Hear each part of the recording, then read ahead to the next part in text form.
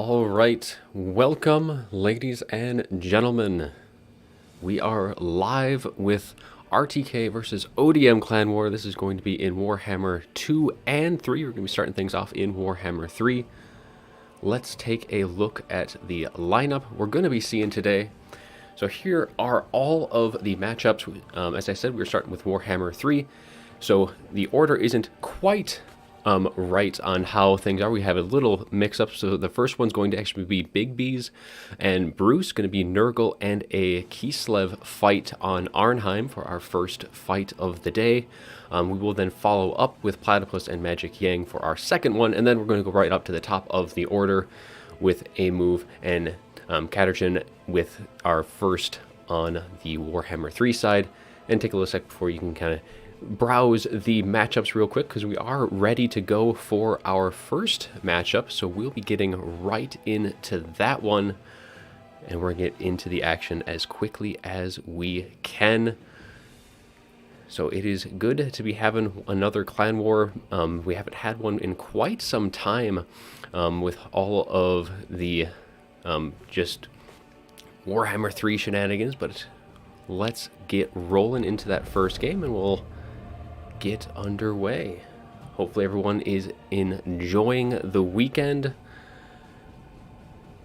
and let's get in Kislev and Nurgle. And it is going to be ODM on Kislev's side, and RTK does have Nurgle here. So take a little quick look at what we're going to be seeing for the two armies. We're actually going to be seeing a couple of soul grinders here on the Nurgle side, so that'll be some fun seeing how well they do, as well as the ROR. Definitely going for a pretty nasty little group on that side of things. Welcome, World Beater, to the stream. Hopefully be some good fun. And I will actually be playing here later on in Warhammer 2, so that'll be good fun for that as well. Oops, I didn't even update the... There we go.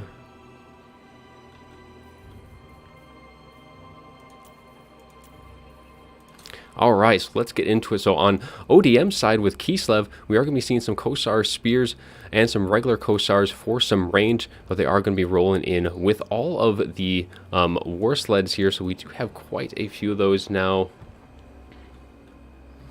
And then we also have Kostaltine for the Lord, and he's going to be bringing in Da's Song of Winter Sunlight, as well as Soliak's Lullaby and Tor's Battle Hymn. As for the other side, I'm going to take a quick little look. I don't know if we are restricting any units here, but we do have two Soul Grinders on Nurgle side, bunch of Plague Bearers, the Festering Stooges, as well as the Herald of Nurgle. Now I'm going to take a quick little look at the rules here. I don't know if we had any limits going into this.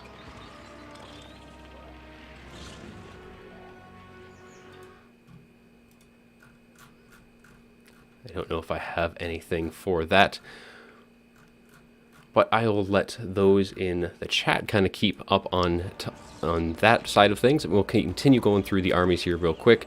So the Herald of Nurgle with the Locus of Fecundity, Stream of Corruption, as well as the Fleshy Abundance for the spells. We have Cloud of Flies, and then Arcane Conduit for all of that.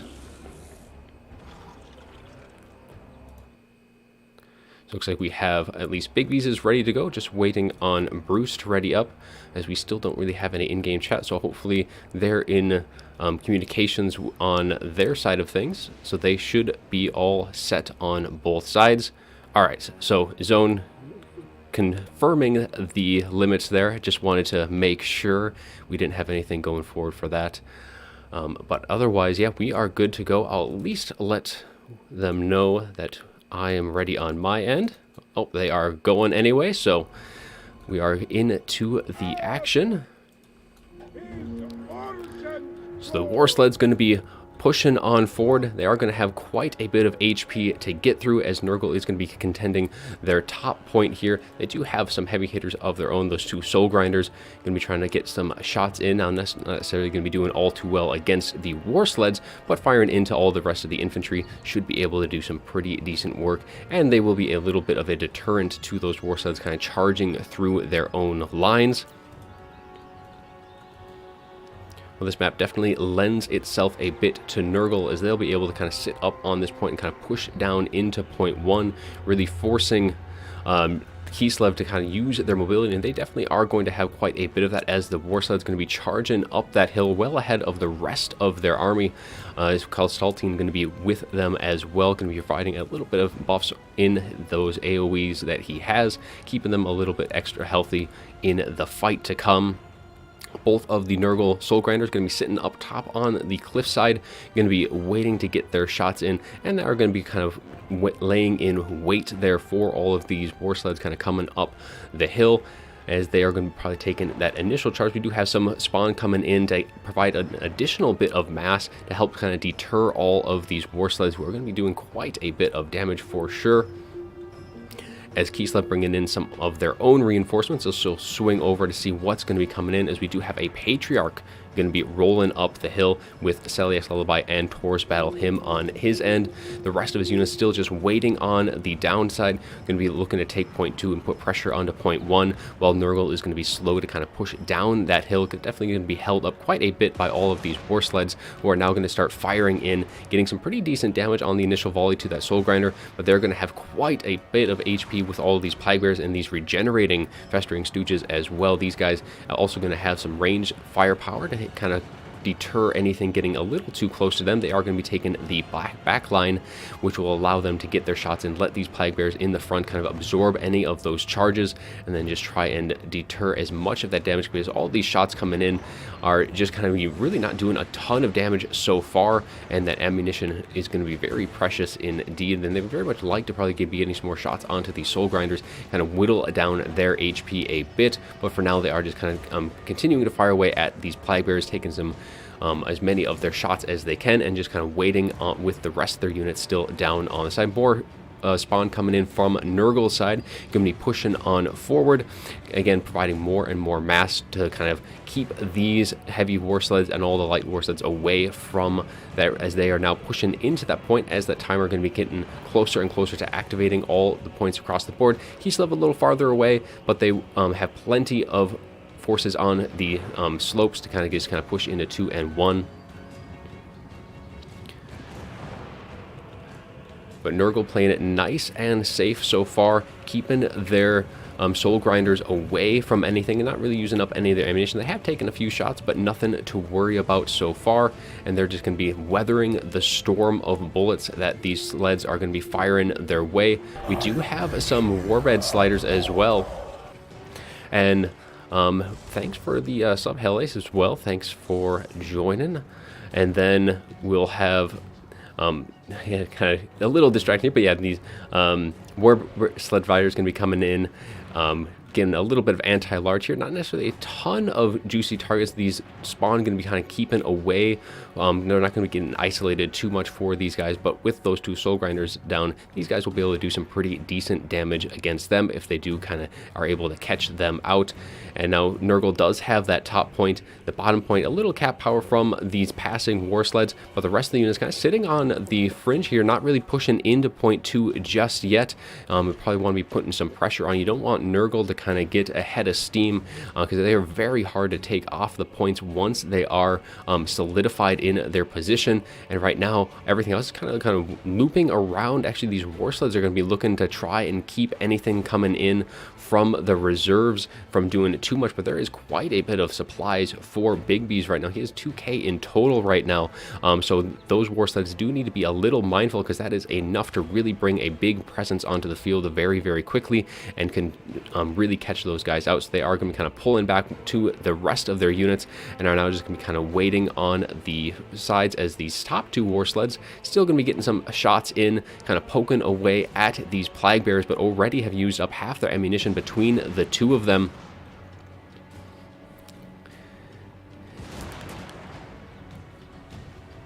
Yeah, I would be expecting to see some spellcasting Shetland from Kislev. Right now it is just Kostaltine and that Patriarch, because they would definitely need, and especially have some very good AoE tools to deal with a very tightly knit Nurgle force. So we'll see what we have in store, and we should be getting close to funds where we can definitely be seeing a caster brought in from Kislev's side of things. Right now both sides are just letting that build up more and more, but we're going to be seeing some more Warbear Riders instead. More cavalry anti-large going to be coming in with that, again, just bringing in more and more mobility, hoping to win the game on that front, as the Herald of Nurgle is kind of be pushing forward, dodging the shots right now. And Nurgle, they don't really have any pressure right now to start going into point 1 or point 2, because Kislev themselves, they're not putting any pressure on in points either. They're just hanging back on the fields over there, just waiting. But they definitely probably should be putting some pressure and taking points 1 and 2, at least give Nurgle the need to start moving out, because right now they're just going to be slowly working those points up. Kislev might be trying to kind of utilize that comeback mechanic a little bit to get more and more funds, but with Nurgle it is really much just trying to move them off the points is going to be the big issue. Some more Forsaken coming in on their side, and we're having some more Kossars on the lower fields, going to be bringing in some more ranged units to really punish Nurgle once they do kind of push down into the lower points. But we'll see how this strategy for Kislev is going to be working out, being a lot more passive here in this game, just again laying in wait. Almost all the ammunition on these heavy war sleds have been used up. I'm going to take a quick look at what kind of value they've been able to generate so far. So only about 713 damage up till this point, and especially having used up all their ammunition, they are still very formidable in melee as well. But we'll see how, yeah, the strategy is going to be working out. Yeah, Doctor, exactly. When not taking the points is a more viable strategy, especially in a point-based mode. So yeah, we'll have to see, because there is, yeah, the time is going to be a bit crucial for Kislev, because now Nurgle is starting to put that pressure down onto point 1 as they're bringing some Forsaken. Both of the Soul Grinders are going to be pushing down into these lower fields. There is plenty of units kind of lying in wait, though, all of the War Sleds, and we'll see if they're going to start contesting this point. They do move forward into firing range, getting some shots off onto the Soul Grinders. Not a whole lot to really kind of screen out these shots right now. Forsaken and now some more Plague Bearers going to be coming down, using these guys instead to kind of absorb as many of the shots as they can, but they are slowly kind of capping those points, trying to dodge whatever shots they can, while the Forsaken now finally do jump into that point and are going to be starting to rack up those points now at double the pace than they were previously. And Kislev is still going to be sitting back and waiting, just trying to get as many units onto the field, even some more Warbear Riders. So that is now 3 of those in total. That is some very expensive units going to be added to the field, really looking to hit Nurgle very, very hard indeed. So we'll see if that is going to be paying off for them. The other 2 heavy war sleds going to be circling around to regroup with all of the rest of their forces, and Nurgle now has pretty much nothing really contending them on the top, so they'll be able to kind of bring more and more of those units down into the lower field. Now the mobility of Kislev is going to allow them to kind of quickly get to the points a little quicker, but still they are waiting on the field. So kind of one War Sled slightly in the point is now going to be kind of pulling on back, kind of keeping that point open, and we'll see how that is, because that is already 1,500 points now in Nurgle's name. But that is where we're going to start seeing those points really tick up faster and faster for the supplies for Bruce. So we'll see if that's going to be paying off. It is still much too early to tell, but he is going to be getting an advantage in terms of just overall field presence. And now the shots going to be raining out from these Soul Grinders into these ranges. So the Kossars are going to be taking quite a bit of damage. They're Forsaken as well, already sitting down about half health, as now all of these sleds going to be colliding into this point. Going to be looking for a very big alpha strike here, as they're going to be hitting with all their force into the front lines. Going to be striking them, but they are going to be running into some very heavy mass as they struggle to push through the Plague Bearers. Spawn coming in as well to kind of stop them in their tracks, but all of these units now going to be collapsing. Forsaken quickly breaking, no surprise there, as the Warbear Riders now also going to be charging in, and that point quickly switching the other way, going to be going towards Kislev's side as they charge forth with a very, very formidable foe. but all of the Nurgle forces as well, all these Nurglings going to be coming in, trying to get their capture weight onto that point and kind of try and hopefully keep it in Nurgle's control, but that is very close to quickly falling into Kislev's domain, and that will kind of start getting them on the board as they do take that far point now in the end, 2,000 points down, so we'll see if they can make that up very quickly, and this first point is now going to remain in Nurgle's control, though all of these Nurglings diving in, but this Soul Grinder on the far side, surrounded by Warbird Riders, Patriarchs, and Kostaltine, quickly taking heavy damage. A Fleshy Abundance is going to be going down on all of these units, but I don't think it's going to be saving this Soul Grinder, but it will be kind of healing up some of the other spawn and units that can benefit from that healing.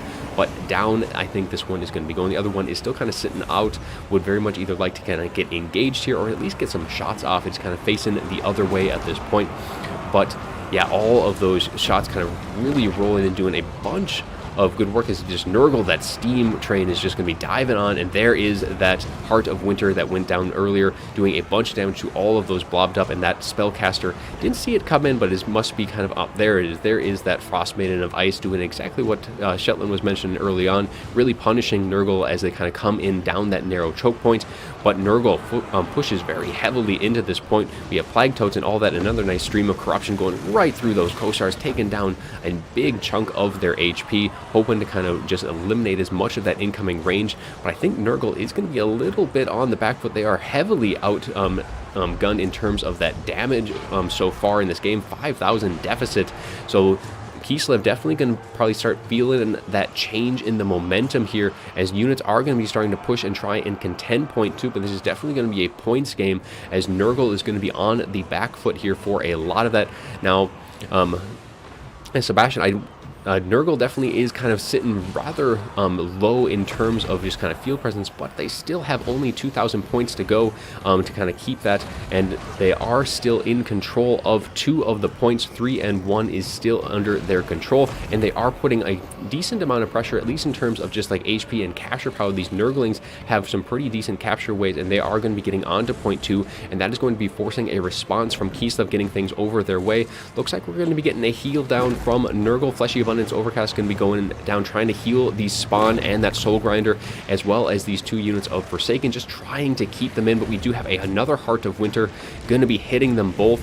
You're going to be doing a lot of damage to what is left, pretty much breaking the backs of all the Forsaken, and the Spawn should be going down as well to that. Even with that healing, I don't think it's going to be quite enough, but we do have the Festering Stooges now coming in from the top, as we do have some Flag Bearers still up on top, and nothing is really going to be contesting them. But Kislev now does have point 1, and it looks like point 2 as well is kind of back under their control. And yeah, this is where Kislev really is going to start kind of just overwhelming what Nurgle has left, and Nurgle is just going to try and hold out for as long as they can, and that is going to be rather hard to do with what they have on the field, as everything that was over on point 2 has pretty much been dealt with by all of the Warsuds, Kossars, and the like, so nothing too much going to be threatening Kislev on that flank. But they are going to be doubling down on point 3 for Nurgle, as they're going to be sending in the Plague Bears, Plague Toads, more Nurglings, all coming in to try and hold this top point, as they have about 1,000 points left to go. And things on the downside, these Festering Stooges are still going to be holding strong on the lower field, just holding out, trying to regenerate through everything, that all these shots that they can, but they are vastly outnumbered with what is arrayed against them. That Herald the Nurgle will do its best to kind of keep these guys topped off, but these guys aren't going to be lasting all too long. They only have 35 armor, so all these range units that are left should be able to deal with them pretty quickly, and the rest of the units are going to be streaming up towards that top point, trying to get onto those guys, as those Warbear Riders are going to be charging forth into these Plague Bears. All of these units with the heavy war sleds really are going to start kind of overwhelming them. And I don't know if Nurgle is going to have the time to get their units that they need. They are out of supplies right now, so that what you see is what you're going to be getting. We're probably not going to be getting much in terms of speed over here. Pretty much going to be probably seeing Plague Toads for the most part, because they are going to need to just throw as many bodies as they can. And you already see that capture weight kind of flicking back and forth between Kislev's favor and Nurgle's on this final point. but Kislev does need to take this in the end. They will not win without that, and we are down now to 800 points to go, as Nurgle is going to throw everything and anything they can, and if they can get units kind of past this blob, kind of prevent any reinforcements to coming in, that is going to be the ticket there. And these Festering Stooges are being the MVP for Nurgle right now. They are holding back a ton of the units on those lower fields around point 1, but they are at the edge of their limit, and they are going to be crumbling away almost down to the last man, but they will provide an excellent roadblock here even into this late game, as the Plague Toads all kind of diving in onto point 3, and we'll see if they're going to be able to kind of more and more Nurglings going to be throwing in. Again, Nurgle here, they are not looking to win in terms of damage. They are just going to try and throw anything and everything onto this point, and just probably almost try to just avoid as much melee fights as they can. But we have, what is that, 2-3 Nurglings coming in, trying to get onto this point here to keep them, or keep Kislev from capturing it, and that is going to be a nice heart of winter, though, looking to be going down at just the third one of the game. So these guys going to be hitting some pretty decent value, hitting the Plague Bearers, Nurglings. Forsaken, I think, are outside that range, but they are going to be nice whittling down all of these units. But still, Kislev does not have the cap weight to take this point back, and it is going to be very close for Kislev, because all the units that they have don't necessarily have that great of capture power. We've got cavalry and the war sleds. They really need to get their infantry onto this point, and they are kind of running out of time ever so slightly, only down to about 300 points left on the timer there to see if Kislev, and they are going to be trying to prevent anything from getting onto the point, because these Nurglings are going to be so hard for Kislev, and 2 of these units get on. The third one is being pathed right onto that point as well, and Nurgle still has an iron grip on point 3, and they are going to be holding out until the very bitter end. These Nurglings really going to be providing all that. We do have some more reinforcements, some Forsaken, but I don't think they have the speed at this point to get onto the point to matter, so Kislev needs to pull things back. They are switching that balance back and forth in their favor, and not all of these Kossars need to come onto this point. The Herald of Nurgle is trying to prevent them from doing just that, and that timer is getting very, very close to that critical point. Only 100 points left for Nurgle, but Kislev is taking point 3 back. And do they have enough time? They are about halfway through. All the forces are streaming on, and they're going to be quickly taking that point, but it is so very close, 50 points down, and we are slowly taking, but it looks like Kislev is just barely going to cap that, 30 points away from that point, and that is going to be a massive amount of forces. But in the meantime, is there anything that is going to be putting pressure elsewhere? No, I don't think so, and that is pretty much going to seal it. Kislev almost waited too long there, and Nurgle just unable to hold that last point. There is no way for Nurgle to come back at this point. They are so far in the deficit, but that was a very, very close game. There is no way for Nurgle. They have no pressure anywhere else. Nurglings are going to be trying to run the gauntlet, but that is going to be too little, too late, and man, so very close. Kislev really putting that down to the wire there, but Kislev will be taking that first game. There's just no way that Nurgle is going to be coming back. I think some Plague Toads may have been a little bit better than some Forsaken earlier on, just to get some stuff onto the field, but yeah, that was very, very close. Kislev strategy almost faltered for them there, and they will be doing taking the first point of the day. Yes, GG to both sides. That was a very close game. I think Kislev was kind of sweating a little bit there at the end. They got a little too relaxed, I think, in that earlier stages, and they definitely pushed that to the limit, but that is just kind of showing how Nurgle can just just hold those points for so very long. They are going to be trying to send some Forsaken and Nurglings onto this point to try and take, but there's going to be nothing that can really hold them back at this point. Kislev has that for sure at this point. They're going to be quickly taking that, even if Nurgle was on any of the points at this point. It would be too long for them to cap it with having 3 capture points for Kislev, but they are going to put a valiant effort trying to charge on forward. But yeah, Kislev takes that first point. Well played for sure. And yeah, welcome everyone to the stream as well. I know a lot of people kind of joined in for that first game. Definitely an exciting finish there. Despite the early kind of slow onset of that game, that was a A very tight game for Kislev. So let's take a look at the damage battle report here real quick, and then we'll be getting into our next game after this one. So for the war sleds, heavy war sleds, getting some pretty decent value, 1,500, 1,800 on these guys. The light war sleds actually getting over 2K in total. Kostaltine, 1,500 on them. And then some pretty decent damage from all the Corsairs, but yeah, really it was just kind of overwhelming them because they did bring in triple Warbear Riders, so 3K on that unit, 1,300 and 2,000, so they did a lot of damage there. But yeah, with their lower capture power, they was almost a little risky on their end. And then we had the Frost Maiden of Ice with some very nice Heart of Winters, 3 of them in total that game, doing a nice bit of 1,800 damage, and kind of waiting to bring that one in until later on. To wait until all that Winds of Magic kind of built up so you could kind of fire those off in kind of quicker succession. As for Nurgle's side, not really going to be expecting a whole lot of damage from these guys. One of the Soul Grinders did okay, but I think just bringing more bodies probably would have been a little bit better there. More Plague Bearers, Exalted Plague Bearers, something like that, because they really just did not provide much in terms of that. I think probably expecting a bit more of the infantry side so they would have some decent targets, but with all of those war sleds, really nothing that they could really generate a ton of value against. And when we were looking at the end there, it was pretty much a 2-to-1 in terms of damage ratio. Like Kislev, I think, had 20k and Nurgle was around about 10. So yeah, definitely a bit arrayed against them. But that is for our first game. So we'll get into our next one. Looks like we do have Platypus joined up for that. It will be Platypus and Magic Yang. So we'll update. So that was technically the third game, as Big Bees does fall to Bruce, and that is going to put ODM up on the scoreboard. So we will update that as well.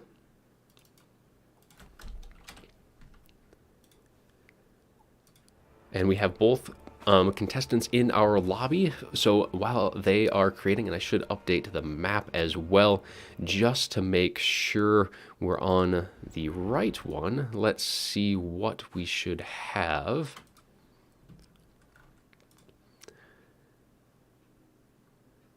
So this one is going to be on Death Pass. Get that set up for those guys. And this is going to be a Tzeentch and Khorne, a very fun matchup for sure. So looking forward to this one. Definitely a matchup we've probably seen quite a few times over the course. So yeah, let's take a look at chat here while we have a little bit of downtime. Looks like Platypus is already ready to go with his army, so we probably shouldn't be waiting too long here. Hopefully both sides do have their armies saved. I know the lobbies here can be a little bit fickle.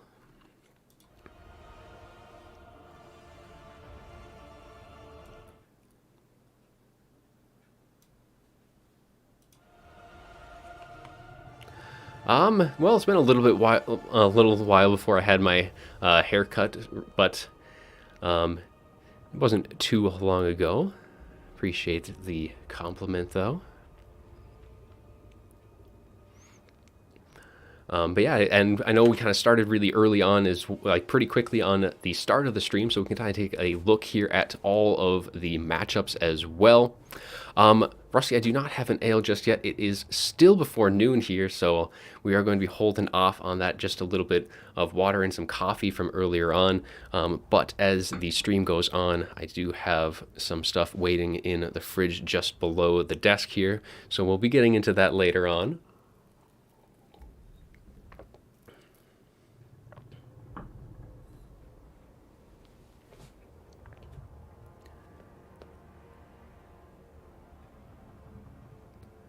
But yeah, that last game, that was a very fun finish indeed for just kind of looking through chat a little bit. Both sides are ready, and I know I said we were going to get into all of the matchups here, but both sides are ready to go, so we'll get things rolling. Oh, actually, Magic Yang just unreadied. But yeah, we'll get into the match, all the full lineup here. I know you can see it on screen now, but we'll kind of discuss that a little bit between the games as time allows. So we are getting into our next one, so we'll switch the scene over to that, as we do have, it is going to be RTK on Tzeentch. Platypus is going to be helming them, and then for Khorne, it is going to be Magic Yang on ODM side. And so we can take a quick look at what we're going to be seeing. So we have Warriors of Chaos for Khorne, couple of Spawn, some Halberds, 2 of the Cultists, and a Herald of Khorne. As for the other side of things, it is going to be, we were just looking into it, but yes, all of the Game 3 games will be domination. It will be on those maps, and then, of course, the Warhammer 2 games will all be just land battles, and we do have a one more game of those, couple 2v2s on that side, and we will have a 2v2 on a domination as well. That will be our Warhammer 3 finale, so looking forward to that game as well. Should be some good fun. Hopefully everything's going to run fairly smoothly with that, having both sides in. Yep, and we will be seeing a Slaanesh mirror as well a couple games from now. That is, I think it was technically the second game on the list, but we had to kind of throw in a couple of our far east players, as it was probably getting a little late for them. I think both Bruce and Magic Yang are in the China's area, so getting late, even though it is rather early for us. So for the Khorne, as we kind of saw early on, we do have those Chaos Warriors of Khorne on the front 4 units of those, 2 of the Spawn. The Herald, just saw him for a second there. Looks like he's bringing nothing for his items, just there for a little bit of leadership support, and a Cultist going to be coming in with the Gate of Khorne, probably the same one on both of them. Looks like they are both on horseback as well, getting those summons exactly where they need to. As for Kislev, or not for Kislev, as for Tzeentch on the other side, same kind of blue color, but we have Forsaken and Spawn stacked up against each other, as well as some Horrors as well, providing some nice firepower. They will do very nicely against the Spawn, while the Forsaken and Spawn combo on the Tzeentch side will do fairly nicely for them. For the spells, we have the Locus of Conjuration, we have the Chromatic Tome, as well as Blue Fire and Infernal Gateway. Infernal Gateway is great against the high armor of the Khorne forces, though the Blue Fire fired down the line will do very well anyways, but it is good against anything that does kind of blob up a little bit. Both sides do look ready. I can hear that timer ticking down ever so slightly, but yeah, both sides look like they are set and ready. And they will be kind of pushing forward now. Tzeentch definitely coming forward with a bit more of a melee-centric build, much more than kind of some of the range stuff that you can be seeing them, but with all of these very high armored and silver shielded Chaos Warriors, that is often the way that Tzeentch will kind of go with this. They definitely will struggle quite a bit if they go all range for these guys, and definitely initially the Khorne was able to do very well with this kind of strategy, but having the Chaos Warriors with Halberds and the Spawn on the flanks kind of pair it up, they'll be kind of flanking around, looking to take this far point 3 over here and trying to avoid any of the initial firepower. We're initially getting these Flamers in right off the bat. Nothing really too much to put pressure on them from Khorne side. It is very much a slow and static army. Now you do have to be a little mindful of the summons coming in from the Cultist that can kind of sneak their way into those Flamers, but no dogs, no flyers that can really contest them right now. I'm sure that there are some Chaos Furies, though, for Khorne on the back burner to kind of help contest or just put pressure onto that back line. But for now, Tzeentch is going to be sitting fully on point 2, while Khorne is going to be pushing on to the far points and kind of holding back from that center point. They don't want to be engaging too much. We're getting a Blue Fire going down into these Chaos Warriors of Khorne, going right down the line, making some very good contact there. 25% HP off the board for them, and we're going to be getting some more reinforcements coming in, some pink Horrors this time around, adding a little bit more DPS, as they do have some decent targets to fire in against the Spawn in particular, and they'll be able to generate some decent firepower or value against them, while the rest of these 2 guys continue to push their way over onto point 3, uncontested for now, but they are looking to kind of take those backside points from Tzeentch, and Tzeentch will kind of struggle a bit to kind of put that pressure quickly on those flanks, considering they are very much more, they need the support of all of their units before they're going to be able to really kind of get much pressure on anything that they'd be going up against. But for the time being, the Herald is just going to be kind of firing away with the Blue Fire, doing some decent damage. Not as great as that first volley. Magic Yang was on top of it and was able to kind of mix up that formation a bit to kind of keep that Blue Fire from doing too much damage on their end.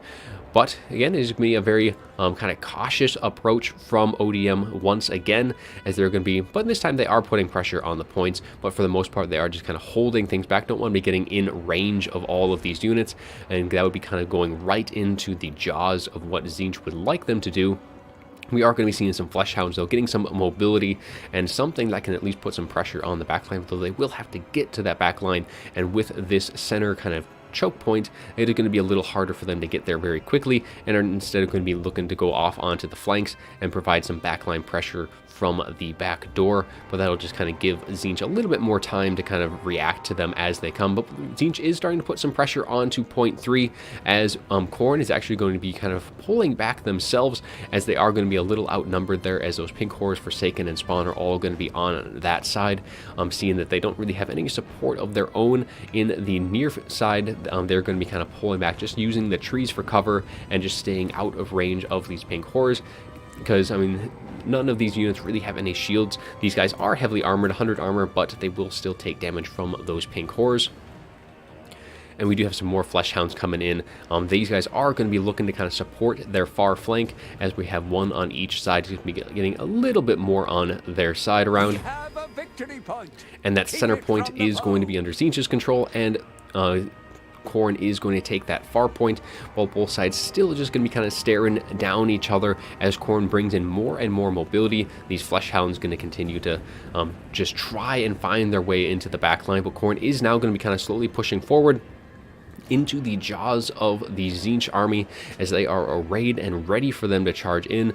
Blue Horrors, Flamers, all of the above, as that blue fire continues to rain down, doing some nice damage. Actually, that one is going to be going against the Cultist. A few stray shots do hit the Chaos Warriors here. I think probably going against the Chaos Warriors would have been probably a little bit better for that initial, or for that volley. Kind of whittling down that high armor is definitely going to be in their benefit. Flamers getting a little far ahead of themselves, going to be wanting to pull back, might get a volley off, but they do just pull right on back. Maybe a little bit of misclick there. Both of these cultists looking to quickly try and get on top of these guys. Flamers definitely can generate tons of value here in this matchup, and then just almost get on top. Might get a few shots in, absorbed by the shield, but they are going to be pulling right on back out, as Forsaken do kind of push in. One of the summon is going to go down. Actually, both of them going to be going right into the middle here, looking to get some rear charges off onto these frontline Forsaken, and we're going to be getting some shots coming in from up on high, trying to single out these cultists, trying to get rid of those single entities. Spawn kind of charging into the mix as well, as they charge that front line. Spawn and Spawn colliding against each other, but Tzeentch does have the range support, as those Flamers and all of the Horrors with a very nice gate as well, going to be dropping on top of these Chaos Warriors of Khorne with Halberds, going to be making some quick work of them, as they are quickly getting melted down. You can see already shattering outright by the looks of things. Now those Forsaken do break themselves, but there is more presence here for Tzeentch. I'm going to take a little peek up on to the top here, as it looks like Khorne is putting some pressure on, as they do have their Halberds taking that far point. And it looks like on the other side there might be a little bit of pressure coming in from Tzeentch, but for the most part the battle is going to be fully focused on the center point here, as the Chaos Fury is going to be on both sides trying to put pressure onto those Flamers, as the Chaos Furies are keeping at least the Flamers out away from that main engagement, and that'll just allow these Chaos Warriors to get a little bit freedom from getting kind of nuked down by that napalm strike. But more blue fire can be looking to deal with these cultists and get rid of them, and we're going to be getting a bombardment as well from up on high from Tzeentch, as they're going to be trying to just whittle down all of these Chaos Warriors, and that should generate some pretty decent value for them, as the Spawn also going to cause them to rampage off the bat for them, and that can last a very, very long time.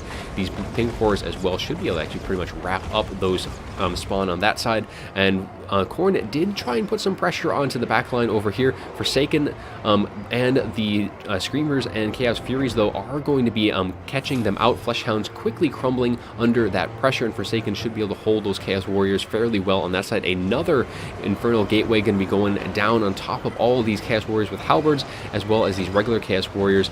So doing some pretty good work there at clearing up that high armored infantry, and yeah, quickly breaking them. You just see all of those dead bodies just fall to the ground at the end of that, and those Halberds do break right off the bat here. And if we look over onto the far side, I know most of the battle is going on in the center. Some pink horrors getting some shots in, but for the most part, those halberds and those flesh hounds are keeping that flank secured for Khorne. But Khorne does push forward through point 2, and they now have a triple cap on Tzeentch, as the flamers are now free to fire. They did take a little bit of damage in from those Chaos Furies from Khorne, but they are going to be looking to try and kind of melt down that frontline engagement, as Tzeentch does have the advantage in terms of damage overall, but they don't really have much of a presence on the field to really kind of push back against Khorne, as Khorne has really done a good job of kind of keeping Tzeentch off of this point. We have these Chaos Warriors with dual weapons as well brought here to deal with all of that Forsaken, and they've been doing a pretty decent job of that so far, as most of that frontline engagement for Tzeentch, like, it is pretty much just a mutually assured destruction for the most part. A nice little blast from above, taking a good chunk of HP out of that cultist, but that cultist is tying up the attention of these flamers and should be able to start kind of plucking things off bit by bit, though they do get some point blank shots off. Forsaken coming in to try and kind of clean things up on this side, and then very much would like to get rid of that cultist on that side, just to kind of keep that flamers back focused on the front. But more and more pressure as these Chaos Warriors and now these dual weapons are going to be kind of coming up and kind of forcing these flamers back even farther, and Tzeentch definitely would like to get some units here onto the field. We do have some blue horrors going to be firing into the backs of these Chaos Warriors and should be able to break them fairly quickly. Forsaken also coming in to hopefully screen out these Chaos Warriors with the dual weapons, as flamers kind of slowly kiting back bit by bit, getting some very nice volleys though off onto these dual weapons, taking them down to about half health at this point. But the Flesh Hound's going to be going through the massive gap in the formations and looking again to put some more pressure on it, but they have used up pretty much all of their ammunition at this point.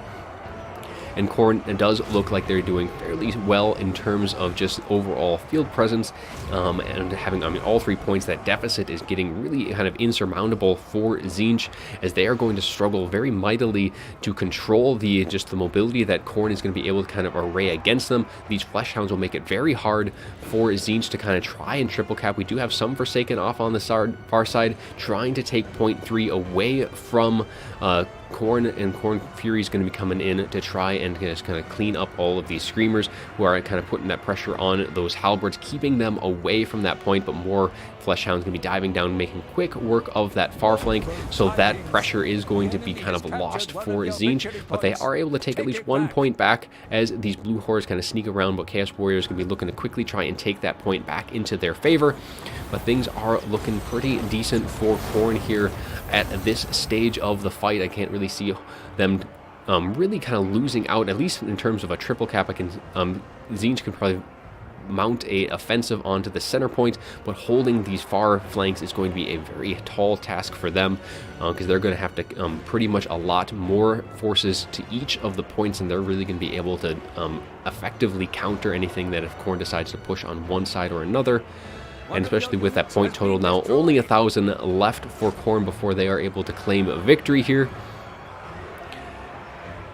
I just don't see much in the realm for Tzeentch. They are going to be kind of benefiting from that comeback, but you can see they're pretty much throwing things in as quickly as they can, as some more Forsaken going to be charging forward on the far flank as they try and kind of clean up these Flesh Hounds. But it looks like, yeah, these Forsaken are going to be quickly dealt with by those Chaos Furies, and these Halberds are going to be able to hold back anything that kind of throws their way, at least long enough. And yeah, I think the writing here is kind of on the wall, and Khorne continues just to find more and more units to throw in.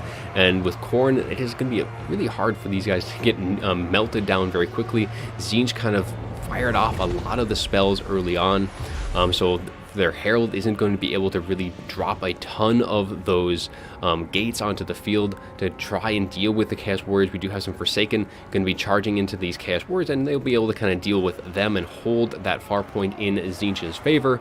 But with only 300 points left, and Khorne still has 2 points to their name, that is going to pretty much be all she wrote. Some Spawn are going to be trying to run in to that point, but they are just not going to have the time necessary to do so, and all points are going to be held long enough for Khorne.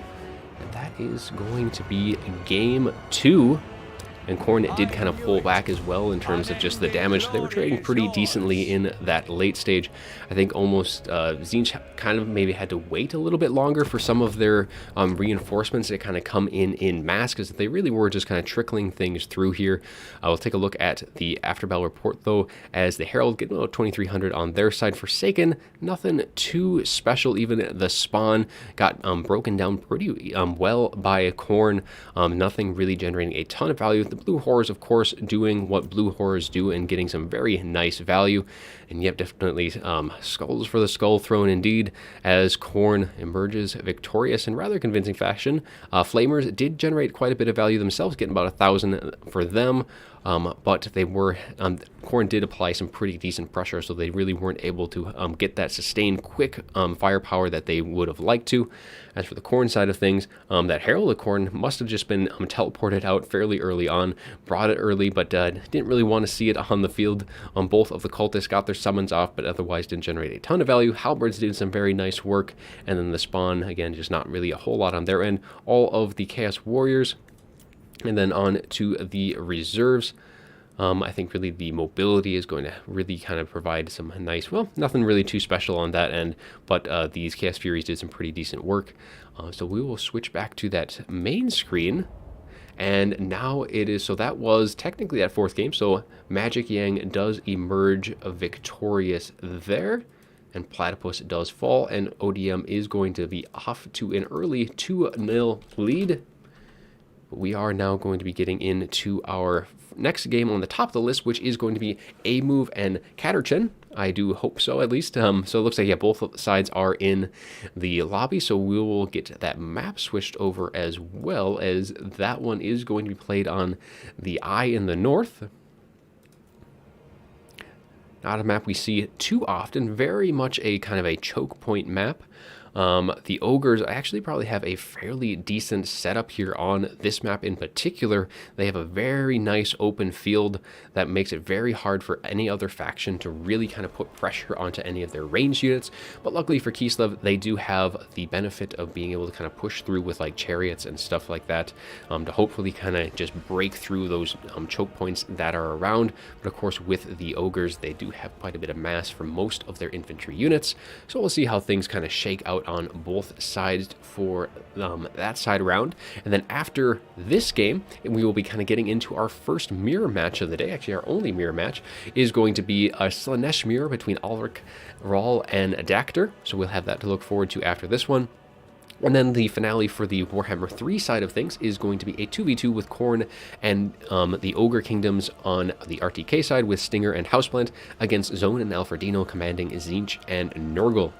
And that is going to wrap things up for the Warhammer 3 matchups. Going in over to Warhammer 2, which will be following that, will be Zarix and Zypher with a High Elf and Dark Elf duel of fates, as they will be fighting it out for our opening match on that side. And then I will be taken to the field with Counts versus Chaos. Very happy that I didn't see the Dark Elves or the Wood Elves as the other 1v1s on that side of things, as we'll be having Dwarves and Beastmen following up, and then Dark Elves and Wood Elves for our last 1v1 on the Warhammer 2 side. Then we'll have two 2v2s following up on the Warhammer 2 with Vicious Satsuma and Felix with Skaven and Bretonia against Skaven and the Dwarves. Some very unlikely allies in both of those sides. Definitely Skaven going to be kind of playing their cards right for that one. And then we'll have Jay Phoenix and Rusty against Tretch and Loopy for a Wood Elf, Beastmen, and Lizardmen High Elf. So definitely have some enemies teaming up on the, at least for the Warhammer 2 side of things. Warhammer 3 is kind of everyone's an enemy there, is it, in some form or another.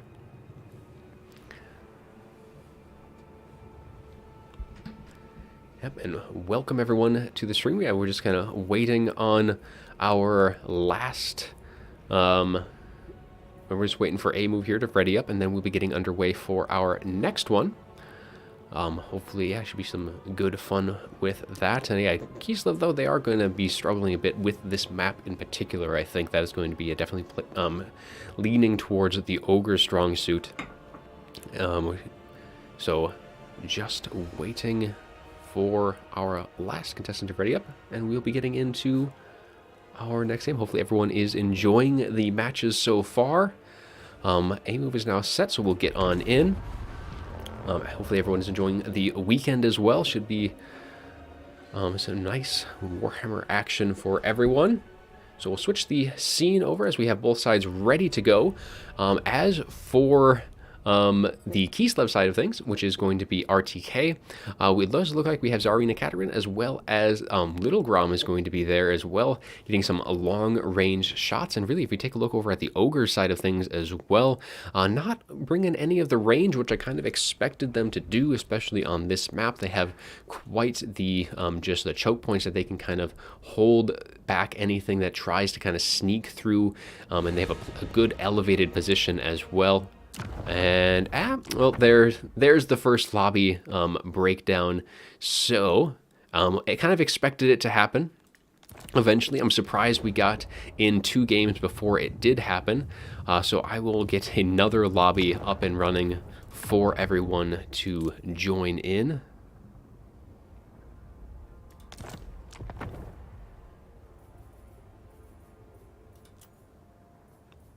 Get a new invite out to both of our contestants, and hopefully they had their army saved. But they should at least have an idea on kind of what they're looking to do. So let's get that invite back out. It looks like we already have one in. And I think Amy was able to see the lobby pretty easily last time round, so probably shouldn't have any concerns about hopping in again. Sorry for the delay, but that is not too surprising that it did happen. With people coming in and out of Warhammer 3 lobbies, that does tend to occur. At least Katerchin is set and ready to go. And then I'll just take a quick little peek. We have the screen blocker up so I can see. And it looks like the Kislev side with A move is also pretty much set, just waiting for a ready up. And we'll be getting right back in to our third game of the day.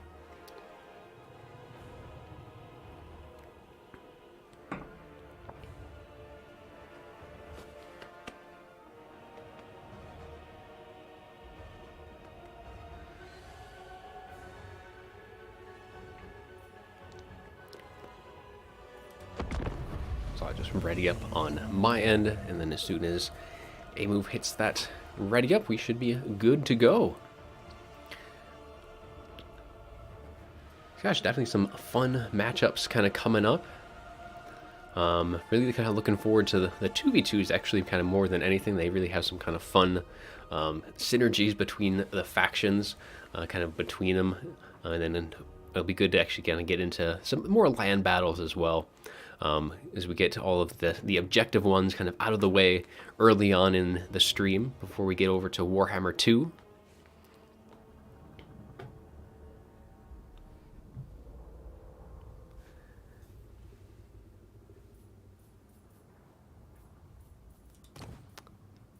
Looks like A move is set. I'll send a little reminder.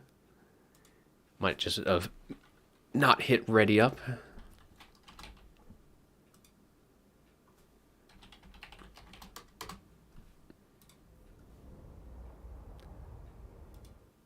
Hopefully it's not another lobby issue. I know that's also been a thing where one side isn't able to ready up, but with the new lobby, shouldn't have any issues on that front.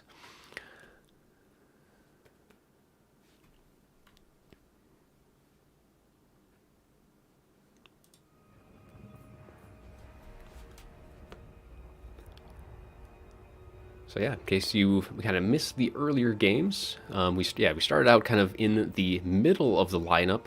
So we had the Big Bees and Bruce and Platypus and Magic Yang were our first 2 games of the day. And ODM did take those first 2.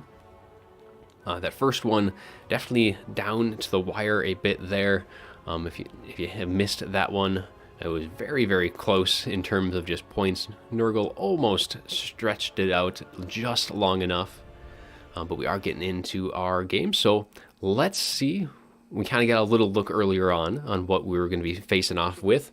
But yeah, we are in a Katerin, Little Grom, some Streltsy, going to be coming in with some armored Corsairs, some Corsairs with spears, a Snow Leopard, and then some regular Corsairs as well. A pretty kind of well-rounded army overall for Kislev. Not going to be seeing any of the war sleds early on. Definitely do have a bit of a risk bringing them here in this matchup because the ogres can bring quite a bit of guns themselves. But for the ogres, which will be led by ODM, is going to be having a bunch of ogres instead. So we have some ogre bulls with some iron fists, getting some extra shields. We also have some man-eaters with great weapons as well, really trying to kind of put some pressure on any of the anti-large, or bring pressure on any large units that Kislev would bring, but we're not going to be seeing any of those sleds. Otherwise, they would have done some very excellent work there. We actually see some iron guts as well, so lots of anti-large armor piercing, but they are going to be a little kind of low on what they're going to be able to really kind of get their hands on. And those iron guts will have some armor. However, the man-eaters themselves are going to be only having 40 armor, so they will be a little bit at the mercy of the ranged units that Kislev is going to be able to bring in mass. And that is kind of one of the things that Kislev will often do anyways, is just bring as many ranged units as possible. So a couple of hunters as well, more with their anti-large, but they are going to be, again, a little short of targets to kind of fire in against. Kislev might just have the correct army comp for this, and a Slaughtermaster of the Great Maw with extra ingredients and Troll Guts is going to be all that they're really going to be bringing. Nothing else. We do have Belly Slapper as well for -8 melee attack and an AoE, but just the Troll Guts for the spells. And as we saw from earlier on, Kislev does have Little Grom to really kind of bring that fight to them. Bunch of ranged units all the way across the board. Tsarina Katerin does have the Frost Fang, a couple of units abilities of that, Ice Sheet, as well as the Heart of Winter. So again, just kind of slowing down what the ogres can bring and then really punishing when they do kind of get grouped up. But lots of ranged firepower for Kislev against a very melee-centric build for the ogres. So we'll see if that's going to be able to pay off for either side going forward. I definitely think looking at the initial armies, Kislev will be able to dictate the course of the early stages of the match. At least depends on what the ogres have in their reserves, but they're going to probably want to bring at least a little bit of ranged units to be able to kind of contend against them. And Kislev just probably going to be bringing a little bit more mobility, I'm imagining, in their reinforcement pool to kind of put the pressure on all of the far points. But the ogres are going to be pushing very heavily into point 3, or at least over in that direction, kind of point 3, point 2 area.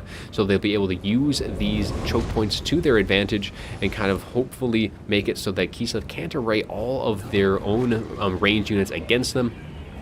And we're going to be getting some more reinforcements right off the bat. Looks like some more Corsairs with spears going to be dropped down for Kislev, just bringing more and more range units. And again, just more anti-large as well is very good for Kislev, because really the only non-anti-large that they really have to deal with is Noblars, Noblar Trappers, and then you also have, I think the Saber Tusk pack is also considered small, so they wouldn't necessarily benefit from that. But otherwise, all of the heavy hitters, all of the ogres, definitely going to be good to have all of those spears arrayed against them. And the ogres are definitely in no rush to quickly jump into those points. They do not want to be diving into all of that ranged power that Kislev is going to be able to array against them. And we'll see what they have in store for their own reinforcements, as they do bring more and more, so some Noblars, and then both of the Iron Guts and the Man-Eaters with great weapons that were on the initial deployment still sitting behind the rock formation here, kind of keeping out of range of Little Grom. But for Little Grom, if we can take a look at just the overall range that is able to reach, it is starting to fire into some of these ogres, but you can see just a little hint of that range on the field here. So as long as these guys stay outside of that range, though, that Little Grom can push up quite a bit to reach almost the far edge of the map here, and it would love to be getting in some very good shots against some very expensive units. And it looks like we actually have, some more Iron Guts being brought in. It does look like that is going to be the case here. So some high armor to kind of hold back, because really only the Streltsy and Little Grom is the stuff that can really damage these Iron Guts to any great extent anyway. But Kislev is going to be kind of putting more and more kind of pressure forward, as they'll be sending in their Kossars to kind of just sitting at the edge of these capture points, as they're going to be trying to just take that while the ogres are sitting back and relaxing on the far point. Though we do have some Kossovite dervishes going to be moving forward, and in response we are going to be getting some saber tusk packs coming in, and they are large, so they will still suffer against those Kossars with spears, but they are going to be kind of held back. And I think actually those Kossovite dervishes got pulled back into the reserves right off the get-go, trying to get some early pressure onto that side, but seeing that those saber tusk packs were there quickly in response, didn't want to waste any additional time with them, and brought them right back into the fold, get a few extra points back in the meantime for Kislev, and are going to be bringing Streltsy in instead, really just holding these, having a really strong presence here as the ogres continue to just kind of hold back and wait.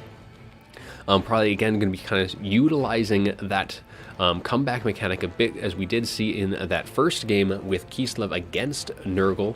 But with the ogres, they really do need to kind of put that pressure on. They aren't exactly going to have, of course, with all of this melee units that they're bringing, they might be able to really charge in and hit Kislev very, very hard himself. But Kislev's, with their arming ability, it does actually kind of lend themselves to withstanding that charge a bit better than some factions, and it makes it a lot harder for them to just outright break. So they'll be holding those points for a little longer than they normally would, and with especially the DPS that they're kind of being able to array against the ogres, these Streltsy, all of these range units, it will very much punish the ogres when they do decide to get into range.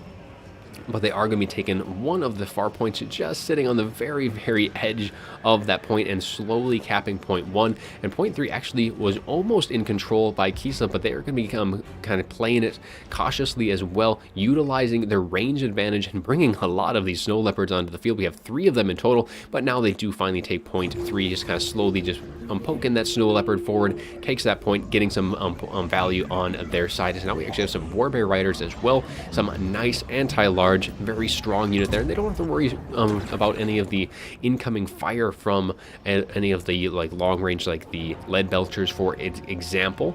But they do have 2 of the hunters on the field, and we're bringing in some more iron guts as well, some more saber tusk packs for the ogre kingdoms. So a lot of very expensive infantry, as I think that is now the 3rd unit of iron guts on the field. We have man-eaters as well with great weapons, so a ton of very expensive units on that side of things, and we'll see if they're going to be able to pay off for themselves, as they are going to be going into the jaws of many, many arrows and gunpowder lines, as actually these Novelars do kind of pull back ever so slightly, kind of keeping from taking that point 1. And again, just going to be trying to utilize that comeback mechanic as best that they can, because it did work out for them in that first game, though. We'll see if it is going to pay off a second time around, as Little Grom, though, is able to get some very decent shots so far. Hasn't really made any noticeable impact, pretty much just firing into some of these Noblars, though that isn't necessarily a total waste here. These Noblars are very crucial to the rest of the Ogre army. The Ogre army does not want to be necessarily fighting in like a melee engagement without the support of just some regular infantry units. That is kind of one of the forces that, or one of the types of units that does struggle, that don't have, if they don't have infantry support, just monstrous units in general, especially low armored ones on top of that, and just with all of these bristling arrows going to be firing their way, definitely going to be putting some pretty big punishment on that side of things. But we will be just sitting back, relaxing, and waiting for kind of the initial barrage from Kislev to kind of work their way through whatever they can get their hands on. And we'll probably be seeing the ogres start to move about at the 2,000 point mark. That's what we kind of saw Kislev do on the first game. And we'll probably see, because that's kind of where that comeback does kind of max out, and they don't want to wait too long. But the Kislev forces is going to be slowing down that pretty much that point, just only holding point 3. They can very easily kind of put some pressure on a point 2, but that would only exacerbate the differential in that comeback. But ogres, it looks like they are going to be making their moves. More reinforcements coming in for Kislev, as we have some winged lancers on the far flank. But yeah, exactly, Nick. But this is very much a big staring contest here as they move forward. We actually have a Stonehorn as well, kind of coming onto the field for some nice high armor and mass, and that will actually be a bit of a issue for some of the Kislev forces. if they are able to get through that initial front line. But the Streltsy, these Warbear Riders, and even all of these Snow Leopards will really hurt that Stonehorn quite a bit, as Kislev is just kind of sitting and just waiting for the ogres to kind of get into range, as the ogres are just in position to quickly swoop into points 1 and potentially point 2 as well. And unlike Nurgle, though, in that first game, Kislev doesn't have a massive point advantage or capture point at this point. They only are holding point 3 and are just kind of waiting. And actually both sides right now almost have a full accompaniment of armies, and when you have all of the units on the field, it doesn't really matter how many supplies you have if you have brought the entire army. And that might actually be what Kislev is kind of looking to do, is just wait for them to take all of the points in total, or just bring all of their units out, and then just make that comeback mechanic pretty much a moot point, as we do bring in some of those Wing Lancers. And I think, yeah, there's 2 Wing Lancers looking to just try and kind of swoop in against these Saber-Tusk packs and these Snobblers, and both of those guys should be able to deal with that. But we do have those Man-Eaters with great weapons as well, going to be rotating their way around, and since they did cap that third point, they are going to be only slightly benefiting from that comeback. Yes, Hector, 10 out of 10 domination mode, as both sides just kind of stare down each other, as we just kind of mosey our way around the battlefield. We do have quite a bit of a presence, though, kind of starting to move down. Ogre Bulls and Iron Guts, by the looks of things, going to be looking to hit that flank of Kislev pretty hard, and there are some units just to kind of contend, as the opening volley does rip into the Saber-Tusk packs. The Snow Leopard does kind of charge in, cause these guys to rampage, so they will not get the charge that they necessarily wanted, and the Ogre Bulls and these Iron Guts are going to be kind of being a little held back by their own units here, as that's just going to allow these Armored Cossars and all of these units to really get some nice good volleys in on the initial bit. And these Wing Lancers now like to get a nice little charge off, as the Iron Guts and everything charges forward now, as that Stonehorn charges forward himself into these Cossars with spears, almost quickly breaking those. It does pop the army ability for that unit, but everything now is arrayed against them. All of these Streltsy got a little bit too far forward here on this one. Definitely wants to be kind of sitting back and getting their shots in, but for the time being, they are going to be still doing a ton of damage to that Stonehorn, as everything dives in and tries to push forward. But with these Warbear Riders there, waiting in response, definitely going to be holding those back. Heart of Winter goes down as well, holding these Ogre Bulls. Iron Guts also going to be catching some more Ogre Bulls, so all these units going to be taking a ton of damage from that Heart of Winter, as it just kind of slowly starts ramping up. Wing Lancers kind of moving in to hold these units into that spell ability, and that Stonehorn quickly falling very, very fast. But the Ogres do now have all 3 points right now. They have 3, 2, and 1 on the far side, as Kislev got quickly pushed back from point 3, but they weren't really kind of trying to hold that point. But now they are, I mean, they are well ahead in that damage potential, so they will now start to pushing things back the other way, as units quickly kind of get routed off. These Iron Guts, though, doing very nicely against those Winged Lancers, and there are these other units of Iron Guts as well, providing quite a bit of a nuisance to these Griffin Legion, no less. A very expensive cavalry unit, just kind of holding things back. But yeah, those Iron Guts very, very well on that side of things. But now the Snow Leopard, Tsarina, and the Works are now kind of moving forward against the Hunter, who is doing some decent work against that Snow Leopard, but outraid so heavily, just 4 to 1 there. The other one is held up by all of those Winged Lancers. Should be get made quick work of.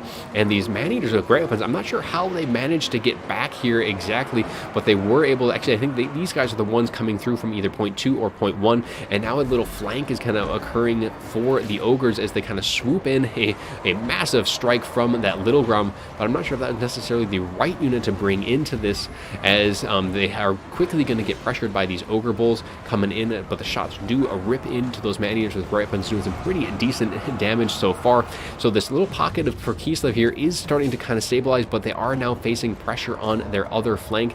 Warbear Riders are going to have a bit of work cut out for them, but they have plenty of very juicy targets with their bonus versus large. So against the Saber-Tusk, these Man-Eaters, even though Man-Eaters do have that armor piercing and that bonus versus large, so they will be able to do pretty good work against them. They will still be able to get some pretty decent damage in. Cossars do finally shatter, and these Iron Guts are now or Man-Eaters are hitting that back flank very strong.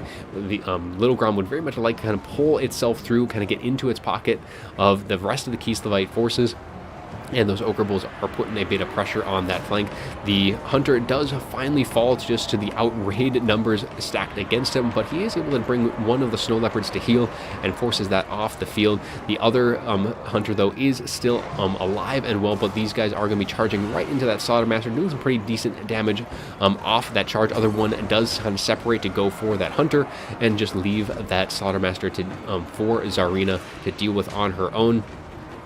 But things are kind of slowly starting to kind of break apart for Kislev on this. They did have a very strong initial presence, but once the Ogres got that flank in on that backside, things have gone from kind of bad to worse now, as that initial strong damage that they had in their advantage is now kind of slowly slipping away the other direction, and units like these Streltsy are kind of unable to fire right now, being pressured on all flanks, and yeah, kind of seeing the writing on the wall. This got a little too overwhelmed there, and the Ogres are going to emerge victorious for this game.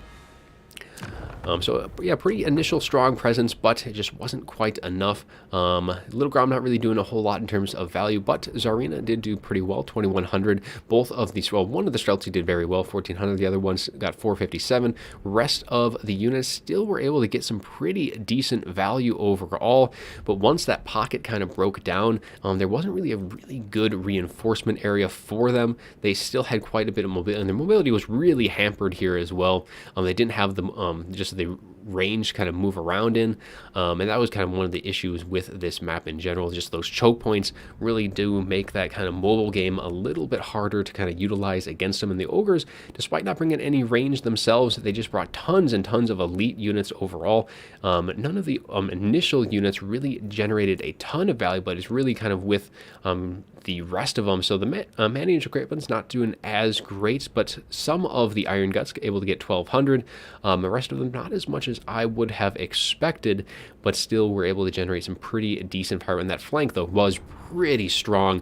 So that is going to now put ODM up 3-0 as a move does fall in our third game.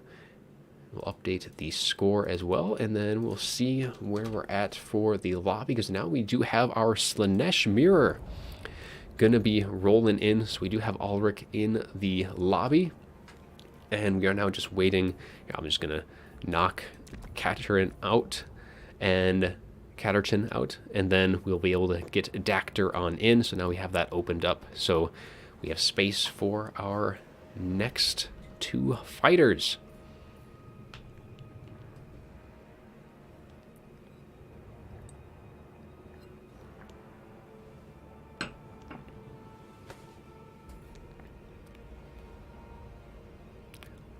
Oh, we might have a replacement. I do have...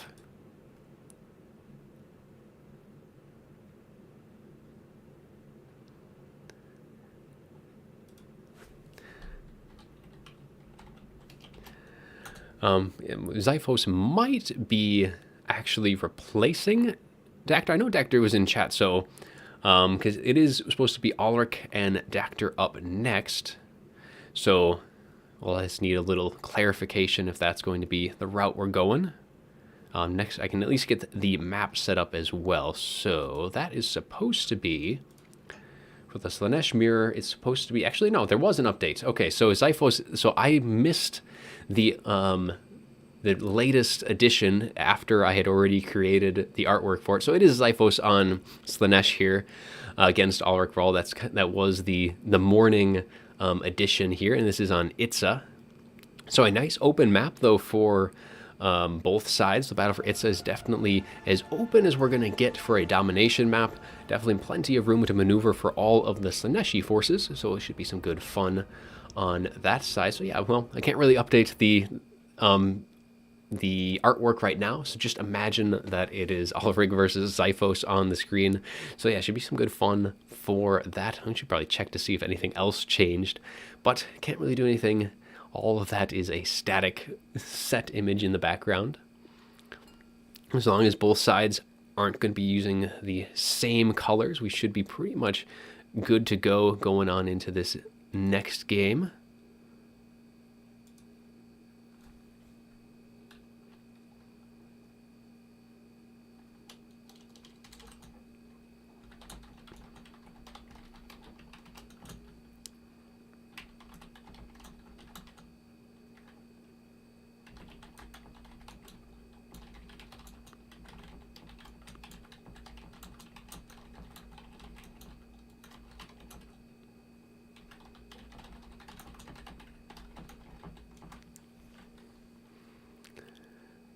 both sides just kind of just take a quick check at the armies and see how both sides are faring. Looks like Ulrich Rahl is ready to go. Xiphos also looks pretty set for his army, so we should be pretty much good to go here for our next game. Definitely RTK looking to get some points back on the day. They still have the opportunity to even things up for the Warhammer 3 side of things, as there's still plenty of points on the table, still early on in the day, and both sides are good to go. Hopefully their armies are saved, because it's like probably a 50-50 chance that this actually does not desync, considering we had people kind of coming in and out of the lobbies. But hopefully everything runs nice and smoothly, knock on wood. We are loading on in, and then I can switch the scene over so we get a little sneak peek on what we're going to be seeing. So two pretty different armies overall. We are going to be seeing we will have to look into this. I believe so. Ulrich should be on. Well, I was about to say Nikari on the black Slanesh. Well, Xiphos has the standard Slanesh icon. So that is kind of reverse for what we have the scoreboard on, but everyone's joining the lobby the opposite way so far. But for Ulrich Rahl, he is going to be bringing Nikari 2 Cultists, a Soul Grinder for that anti-large. It looks like we are loaded on in nice and well. Ulrich still waiting to get into the game, but it is still running without a hitch so far. And once they're in, we'll kind of continue looking over the armies that we had. So we'll start with Ulrich Rahl should be deploying over on the left side of the screen, so we'll try and continue that army on that side once he is in and ready to go.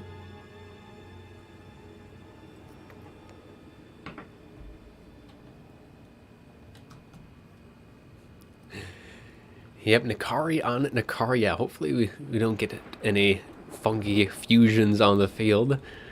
Don't want to get stream taken down because of it. But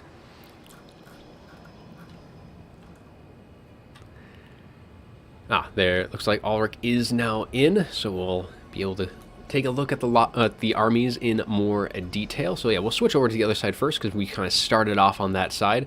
So we have Nikari on this side round, as is on the other, but we have Willing Prey, minus 24 melee attack and melee defense.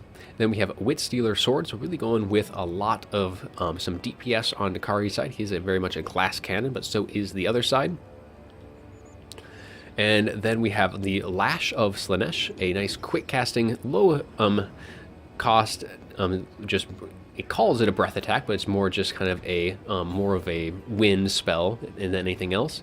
We have the Acquiescence, so minus 24 melee defense and speed, and then Pavane of Slanesh, which can cause rampaging, which is very damaging to any Slanesh forces, really. If you can get this on a high value target, that is very, very strong indeed, but you do have to make sure that their HP is at the proper point.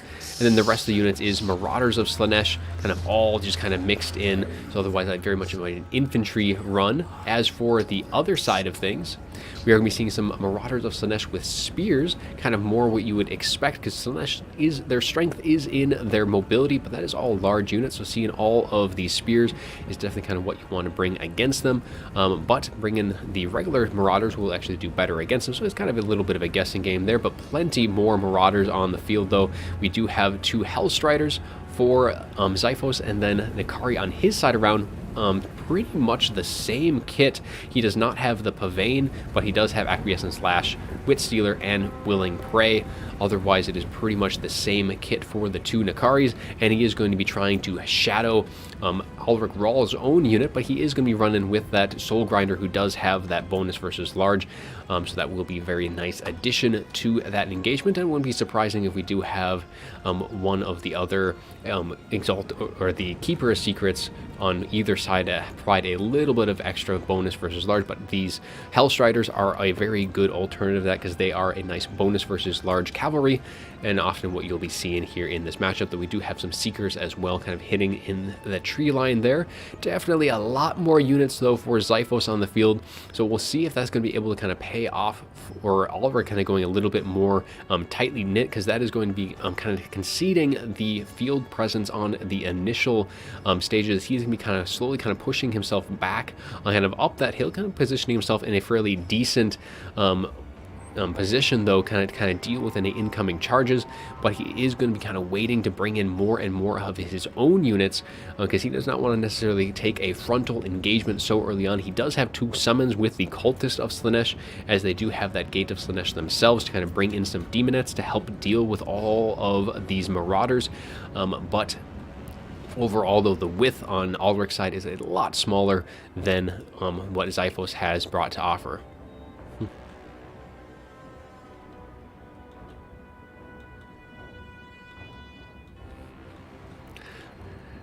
Yeah, Hank, I don't know if you want to necessarily delve too greedily into Nekbet's wealth of knowledge, if that's what he was leading with earlier on, but back to the battle at hand anyway.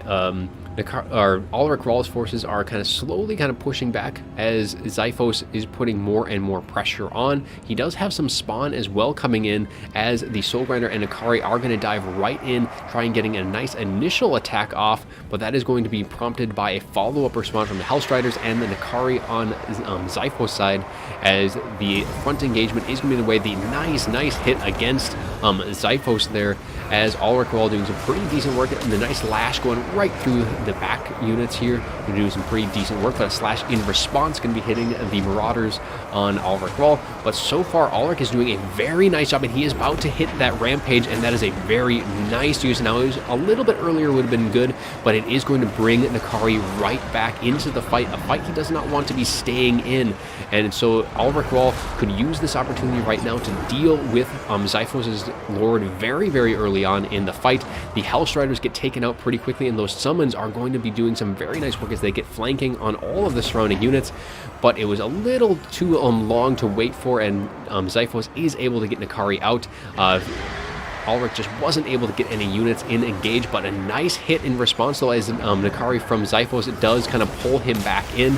And he does not want to stay engaged in this fight, but Nakari doesn't really have any way to really get healed up very quickly, and I think, yeah, Xiphos is Nakari. He's done at this point. There's no way. He's now crumbling away, and that is going to be it for that Lord, and that is a very nice pick-off early on for Ulrich Rawl, though, and he is now able to kind of pull some units back and try and take that top point there. So far, Ulrich off to a very nice start. He's also dealt with all of the spawn, and a lot of the infantry that was up against him has been kind of pushed back and done a ton of damage by these demonettes.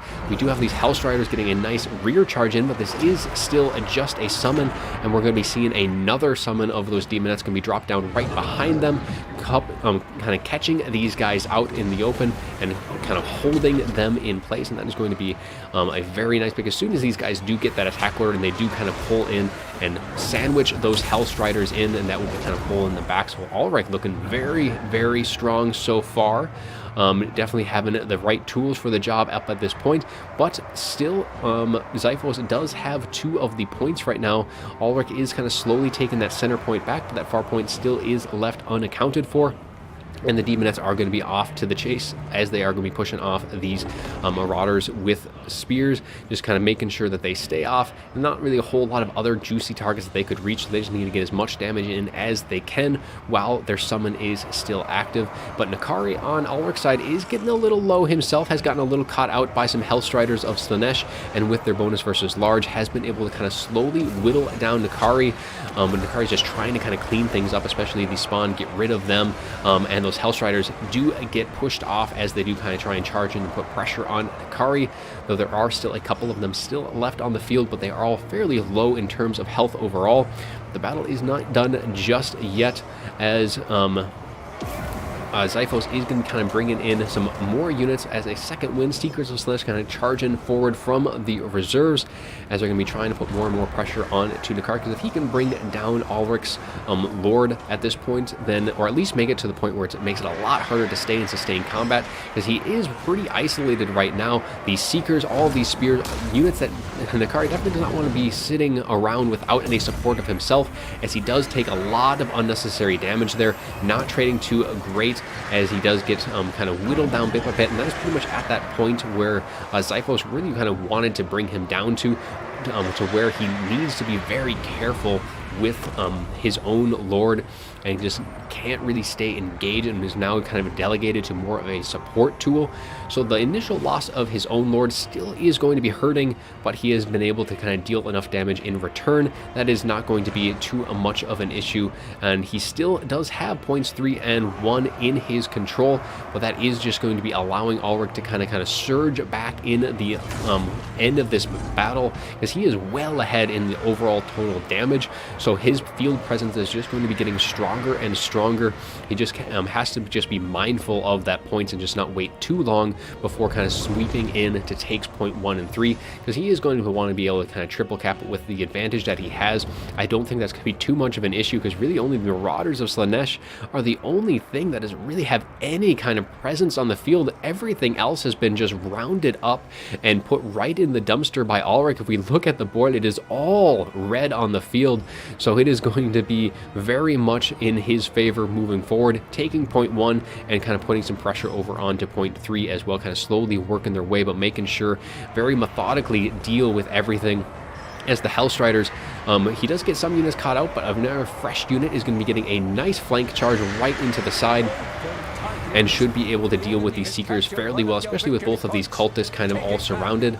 And yeah, Ulrich Rahl is just looking very strong here at this stage, able to kind of put some nice pressure on these other Hellstriders with his Seekers, kind of keeping things under wraps, and more Hellstriders are coming in to the field for Ulrich Rahl to just contend anything that might be coming in, because really is pretty much going to be cavalry probably for Xiphos coming in from the reserves. Seekers dealt with pretty strongly at this point, and yeah, that is pretty much, I think, going to clean up what is left on the field.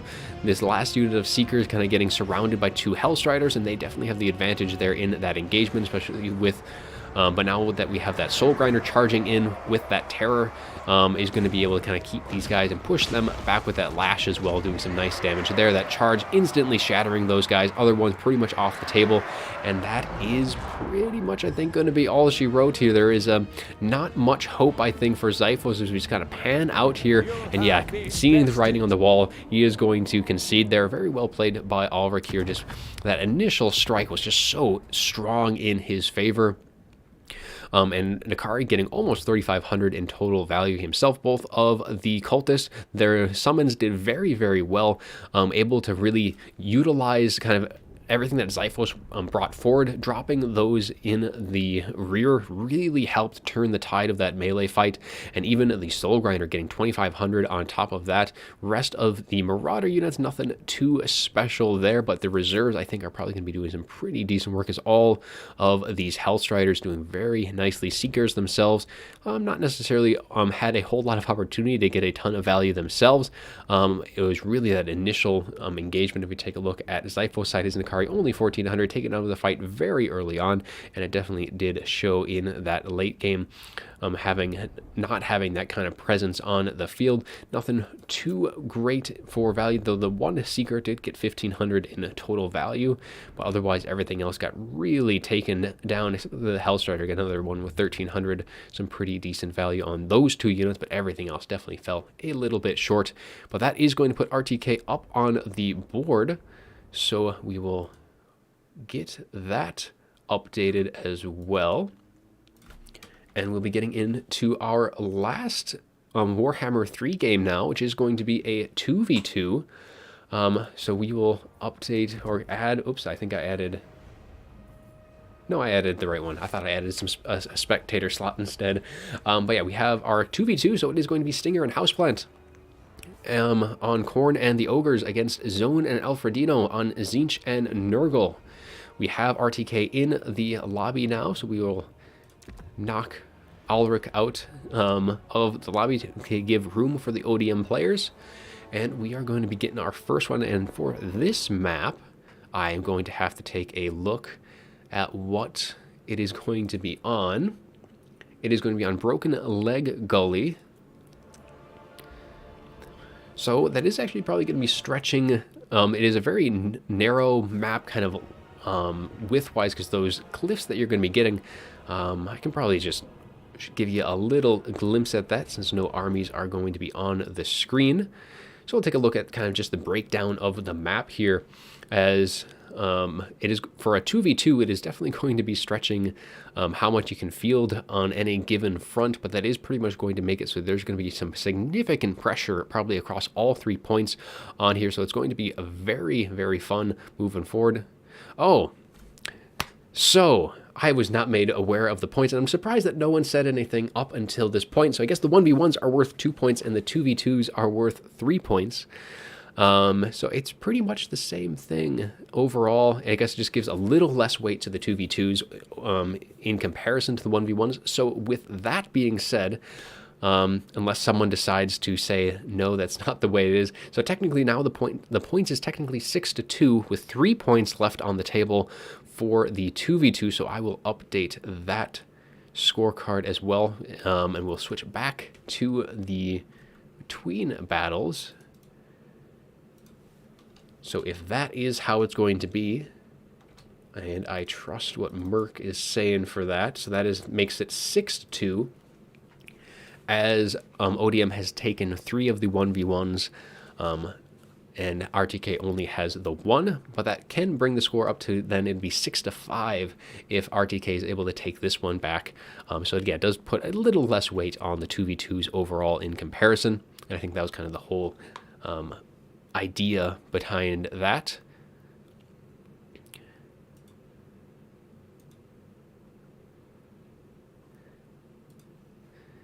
So yeah, that's how the points are. We received confirmation on that. Surprised no one said anything after 4 games, but we are pretty much getting ready for our 2v2. So we have RTK is readied up and raring to go. So we have Houseplant on the Ogre Kingdoms and Stingers on Corn. And then just waiting on Zone and Alfredino to ready up themselves. And it should be some good fun there. Yeah, I see no issues with the scoring. Is very much more weighted towards the 1v1s anyways, kind of gives more more weight to that side of things. Most of these fights, especially Domination, gets a lot harder to do 2v2s. It just has so much going on, and the maps themselves are a little bit more constrained. But should be some good fun moving forward. And while we wait for the 2v2, I am just going to take a quick little peek at the dogs, make sure they're not causing any issues in the other room. So I will be right back.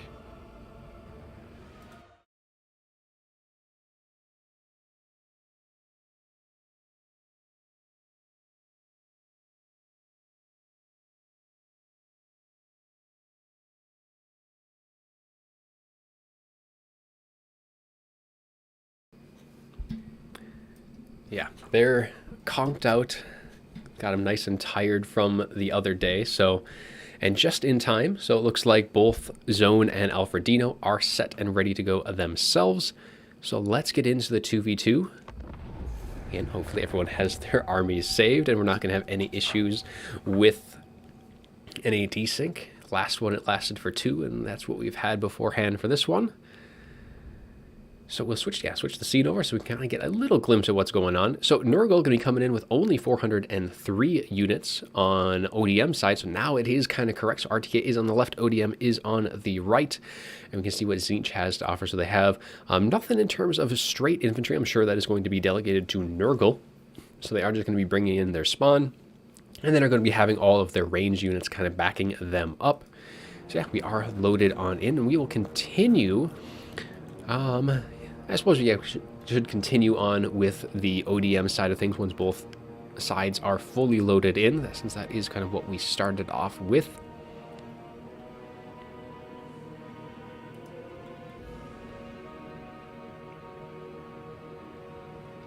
right, looks like everyone is almost finished loading. Zone seems to not be able to quite decide if he's fully loaded. All right, we are good. We can see everyone's on that side. We might end up hiding that a little bit, but we'll probably keep it visible. So for the forces of Nurgle, we have Kugath Plaguefather is going to be rolling in, and this is going to be Alfredino controlling Nurgle. So for Kugath, he does have that nice bit of range, so he's able to kind of outrange pretty much, or not necessarily outrange, but he provides the range that these two factions generally would not have. And we have Plaguefather's Oration, so so plus 24 melee defense and leadership in an AoE, as well as a Nurgling Tide, a nice summon to get more and more of those little tiny Nurglings to kind of just muck things up. Virulent Contagion, as well as Stream of Corruption and Fleshy Abundance for the spells. Pretty standard for the two spells anyway. And then, of course, he does have a Nurgling Infestation, a Regenerating Area. And then we have Slime Trail and then Pestilent Decay. So he now is that Mortis engine. So we have a Cultist of Nurgle. We have bringing in that icon of Eternal Virulence to again further strengthen, or I guess debuff the opponent's blob.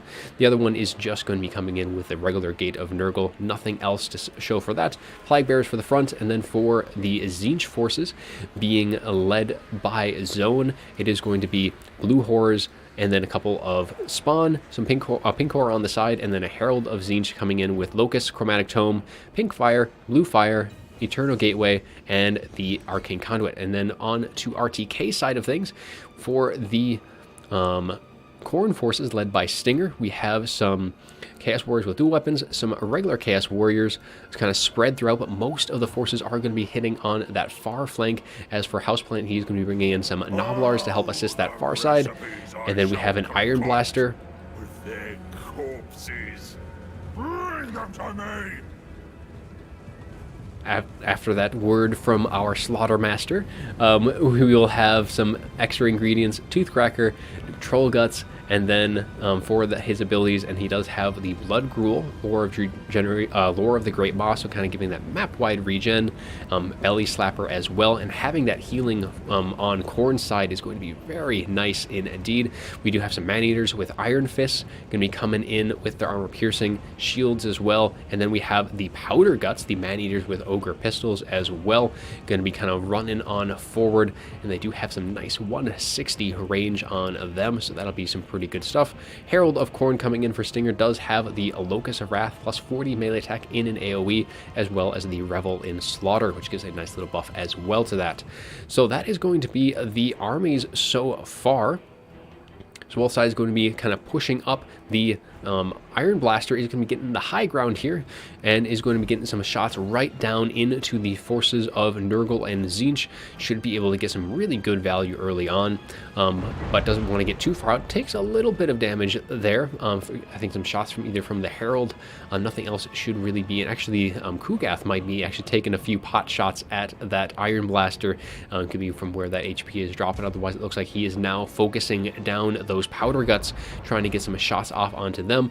Leadbelcher is going, or Iron Blaster is pushing forward, kind of get some more point blank shots into the Tzeentch Nurgle, but getting really far forward, trying to get some shots onto Kugath, but with the drop in the elevation, it is going to be trying to pull him forward, or pull the Iron Blaster forward, as a Blue Fire does kind of arc its way into those Powder Guts, doing some decent amount of damage as it kind of dive bombs onto the unit, able to make some pretty good connection there, able to, looks like, drops a model out of the count, but otherwise it isn't going to be able to penetrate too far through all of these ogres, and now all of these blue horrors and pink horrors getting some decent volleys in, and these guys definitely don't want to be staying in range of that for too long. Iron Blaster instead going to be electing to fire in against, I think that is the Spawn it is targeting on the lower grounds, able to get some hits on the Plague Bearers as well, as these Powder Guts continue to get kind of pushed back, and we'll kind of hide all of those extra information to kind of get a little bit better view on what's kind of coming in on both sides. But everything or nothing is really contesting point 3, as RTK is forcing, or is putting all of their pressure onto what would be considered ODM's kind of safe point, as it is a little bit further towards their own just deployment zone. So they're going to be trying to kind of swoop in and kind of control the reinforcements a little bit better on that side. And they definitely have quite a few numbers putting that pressure in on this flank, and more blue fire going to be arcing its way out towards those powder guts, able to do some decent, well, most of the shots actually do seem to fall just safely amongst the ground, so not a whole lot of damage on that volley versus the first one. But now all of these blue horrors are getting some shots into the kind of lower armored ogres, but these guys do have the shield themselves. It is the Iron Fist variant, so they're able to kind of mitigate some of that incoming fire. And now the rest of the Khorne forces continue to kind of push up, and that capture points are now going to start opening up, and ODM has pretty solid control over 2 of those points right off the gate, as point 3 is going to be taken by a handful of Khorne forces on the far side. And the main battle, though, getting underway as these ogres do charge in against the blue horrors, can be shutting them down and quickly taking down that shield off the initial charge, as the rest of the units kind of slide through in the tree line as they try and put some significant pressure on that top side to try and get into all of these pink horrors. And now we have the Festering Stooges and more Exalted Plague Bearers coming in. They have some pretty decent AoE, or not AoE, some ranged attacks that can kind of put some pretty damaging effects onto all of these ogres, considering they kind of stick out a little bit amongst the rest of the infantry, so they'll be taking a brunt of that incoming fire. But they are able to start kind of pushing forward, as we do have some blood crushers as well, as they'll be charging forward with their bonus versus infantry against these pink horrors. A nice charge as they quickly disintegrate all of these blue horrors. Screamers coming in to try and get a rear charge in with their own bonus versus large and armor piercing to try and deter all of these blood crushers, but they're kind of getting a little mucked up by some of the ogres on the field.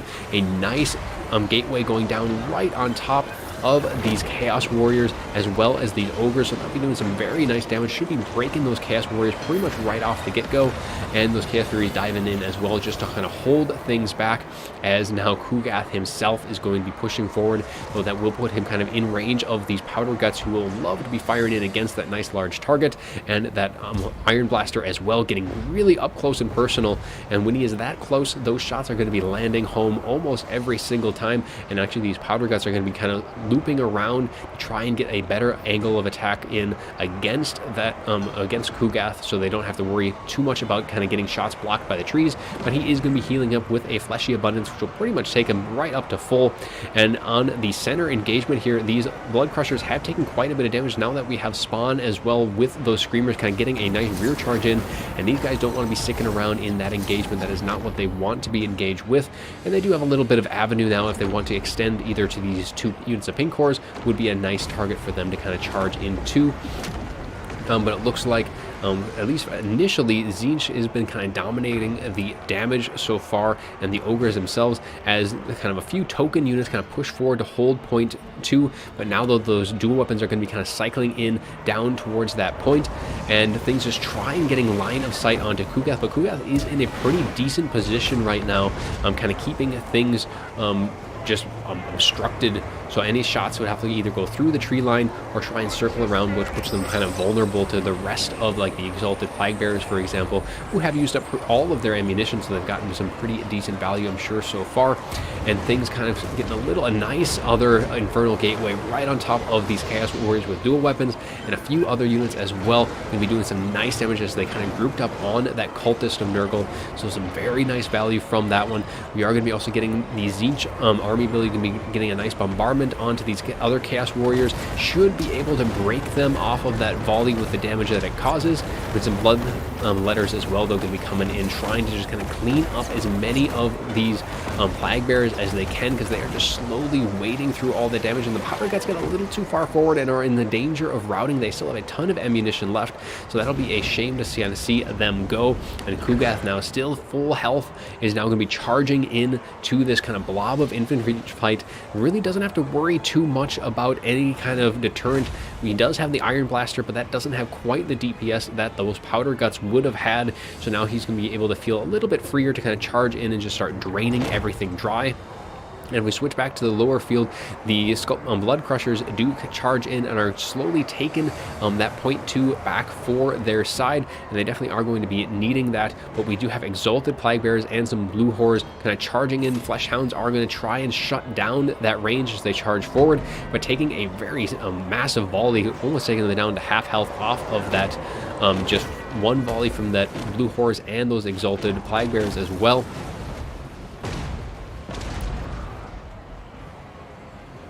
Otherwise, I think things are probably looking pretty decently for ODM in terms of just how the battle has progressed so far.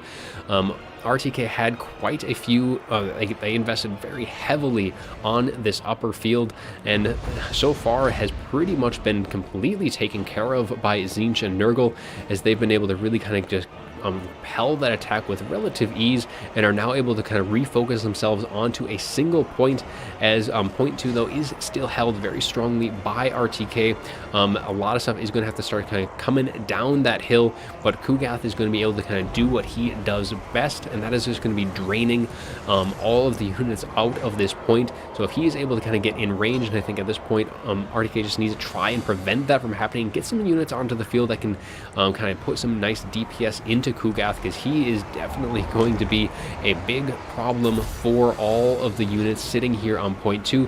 Might need to try and pull some units off and try and kind of deal with some of the reinforcements, kind of spread out a bit, because they are sitting in a little bit of a danger zone as Kugath gets closer and closer. Stream of Corruption doing a little bit of damage to the Bloodletters, and they try and kind of snipe out that Herald of Khorne just a little bit. He does have the Horn of Khorne popped on this area, so getting a nice little buff to that melee attack, plus 24, should kind of help kind of bring things back into their control ever so slightly. But everything is just bearing down now on to the center point, as Khorne and Tzeentch forces are just kind of arrayed on both the upper cliffs still. Some units trying to kind of thread that needle, but these Ogre Bulls with dual weapons are quickly getting taking a ton of damage from those pink hordes, but are able to kind of close the distance up there to at least shut down some of the supporting units. And Kugath right now is pretty much had gotten into range and is now going to be able to try to start slowly draining down these Bloodthirsters, those Bloodletters, and all these Ogre Bulls. The Virulent Contagion, so minus 40 melee defense as well. So even these Plague Bears are still going to be able to kind of do some pretty decent damage to all of the RTK forces that are kind of compiled up in this fight. More ogres though going to be kind of streaming down from that top field, sliding into the side of these blue horrors. Should be able to kind of at least stop some of the incoming fire, but you can just see the balance here as Nurgle is just slowly marching their way forward, just kind of pushing all of the RTK forces farther and farther off of that point, and you can see now it is now under their control. So despite that, RTK was able to hold that point for a little while, brought that point total about more to even, though now they're going to have to start putting some pressure in other fields of the fight, as they're bringing in a bunch of these ogres and some of the Chaos Warriors now going to be starting to slowly take point 1 back from Nurgle, as they kind of almost forced Nurgle and Tzeentch to commit, and a ton of forces now down to point 2, and now Kugath with his very slow speed is going to have to start moving his way back towards kind of some more threats that have come into the area. Blue horrors are going to be trying to throw their bodies onto point 1, but we do have some reinforcements coming in, as we have Forsaken, and it looks like we have some Plague Bearers as well going to be coming up to just try and stop that capture from happening on that on point 1, which will, if that does go RTK's way, is going to force ODM to kind of start sending in more and more units up that way, and then we'll open up the door for the more mobile factions of Khorne and the Ogres to kind of start putting that pressure where they want to. So some more Bloodletters on that side are just going to be bringing in some more pressure up on this top flank, and kind of mounting a future offensive down onto point 2 once they are able to kind of pull more and more units off of that. And it does look like ODM, though, is able to hold that top point, able to get units onto it in the nick of time. So, and with especially those Plague Bears and Forsaken up there, definitely going to be keeping that point probably in their control for at least the time being. And with 2 points now to their name, very strongly at that point, I mean, there's no real easy way to unlodge Nurgle from this center point, especially with the fire support that they're getting from all of these horrors. A few units getting pulled back off the field, it looks like by RTK to try to get a little bit of extra funds, and right now it looks like Khorne and Nurgle are the two factions that have the most kind of in the reserves right now to kind of start bringing in some more units, and we are going to be seeing some Chaos Warriors with dual weapons coming onto the field, and Kugath just continues to just wade through all this melee, just completely undisturbed, because they are the Ogres would probably like to bring in some ranged units at this point to try and deal with Kugath. They had some earlier on, but with kind of the dispensing of the damage so far, I think it would be a good time to try and bring in some more of those man-eaters with pistols if they do have it, because Kugath, there's nothing that he has to worry about at this point. Nothing can really do damage without him trading so remarkably well into it. Some of the Ogres are kind of plugging the gap up here, kind of preventing any reinforcements from coming forward as more forces try to kind of condense themselves up on the top, but unfortunately ODM is able to hold that very strongly with the Plague Bearers, Forsaken. All these units keep that pressure off of point 1, and RTK is kind of on the back foot at this stage in the fight. They have some decent amounts of reserves kind of surrounding, but it is just going to be such a uphill battle to deal with all of the units that are kind of just stacked onto point 2.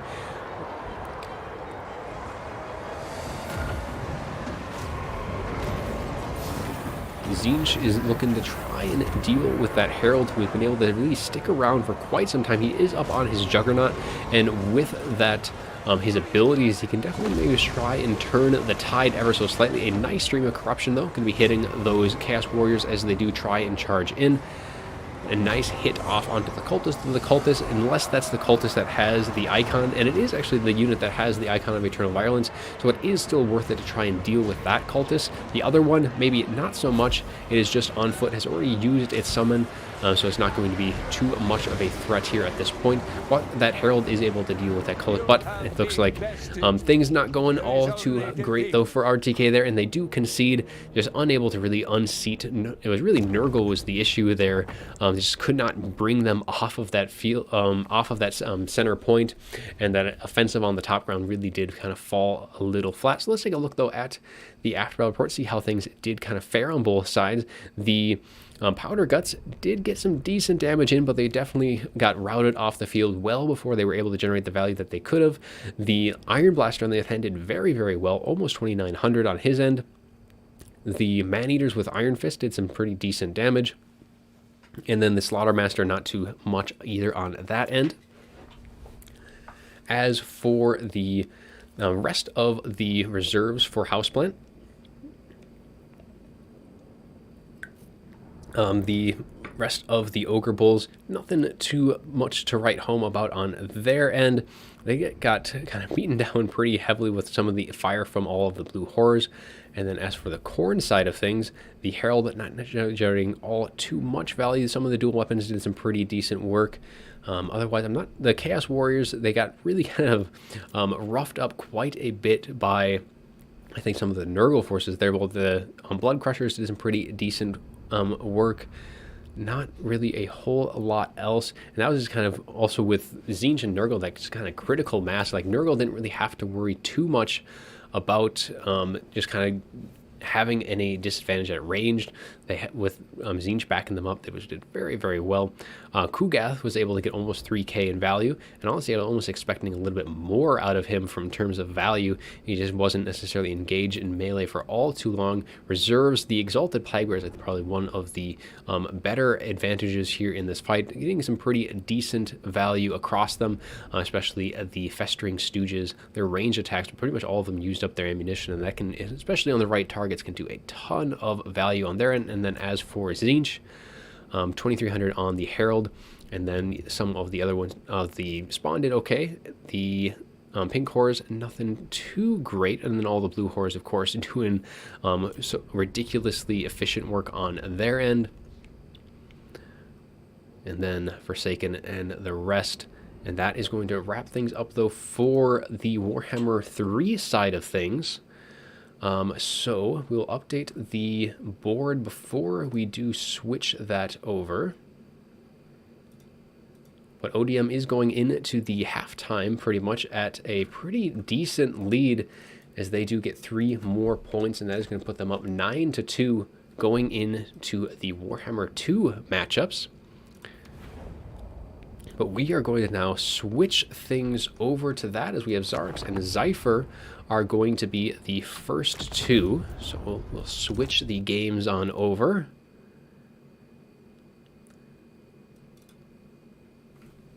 And we'll be getting underway with our second half momentarily.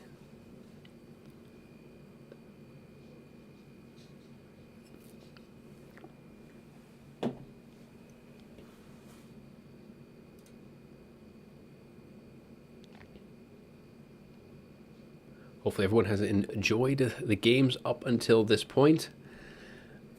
As, we've gotten to the halfway point. Plenty of games still to go. But now we are switching over to Warhammer 2. It's been a fair while since we've gotten into this one. So let's get things up and running.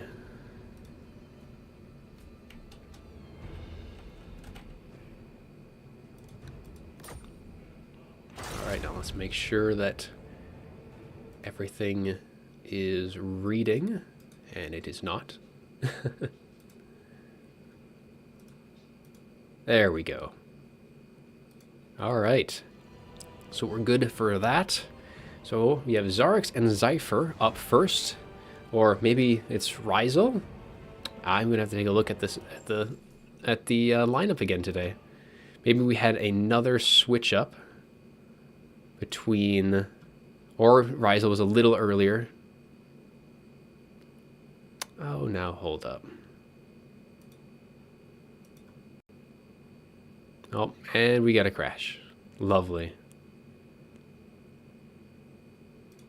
All right, well, we'll load that game back up in just a sec, so we'll get another lobby running. But yeah, it is Zarix and Zypher for the first game.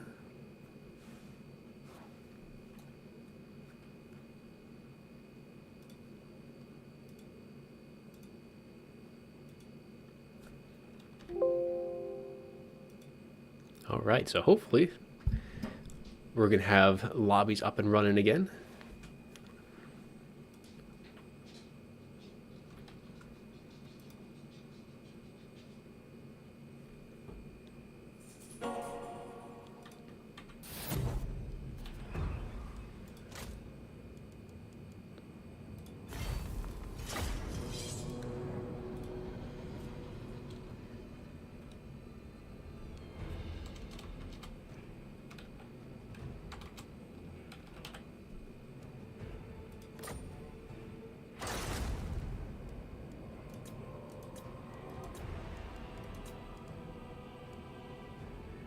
Alright, a new lobby is up.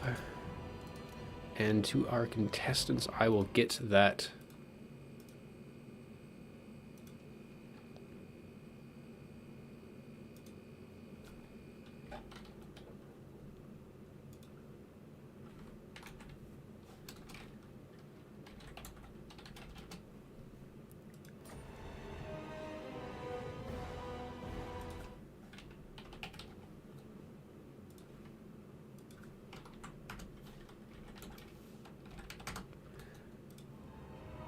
All right, so invites are out. So we should be getting our next game here underway in just a hot second. Should be some good fun for that. Now, yeah, now we're into Warhammer 2. So change in pace. Now it's going to be some land battles. We have Zarix in.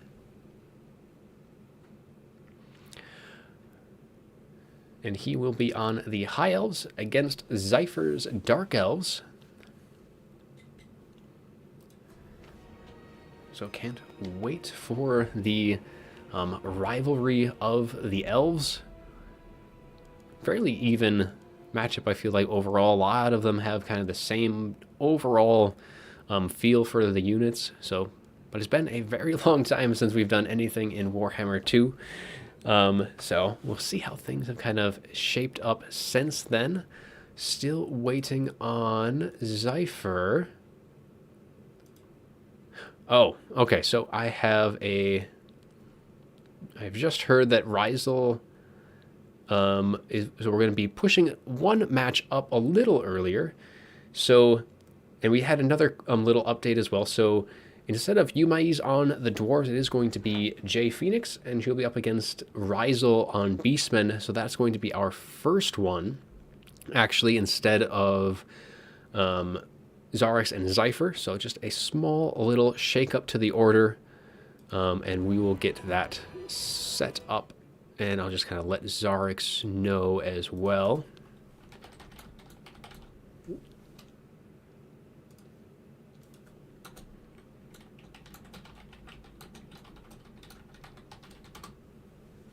So I will get the invites sent over to them as well.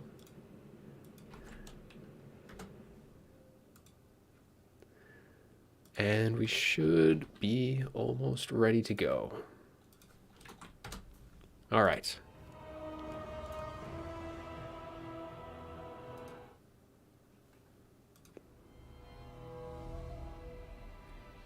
Sorry for the slight delay we had between games as we kind of get a few things kind of situated, but yeah, we should be getting into our next one. So yeah, now we're doing Dwarves and Beastmen are going to be the one on the docket for this first game. Then it'll be Zarex and Zypher after that. But yeah, it's going to be a Dwarves Beastmen. Definitely probably going to be leaning pretty much a lot more heavily towards the Beastmen in this matchup than it has in the past. Just kind of all the tools that they've had recently. Well, yeah, it's not really that recently, but the latest additions to Warhammer 2 have definitely helped them out in this matchup quite a bit. But we'll see how things are going to fare, because the Dwarves have been pretty much... Okay, so we got both sides in. So once we are in the game, though, it is going to be ODM on the left side, RTK on the right side. Just so we're all aware of that, as they join the wrong sides of the lobby. But looking forward to our next one for the map. Got to make sure that we get the map set up as well. Oh, looks like they had a lobby up, but now they're both here. And this one is going to be on Eschen. So probably overall, having the map on Eschen with the terrain advantage probably is going to help the Beastmen even a little more so, because it gives a lot less just kind of open ground for the Dwarves. It depends on kind of what side they ended up starting on, so it might not be too big of an issue for the Dwarves, but hopefully we'll be able to see some fun initial fights here. Just waiting on Jay to finish up her build, and then we will be good for getting started, because Rizel is ready to go on his end. And yeah, map is Eschen as I mentioned, and ODM is up 9-2, but there is still plenty of points still left on the field, as there are 8 points in total from the 1v1 still to be assigned, and another 6 for the 2v2s in total. So RTK may be down, but they are definitely not out yet. So we'll see how they fare off in the opening stage of the Warhammer 2 division.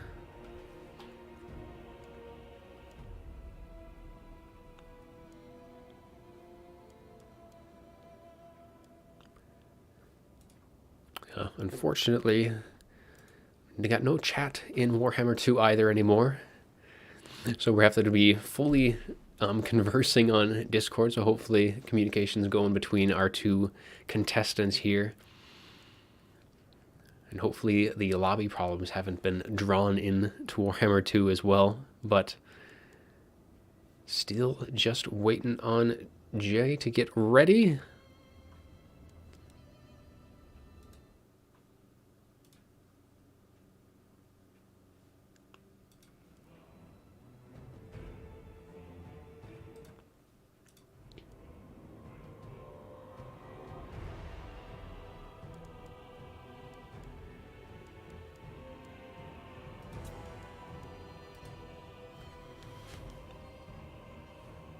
Hopefully everyone has been enjoying the game so far. Hopefully everyone had a good start to the weekend as well. And at least those in the US, it's going to be a nice long weekend. Loopy raring to go for watch some more games. So I know ODM's been doing really well, so definitely plenty to cheer about on his end. We'll be seeing Loopy here in the last 2v2 of the day, so a little time to spare before then.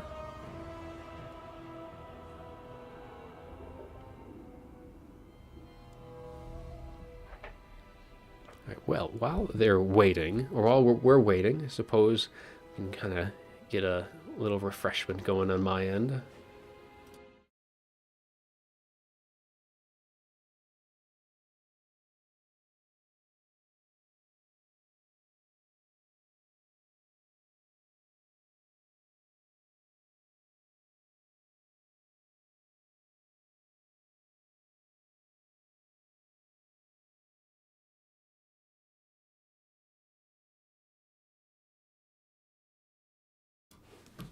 All right, still waiting on... All right, now we are ready now for the dwarves. Ale, yes, yes, Rusty. That is exactly what I have now. It is late enough in the day.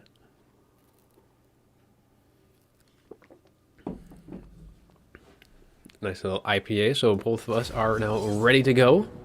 We're both of their contestants, so we got Jay and Rizel raring to fight. So once we are loaded in, we will swap on over. And we will get going on the armies. It's a little... Yep, it is that time of the day. A little too early at the beginning of the stream, but now we're sitting about 1 o'clock over here, so a little refreshment started. So looks like we have both players almost loaded in. We're going to have to do a little bit of tweaking on the settings between all of our battles.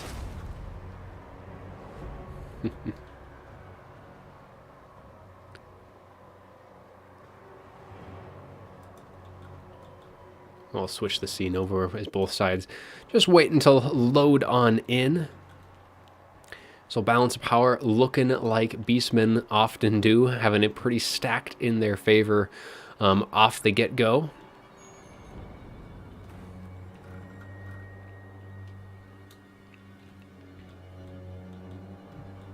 We're just waiting for both sides to load on in. Let's see if we can...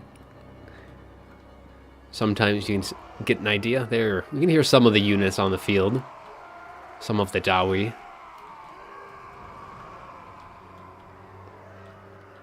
Alright, looks like we got both sides in. We have Rizel on the Beastmen and Jay Phoenix is on the Dawi forces. So we'll start with the Beastmen side of things. So for them, we do have a couple of Bestigors. Let's kind of update a couple things real quick for this so we're not as clouded on the field.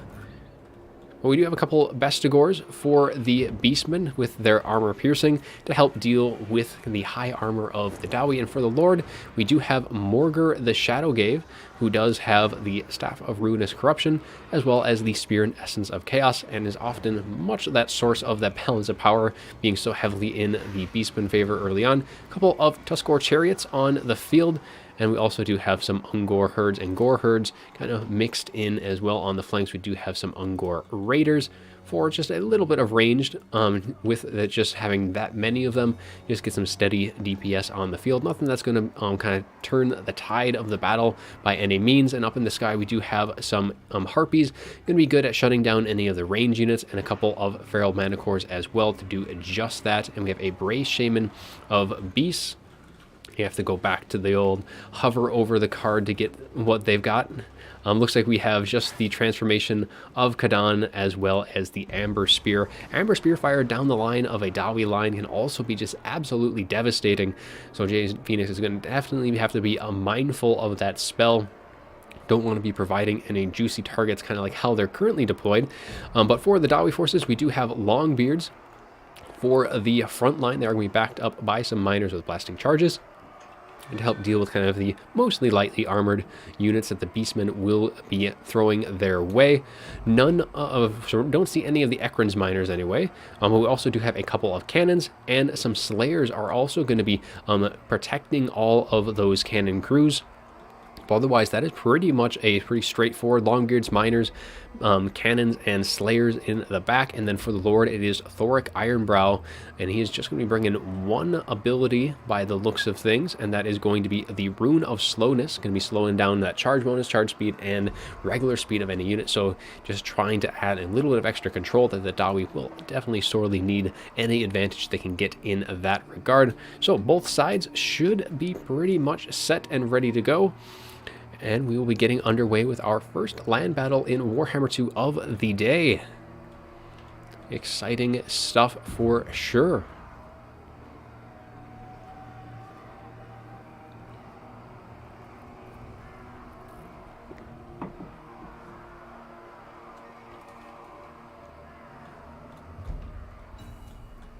All right, at least one side has already up, both sides ready to go. So we are moving and raring to go. We do have the Tuskor chariots, I guess, on the very far side, vanguarded pretty far forward, trying to get onto those cannons and those slayers. I think one unit of slayers was a little bit forgotten. A couple of them, actually, they were kind of pointing in the back of the field there, kind of half expecting something to be vanguarded in the far corner, but they have nothing going to be that far vanguarded. But definitely something that you need to be mindful of for the Beastmen, and they will be moving forward fairly wide range of armies as the cannons do open up into the Bestigors. Actually, it looks like some shots actually going into that Feral Manticore, taking it down to some pretty low health off of that just initial volley, and just now that Feral Manticore is going to be going left and right, making sure that those shots aren't going to be landing in against, or landing any more strong ones against it anyway. Tuskor chariots do take some cannon shots themselves. Oh my, that shot just tore that Tuskor apart and is going to be routing right off the field very early on. So that Tuskor chariot took a massive cannon volley. All three units still alive and well, but man, that was just a devastating hit very early on from them. The rest of the units are going to be kind of trying to force their way into these cannon crews. Slayers are going to be there to respond, to hold them back. Not necessarily a whole lot of targets for those Slayers, so they will be great unbreakable frontline units. Really only the chariots and the Feral Manticores are going to be the units for them to be really getting on top of, as well as I think the Harpies as well would be a good deterrent. But so far the chariots have taken a lot of early damage on this fight, as the Longbeards are going to be taking the charge of those Bestigors, but those miners are going to be trying to get whatever shots they can into them, and those Bestigors are tanking that fairly well. Feral Manticore is going to be kind of charging in, trying to shut them down, but most of the volley already off and on the those Bestigors, and they're going to be trying to work their way through those Longbeards and shouldn't have any problems with that. We do have one Feral Manticore summon coming in, looking to kind of shut down some of the range units as the Feral Manticores do try and dive down onto the cannon crews. Slayers did get pulled back, but very much want to be kind of redirecting their attention to that Feral Manticore and maybe try and dropping these cannon crews, but those Slayers should be able to deal with that Feral Manticore fairly well. We do have those Ungor Raiders, though, are going to be kind of pushing up and trying to get into range of these Slayers. That is exactly who they want to be kind of firing in against. Those Harpies do get pulled off by those Slayers on this far flank, and more of those Ungor Raiders going to try again getting in range of those Slayers and dealing with them. Those are their best options in terms of what's on the field, and those guys up on the field doing a very good job of dealing with those Slayers. And onto the lower field, more of those miners are just focusing down those Bestigors, trying everything that they can to get them, because those Bestigors are going to run rampant through the lines. That one's pretty low on health, but the other one is still sitting very nicely, and they're just going to start just slicing their way through the Dawi line. They are already onto these cannon crews, and the rest of the units, these Tuskor chariots, do kind of push forward. I think these are the guys that got just wiped out early on, and they get a nice rear charge into those cannon crews and should be able to break them as they push right through those Longbeards. A ton of damage dealt to them so far. But so far, battle is going well and bad for both sides on multiple sides of the field.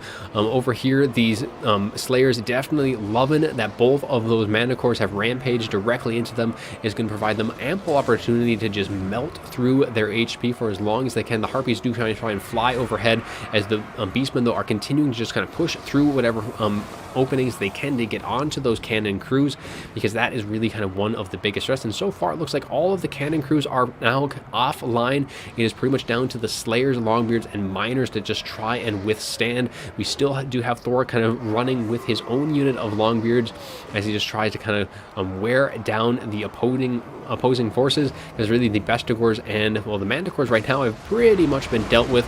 Those getting rampage into the Slayers, definitely not something they like doing too often. And then on this last unit of the Feral Manicore is going to be getting onto these miners, trying to push them back, and we have those Chaos Spawn summon rampaging through these Slayers as the Ungor Herd and all these guys can be really kind of whittling these down as the Slayers are sitting very low, at least for those 2 units. Off on the other side, the Slayers are doing a little bit better, and one of the cannon crews has returned. But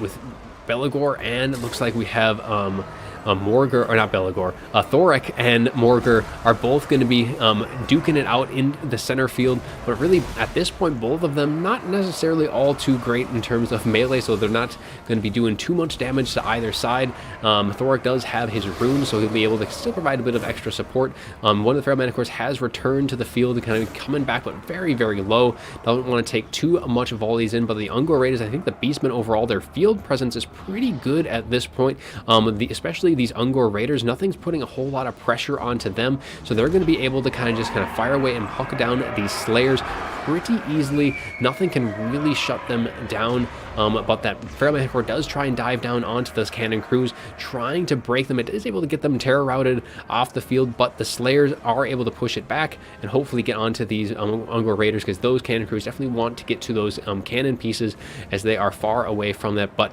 for the rest of the battle is pretty much going to be centered on the centering. We have the second summon of the Feral Manicore is now going to be trying to tag team Thoric with Morgur here, as they're going to be slowly kind of breaking him down, especially with that Feral Manicore to help doing a lot of damage to Thoric right now.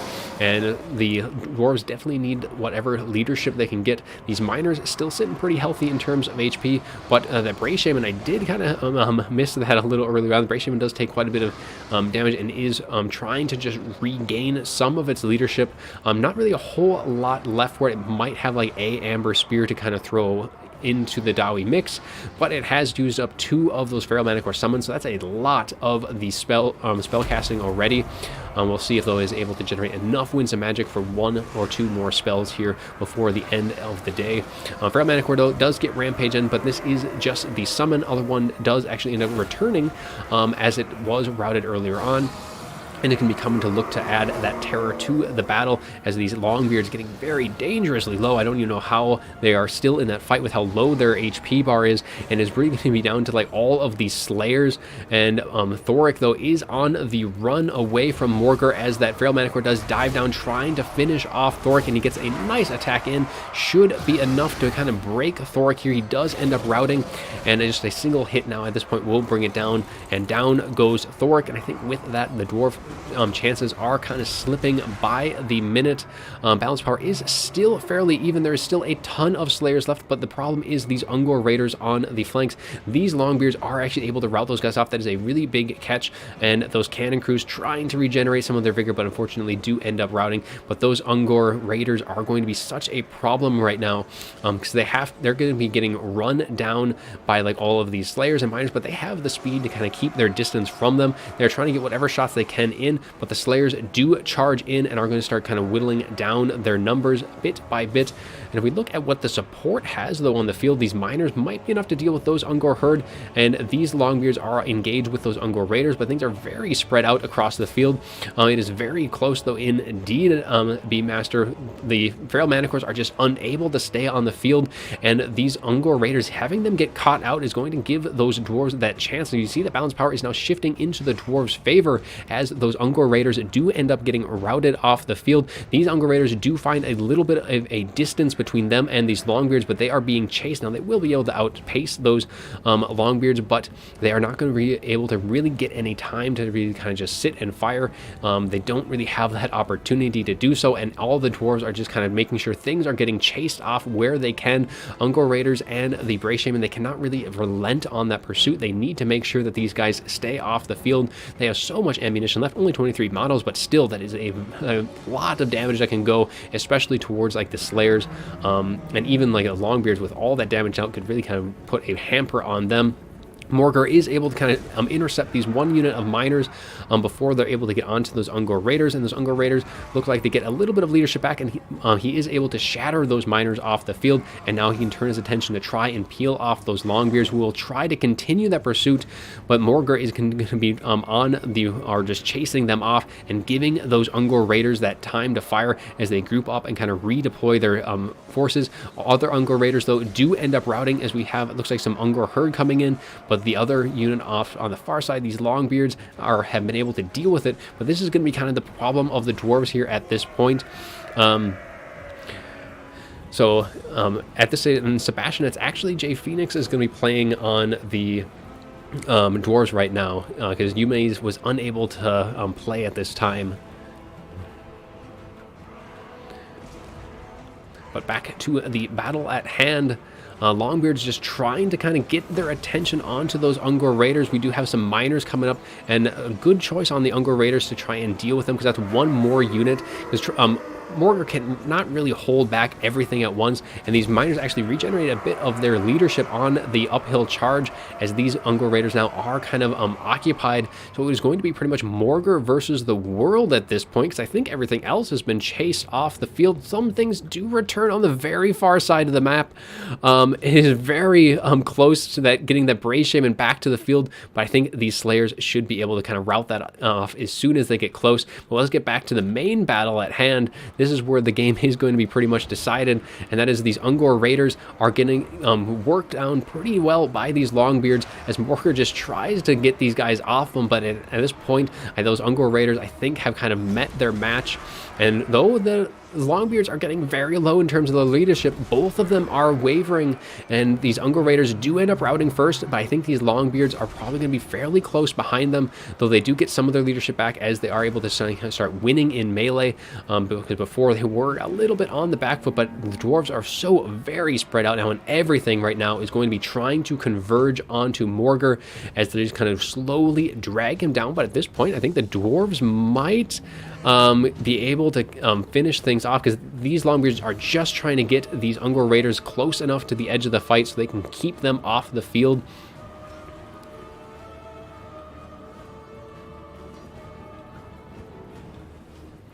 And yeah, these Ungor Raiders, I think, are just going to get pushed off the field.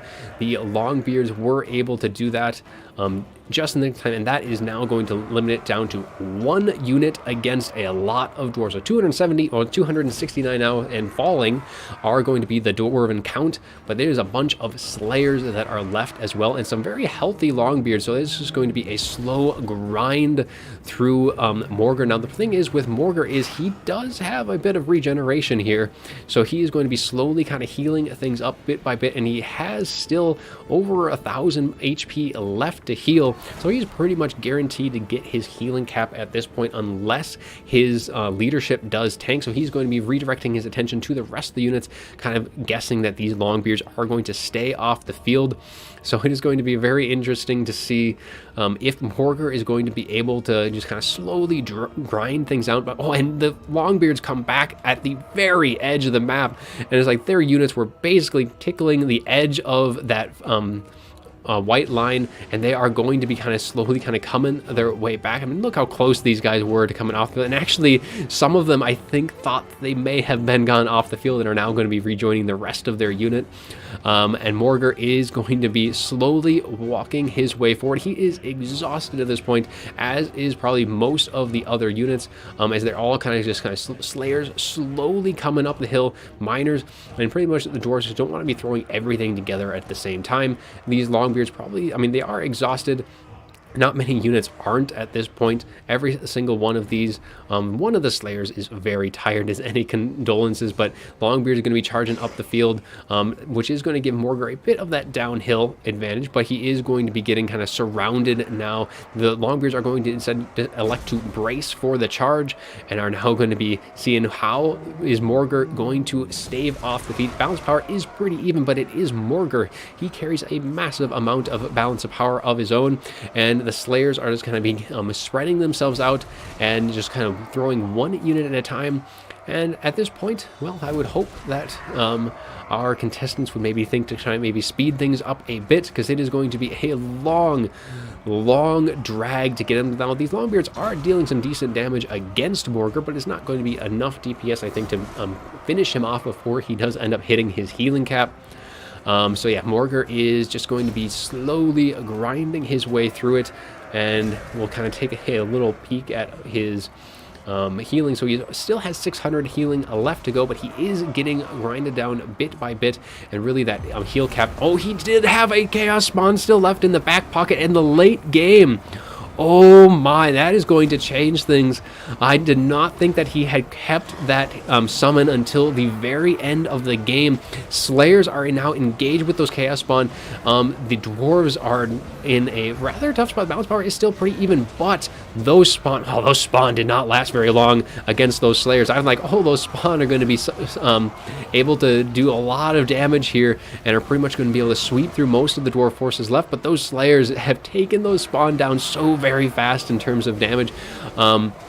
Though it is still going to be enough. This was the healthiest unit of Longbeards that was currently engaged with Morgar, and yeah, that spawn summon in the late game, that could be maybe enough for the Beastmen to maybe claw their way back, because those spawns still going to be lasting for quite a while, but they don't have much HP left. They're at the edge of their summon now, so if we take a look at, actually, we'll have to kind of take a, and we can see that bar in the back corner, but they are so very low in HP, so very fast. I mean, look at that HP just dropping like a rock. Those Slayers definitely were good to have in that late game, but down will go those spawn. Only one of them left, so the spawn got quickly taken care of by the Dwarves, but now is down just to Morgar once again. But that was a lot of damage on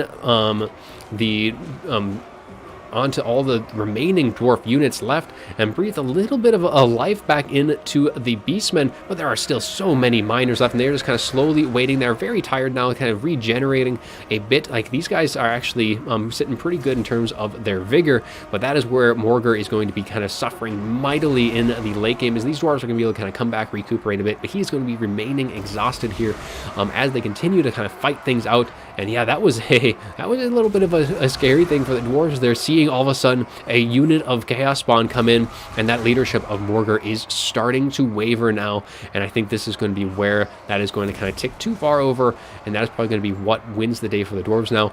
Definitely very, very close. Like, yeah, the Longbeards are still fighting it out. These were the guys that were engaged with Morgar early on, or one of these two units, and yeah, that is going to be it. So close. I mean, that back pocket summon was almost enough to just like cause a massive amount of damage, but it was not quite enough, and the Dwarves do emerge victorious. So let's take a quick look at the after battle report as they do win the day. Very nice and very well played on both sides. The miners doing some pretty decent work overall, and then the Longbeards, one of them getting 1,400, the rest of them just kind of slowly holding things out. But these Slayers, 1,400, and the other two not so much, only about 500 on both of those. Cannons got some good initial value.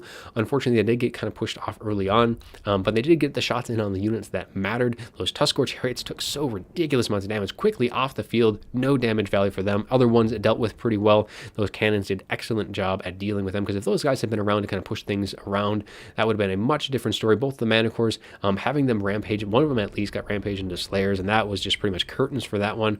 Both of the Ungor Raiders, and that was kind of the thing at the end. That was really that X factor, was this Ungor Raiders. If they were able to get that distance that they needed and get the shots in, that could have been a very different story for the Dwarves. One of the best Ungors did pretty decent work. Otherwise, pretty much the rest of the Gore herd, they're not going to be able to really get through all of that armor, though these Ungor herds may have been dealing with some Slayers, so they got some pretty decent value. Bray Shipman got all of its summons off, and then Morgar, 1,600, back pocket summon, almost enough at the end, but that was a very close one. So very well played on both sides. We'll switch back to the main screen. So now we have our Zarix and Zypher match, and we'll update. So that was, let's see, that was technically the 8th game as Rizel falls, and RTK will get a couple points back to them, and that is now 4-9. Coming into our next one.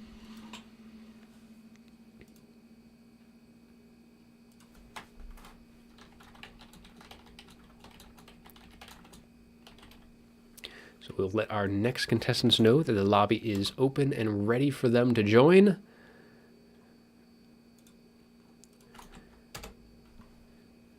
And we will be getting underway for that. And in the meantime, I'll take a quick little break while they get in and get their armies set up. And then we'll be getting into our High Elf and Dark Elf match in just a second.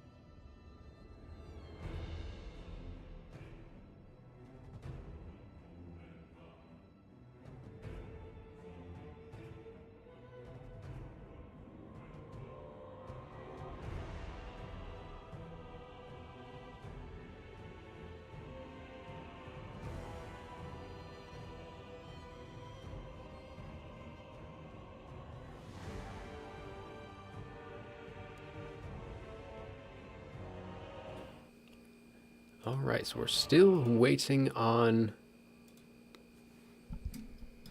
Oh, Cypher just had a question on... He thought that they had switched, but yeah, it was just getting Rysel up. But yeah, they are still up next. So I'll just let him know.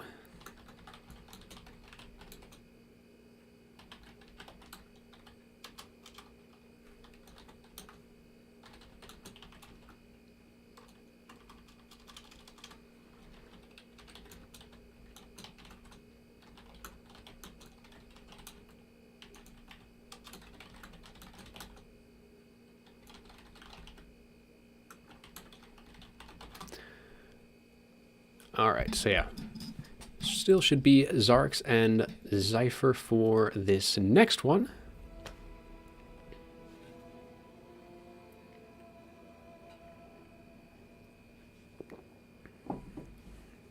Yeah, we had a very fun first game for the Warhammer 2 division. Very exciting, very down to the wire, with some late game surprises for sure. But yeah, now we should be getting into High Elves and Dark Elves. Looks like we're having a little issues with Zypher joining. Might be another lobby. Oh. Looks like Zarix dropped out too, so maybe we have another lobby concern, but we'll maybe have to re-host that.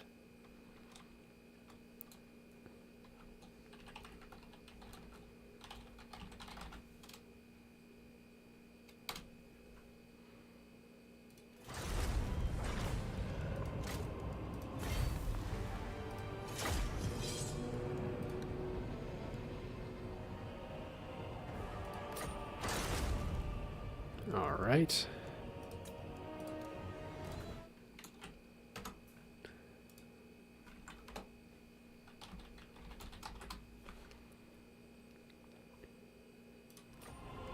New invites are out, and we should be getting underway for our next one in just a second.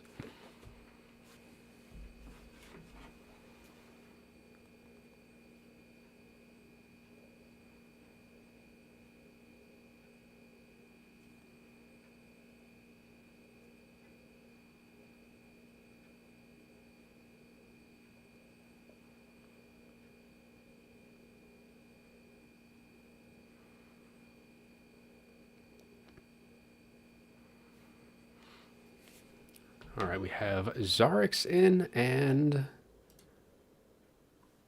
for some reason we're having Zypher still having issues with joining.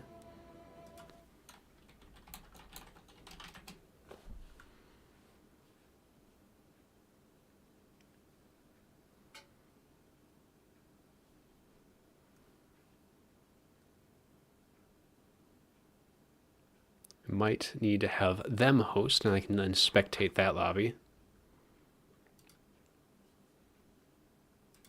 All right, well, having some slight technical difficulties, but we'll try having, I think, Zypher host, and it might be enough to get that working.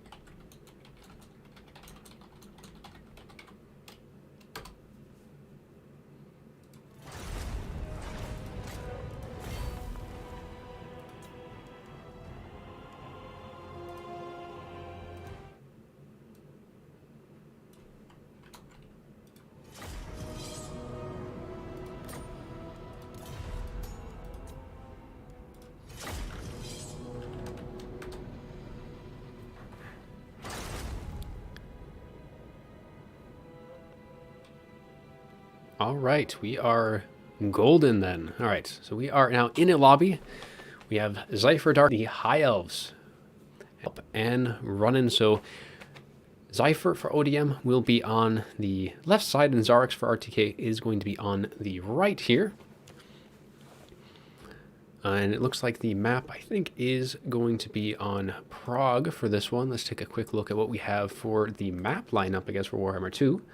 It is going to be Prague, and then our next game will be myself and Green One on Galbaraz, and we'll have our, actually, so it looks like Dactor moved to Wood Elves, so he will be on the Wood Elves instead, and it'll be Big JP on Dark Elves versus Dactor on Oakenhammer, and then we have our 2v2s on Cliff of Beasts and MP Peak Pass are our final two. So, should be good fun moving forward from here.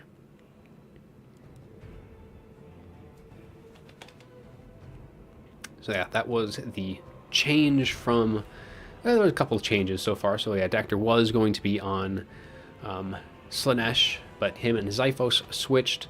We had a couple other replacements here. I think that maybe it was just that one, and then we had J Phoenix play on the Dwarves because UIAs couldn't make it, but otherwise I think that's pretty much all that had to change.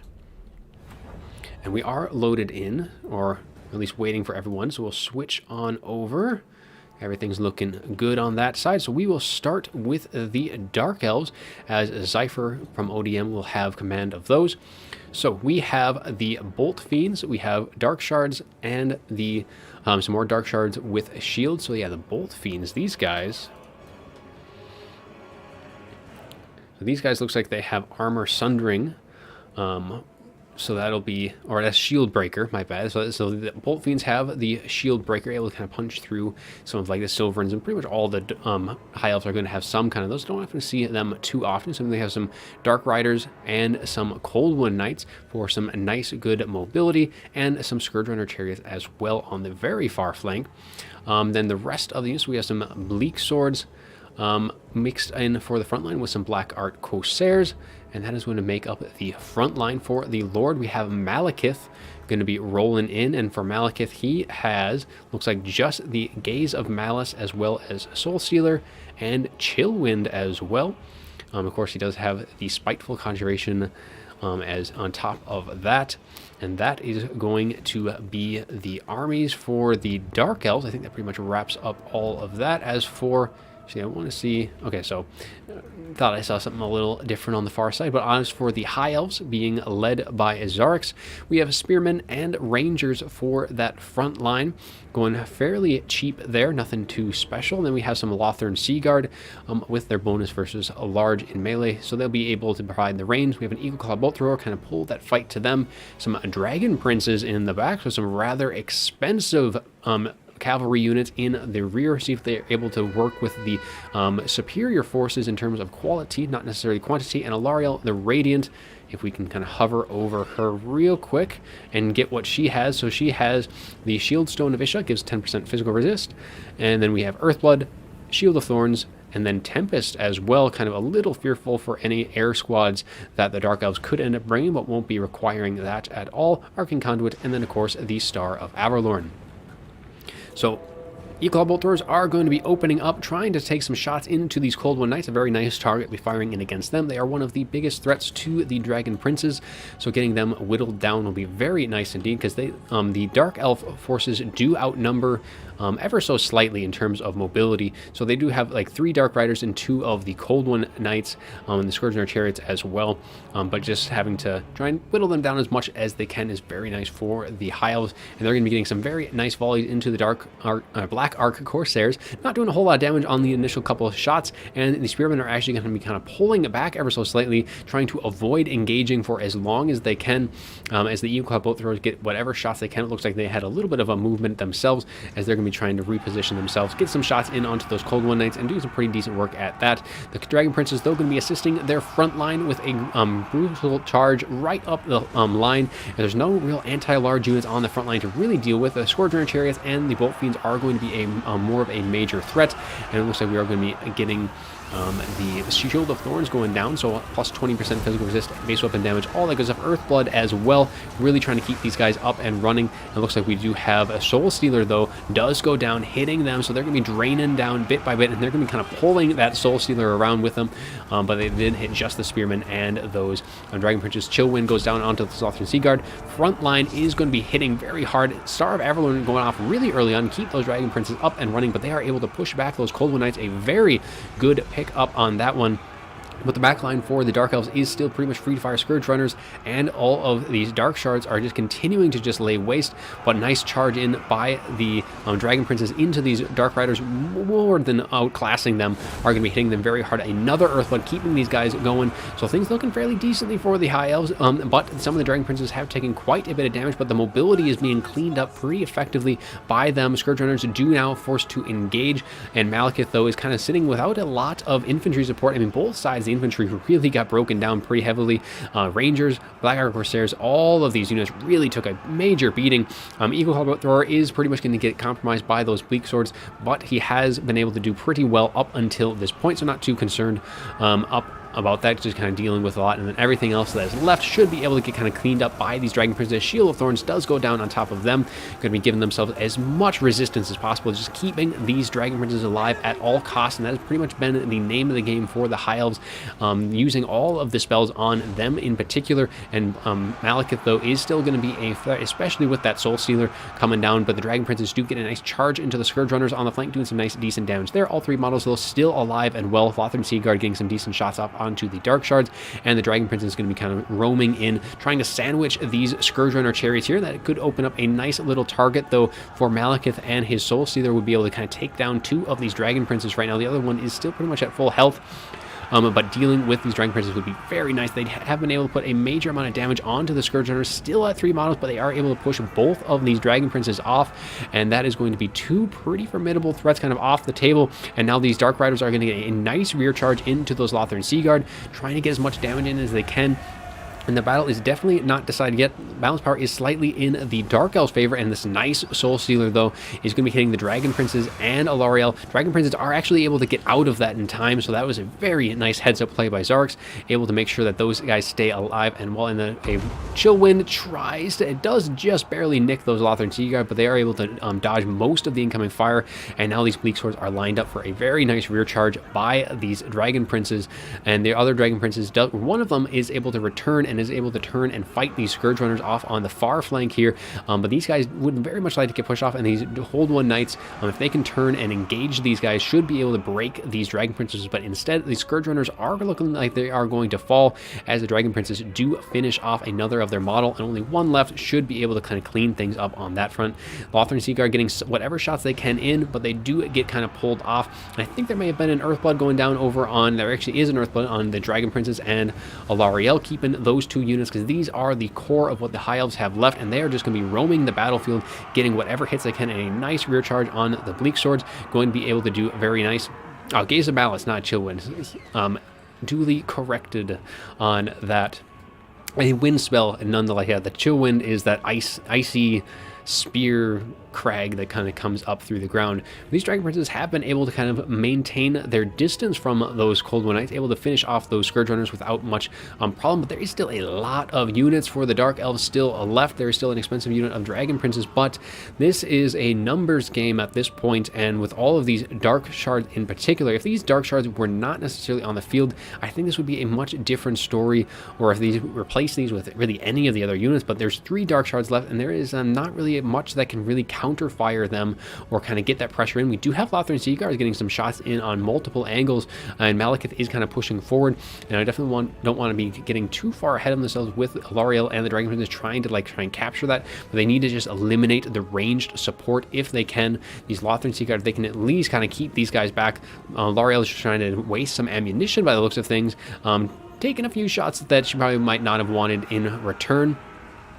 But just kind of flying overhead and keeping the attention away from the Dragon Princes, who are a lot harder to kind of dodge with, but the other units do get a nice charge in onto the flank into these Cold One Knights, but I don't think they are going to be lasting too long, and it's just going to be a little distraction for these Dragon Princes to kind of charge forward, but they kind of get pulled off by Malekith, and we're going to be getting that Shield of Thorns, I believe, going down, keeping these guys, and a Star of Avalorn. Now, Alarielle does kind of push forward out of that star, so a little misplaced there, so only right now the Dragon Princes are getting that healing. If Alarielle could also get that healing, would be very nice, but at least the Dragon Princes, they need to stay alive and well. But I think with Malekith is pretty much at full health right now with a Dark Shard support. I don't see the High Elves really kind of pulling this one back just yet.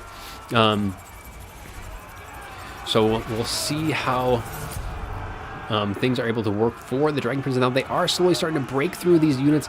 The Black Ark Corsairs and the Dark Shards are slowly starting to get taken down. Alarielle is on top of these Dark Shards on the flank, as Malekith does try and peel her attention off, and here is that third Soul Stealer of the day, and that is going to be hitting, and it does end up hitting Alarielle the Radiant very close, but that is a lot of damage being dealt their way, and that might just be enough to break their back, or especially the Dragon Princes, because these guys are the ones that are so important here in the late game, and that is going to be it for the High Elves. The Dark Elves are going to emerge victorious here, and the Druchii will win, and that's going to push ODM up to 11 on the day.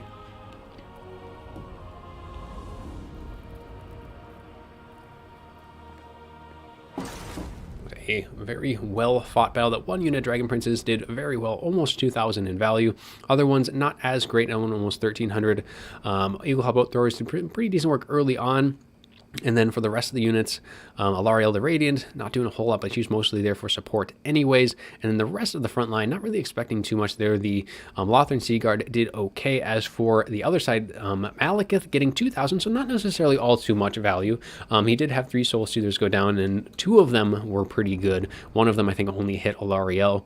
But the rest of the units, again, the front line, not expecting to be doing too much. Black Ark Corsairs did respectable work, but yeah, the Dark Shards, that was really the big thing.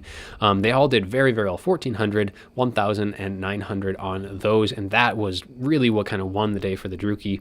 Though one of the Cold One Knights did pretty good, and the Scourge Runner Chariots using up all of their ammunition, getting 1,300 on them.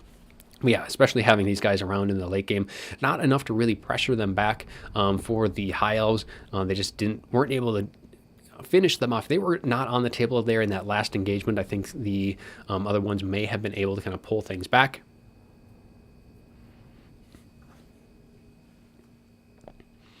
So very well fought there. So let's switch over back to the front screen, and we can figure out which one. So High Elves do fall there, and that gives ODM 11, and might have to resize that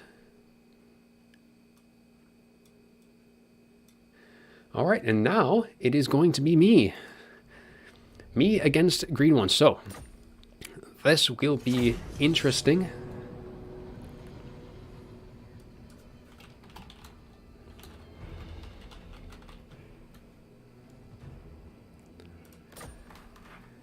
So I've got lobby up for that.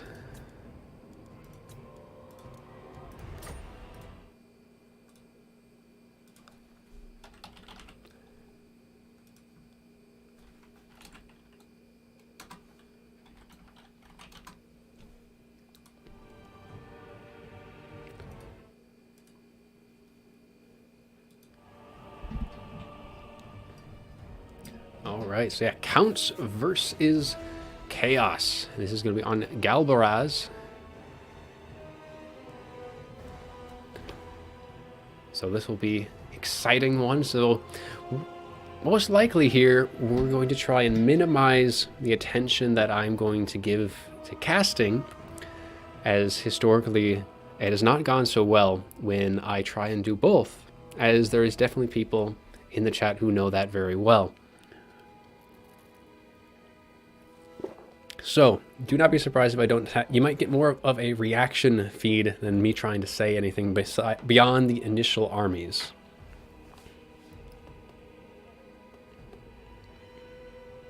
So, we've got green one in chat now, or not in chat, in the lobby. There is no chat anymore. Yeah, we got him in, so just waiting for his army. So he is on Chaos. Or should be. Yeah, he's on Chaos. So I did not prepare for a Bretonnian army.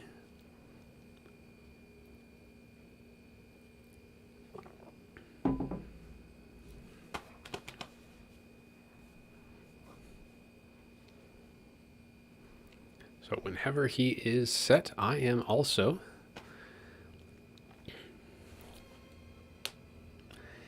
Just don't take Burning Head. Yes, yes. Well, luckily, we don't have that, but we do have Wind of Death. So we can try. We'll give you a close-up view of that.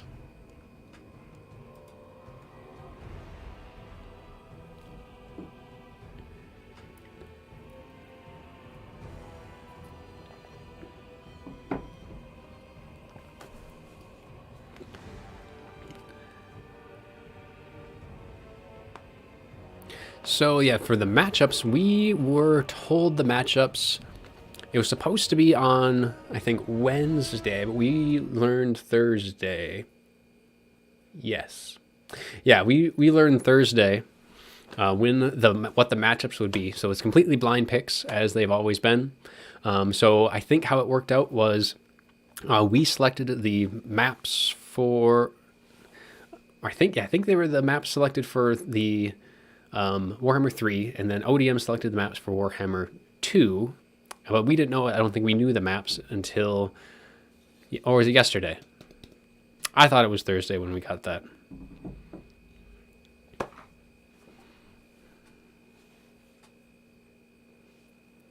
Yeah, usually we don't get that much forewarning on what the matchups are going to be.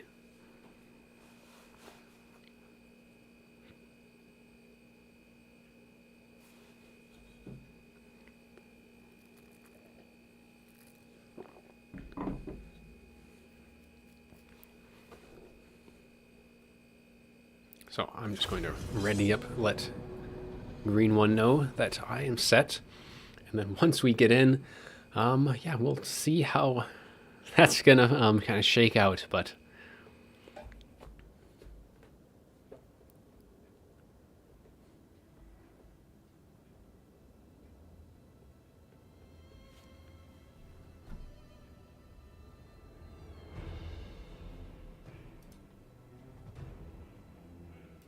I know at least I was working on the artwork on Thursday, but I don't know if I had both sides of the coin for that. But all right, so we are loading up. So green one's ready. I'm ready, just kind of. So we'll see how this is going to shake out a bit.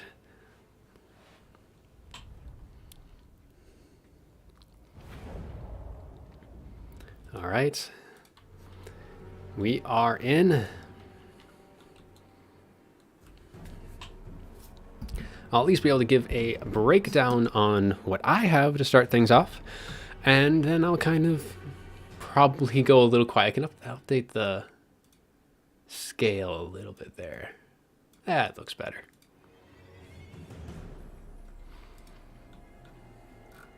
Ooh, we're going to need to fix this.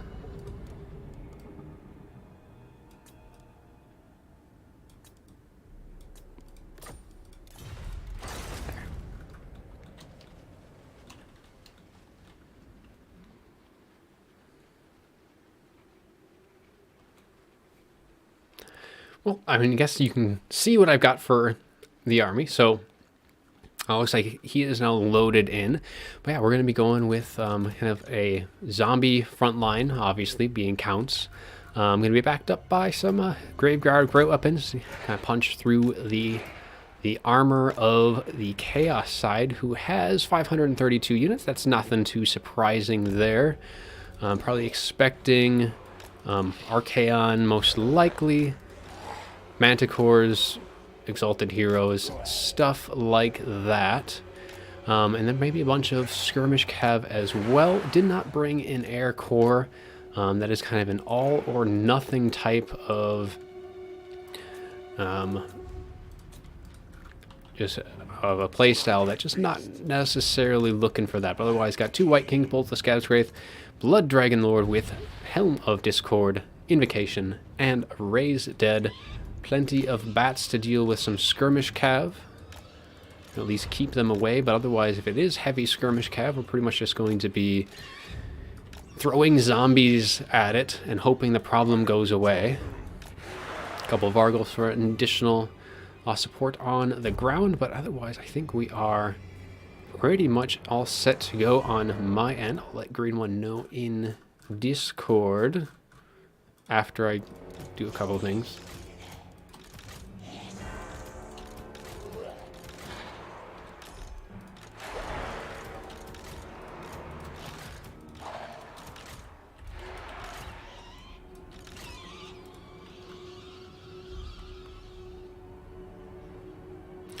I mean, I don't think it's quite hard air. That's like too much to be super hard air, but it definitely could be. We'll see.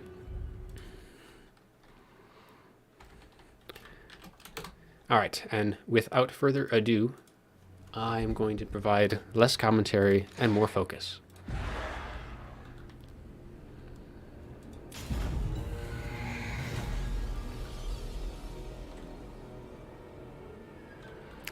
Yep.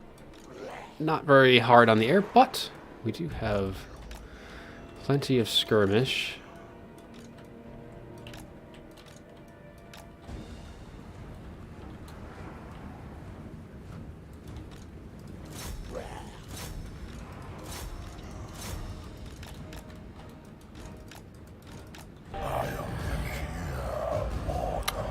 Oh. Thanks for the sub, Alex Huber.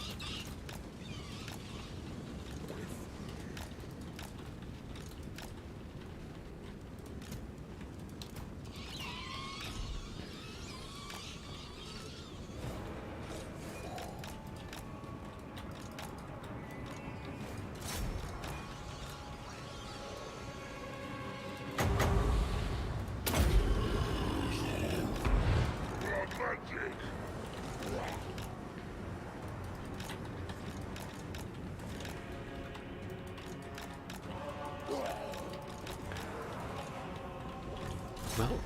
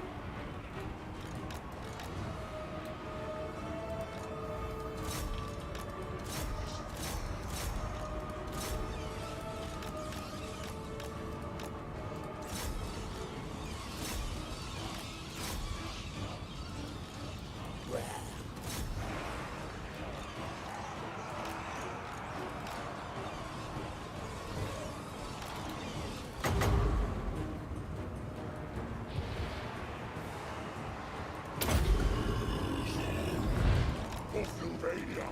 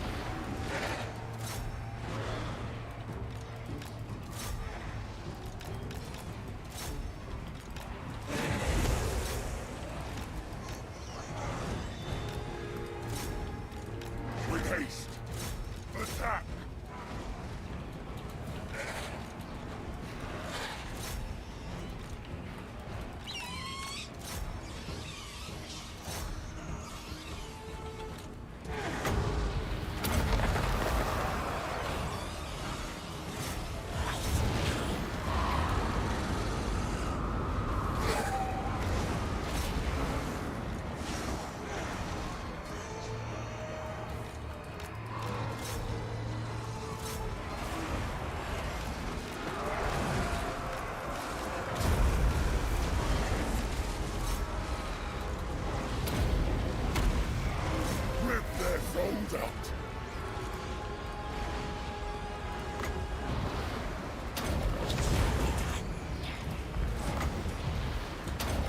Never!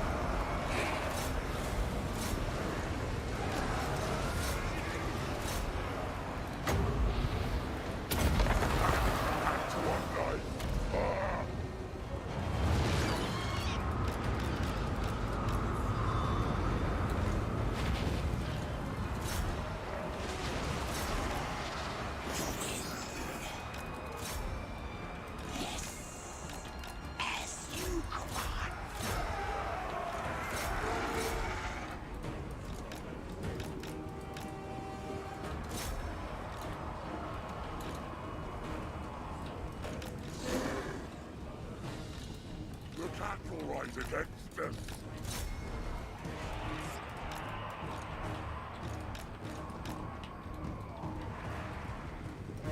Night has fallen.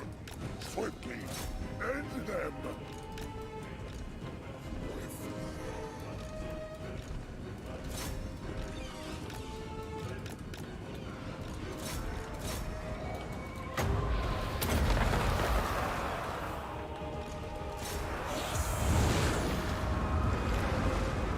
All right. Yep, that worked out a lot better than I didn't have to say anything. Okay. Apologize for not saying anything. It's got super focused on all of that. Yeah. All right. That was good. Good fun. Didn't even have any reactions or anything when anything would happen. So, anyways, yeah, that was a fun fight. Not too outlandish than what I was expecting, kind of going into it. For Marauder Horse Masters, when I was practicing, it was a lot more horsemen and throwing axes in particular, getting through that armor piercing. But I really do like Horse Masters. I mean, they're really great. Unit overall is probably one of my favorite units. All of them getting 900 to 300. Yes, exactly, Satsuba. If I don't say anything, it's a lot better. But yeah, Summoners of Rage 1300, not bad. Chaos Knights, they killed a lot of zombies, but only 671 damage. So that's all damage that I'm very well to take. So the whole game plan they're going for was just throwing zombies in front of those Marauder Horse Masters, try and use up as much of the ammunition. RKN did pretty decent work, but yeah, I think with the Chaos Army, if you had a bit more single entities, I think that's actually kind of because I was able to just like fully win this every single entity fight because I had 5 of them. So I had 2 White Kings. They didn't necessarily get too much value overall. I use the Scaz Wraith, but I mean, Vargulfs as well, just having that terror as well is very nice. And it's not enough Chaos Marauders on the other side. All the other Graveguard Great Weapons did okay, nothing too special. Knight Bat play probably wasn't as on top of things. They kind of let things die a little bit more, but otherwise, yeah, that was a fun fight. So we'll go back to the main screen, and we shall update the scorecard for that. I think that was technically supposed to be Game 7. Yep, zombies and bats, 12 totals. I mean, zombies, not too surprising. Bats were mostly there to kind of deter. The whole idea was to deter the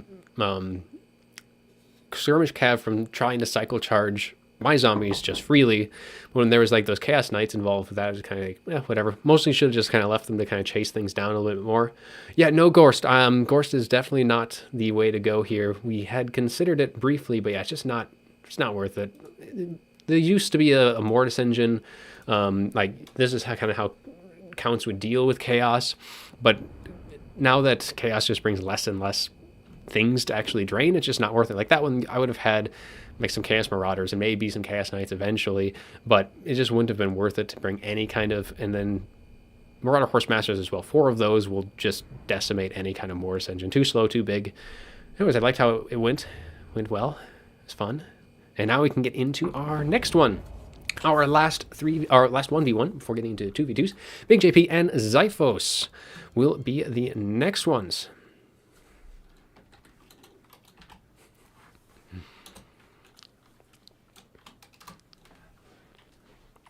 All right, let's host a new lobby.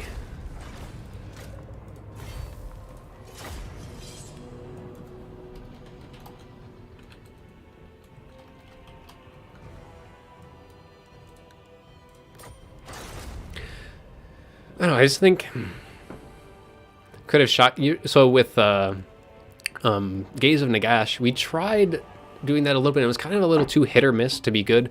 That was with other stuff, but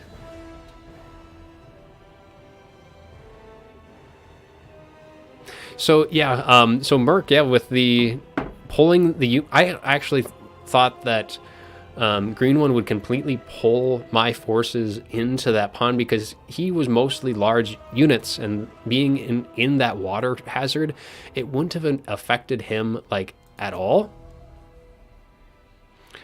And for me, a lot of my forces was all infantry, so yeah, being in the water there would not have been what I liked to do, and luckily kind of skirted around that, so that worked out rather well for me. So I didn't want to go into that area if I didn't have to, but I didn't really have much of a choice. So anyways, I have some people up on the roster for our next fight, and that is Big JP and, well, Dactor, I guess. Let's see if, where is Big JP? I have a lobby up, Dactor, if you want to join.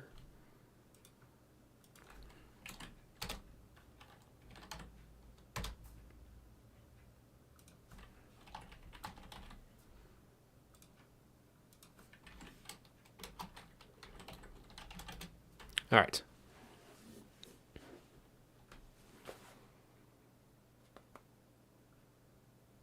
Oh, Dactor hosted lobby. I missed that. That question. That message there in chat. But let's see if we can find where Big JP. It looks like I see him. So I know people that are in chat ask him to join. I don't know if maybe he's just away, but it looks like he's in chat. Let's see.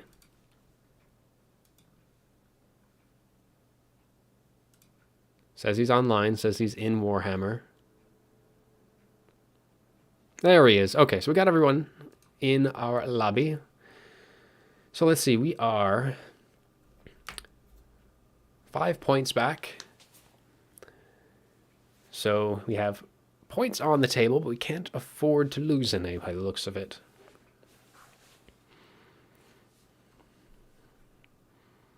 All right, let's take a look at chat then. So I was super focused on the last game, so I didn't get to see a whole lot of that.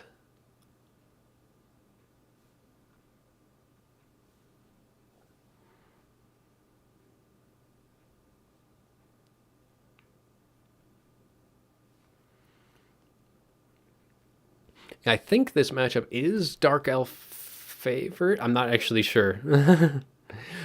No, it's the other way. No, isn't it Wood Elves? It's been so long since I've seen this matchup, so I'm not entirely, I don't remember this one much, because I don't play either of these factions, so. Do I not have audio anymore on my end? Nope, I do. Okay.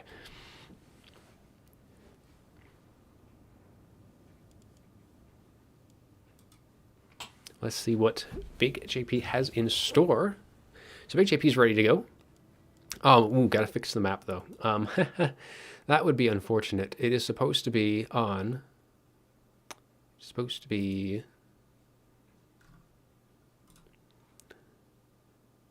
Oakenhammer. There we go. I'm sure they're well practiced on that, so they should know that map. It's probably one of the more common older maps anyway, so.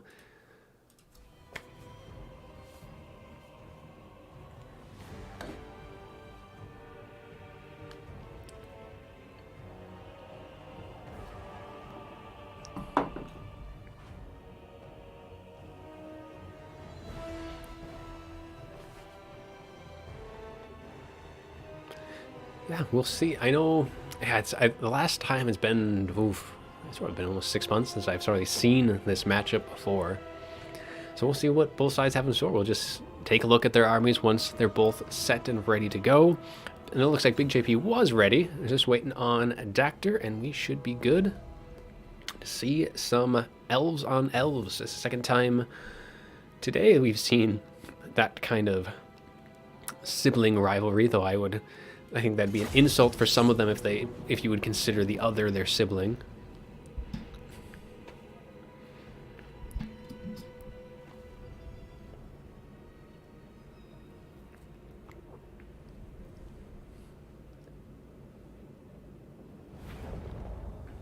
All right. Both sides are in. So, oh. Yep. A little too quick outside of playing. There we go. All right, nice and smooth. Okay, so for the Wood Elves, led by Dactyr, we have Dryads going to be spread all the way across that front line. So we're going to have a bunch of those.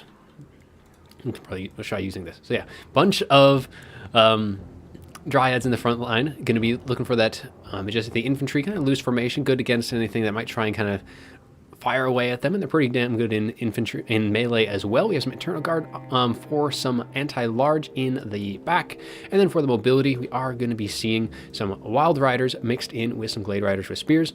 So plenty of good mobility on the far flanks, and some very fast mobility as well. Should help kind of keep the Dark Elves on their toes. And then for the ranged, we have Glade Guard with Starfire Shafts going to be coming in with their flaming attacks and armor piercing. Mostly for the armor piercing is what you're going to be wanting to bring them in for. And then we have Dryka for the Lord, and Dryka is going to be bringing quite a few things. Well, actually, just her kit in itself has a bunch of stuff. She has a Fanatical Resolve, so base weapon damage, melee attack, and we have Enfeebling Foe, Pendulum, as well as the Roused to Wrath. So it is just the Pendulum and the Enfeebling Foe for the spells. Good against that. Against really any elf unit, the Pendulum is going to be quite good in general, even with its lower damage. But the Dark Elves are going to be going for a very, very spread out formation. So we have Dread Spears and some Bleak Swords spread across the front, backed up by some Black Arc Corsairs, going to be kind of spread behind them. We do have Malekith. He looks like he is going to be on foot, which is actually kind of what you want to do for against the Wood Elves, just because the Wood Elves can bring Arrows of Kurnos, and Arrows of Kurnos against any mounted unit is going to be very painful indeed. So we have Gaze of Malice, and we have Soul Stealer for the two spells, or not two spells, for the one spell and the ability, Gaze of Malice, and then we have some Dark Riders with Pure Crossbows, and we have some Dark Riders on the regular, so we have a quad of each of those on both flanks. So we have two more Dark Riders, two more Dark Riders with Pure Crossbows, and that is pretty much going to be it. We do have one unit of Celestial Harvesters as well, so they have that Soul Stealer on that as well, and the, what is it, it's the Wand of Kraton type of ability, so that's good fun. So let's see how things are going to fare. Kind of hide that a little bit, as the Dark Elves going to get a few shots coming in as they do approach. Now the Big Swords do have some shields, so they'll be able to tank that as long as they're facing forward. They're kind of going at a little sideways motion, so they're going to be taking a few shots to the flank. But they are going to be able to tank most of that, and except for these Black Arc Corsairs, they are going to be taking a brutal initial volley. But they're going to want to close that distance as soon as they can. And the mobility is trying to get around the flanks here with their Dark Riders, but we do have these Glade Riders going to be trying to fill in those gaps. It's going to make it all much harder for only those two Dark Riders. They will be outmatched in melee with the Wild Riders there to support, though we'll see how they do, especially those Black Arc Corsairs have just gotten so messed up by those Glade Guards. Very good focus fire so far from Dactyr, kind of focusing them down. They are the major threat here, kind of getting through, but these guys are going to be coming through, and just as about to hit the line, they do take a massive volley, taking them down to half health, but we do have some more on the far flank trying to make their way in. And Dryka is going to be trying to just break up that charge a little bit as we get that Gaze of Malice going to be going right through those Glade Guard with Starfire Shaft, doing actually a nice little bit of damage as those Black Arc Corsairs do get kind of pushed off. But we kind of look at the rest of the formation, and just the overwhelming just firepower from all of the Wood Elf forces has really put a major dent into the Dark Elf army, and the Dark Riders were trying to find their way around, but they are getting hounded by those Glade Riders, and as soon as those Wild Riders have dealt with the other one, they are going to be turning their attention right on back towards the other way, and things are looking pretty good for the Dark Elf, or for the Wood Elves so far at this point, as most of that front line has taken a ton of damage. Those Bleak Swords just are not able to really contest against those Dryads all too well, but we do have a bit of pressure coming in from that flank as these Dark Riders are going to get a charge off into these Dryads, but they were just about to get kind of surrounded by a countercharge by the Wild Riders. All the other units just trying to get into those range units has been just a little too hard for the Dark Elves so far, and they've just been unable to really get any good. That kind of a loose charge against the Wild Riders, but it does allow those Dark Riders with Repeater Crossbows to get some good shots into those Wild Riders. Other ones are getting kind of dealt with on the back, but the pressure is starting to kind of come in a little bit more towards the backside. We do have a nice little, well, Pendulum goes down on the Dread Spears, and a nice Soul Stealer is going to be hitting a lot of these units. So his Glade Riders, Dryads, Dryka, or those Malevolent Dryads, so that's just a summon, and then the Eternal Guard. But still is going to be kind of helping to heal up. Well, Malekith is already healed up. You would like to be kind of engaging with those Glade Guard, keep them from turning and firing.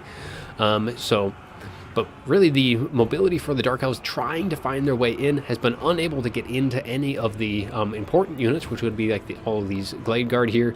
But yeah, at this point, balance power shifting more and more in the Wood Elves' favor. There's just so many units, so many ways for the Wood Elves to kind of shut down any advances. And the Dark Elves themselves don't really have a whole lot of staying power. All that they can't really tank any of the incoming shots, and we've kind of seen that quite a bit. Blackheart Corsairs took far too much damage on the initial approach. It is looking very much like the Wood Elves are going to emerge victorious here on this battlefield. As the Dark Elves just continuing, just running out of steam across the fight here. And yeah, Warlock's good point. I had not actually seen them after that initial fight, and they are nowhere to be seen. There might be some things kind of focus off on the backside, but all the remaining infantry units kind of getting charged across the board. Another Gaze Malice trying to go down on those Dryads, but not enough to really get things done. And another, it looks like a Soul Stealer going to be just hitting. He does hit the Eternal Guard and these Dryads, going to be getting a little bit more damage their way. But all this just line, this firing squad line of Glade Guard are just kind of slowly marching their way forward. Just anything that gets close is just going to get lit up. Even all of these Glade Guard are also going to be getting some very decent shots off. And that is going to be it for this game. Dark Elves do struggle mightily and try in vain, but it is not going to be their day. And the Wood Elves do emerge victorious here. So let's take a look at the after battle report. Looks a little lopsided for sure on this screen. So like Malekith himself, only 728, so not much value from him. I mean, just those Soul Stealers, there's another really good target. So Dark Elves can spread out so mightily in that matchup. And then all of like just the frontline units just got lit up on, just like either got beat down by Dryads or got shot to pieces. So even all these Blackheart Corsairs, they need to get engaged in melee. They need to try and avoid, like, I think they probably moved a little too quickly there to get into melee. And yeah, even the Celestia's Harvesters did not do so great. Only 2 and 36. Repeater Crossbows, nothing too special on that end. As for the Wood Elves on that side of things, Wild Riders and the Glade Riders with Spears did very well, kind of with their mobile support, kind of keeping all those Dark Riders out. And yeah, Wild Riders did excellent counter charges throughout. And there's all the Glade Guard. That was really the biggest problem, was nothing could shut them down. You see it in this one, 1266 for total value. So tons of value on their end. But that is pretty much going to be it for that. So let's switch back to the main screen as we'll update that one, as not Zyphos but Dactyr played that one. I see he did switch with the Slaanesh matchup, and that does give another couple points towards ODM, and I think that does technically clinch it for them. We are, whoops, 13, not 16.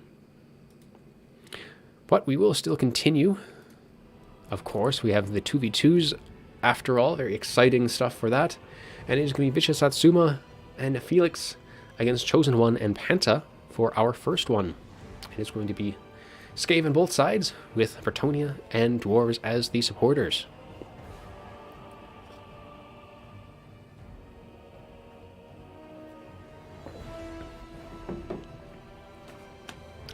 Yes, very well played both sides. So let's see.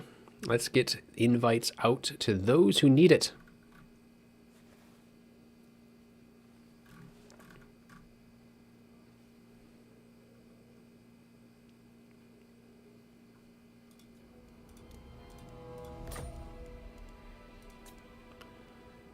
Let's see.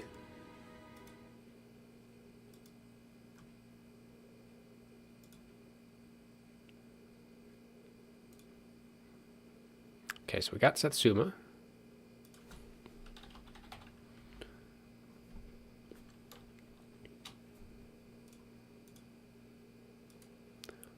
And we need Chosen One, Panta.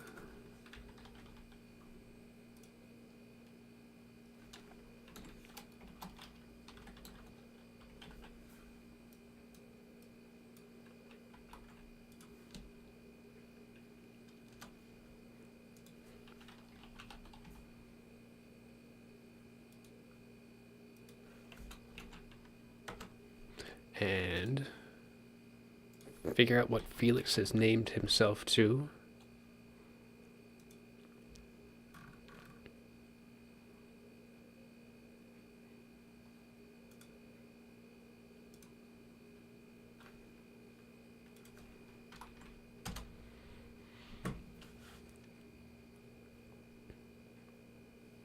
All right.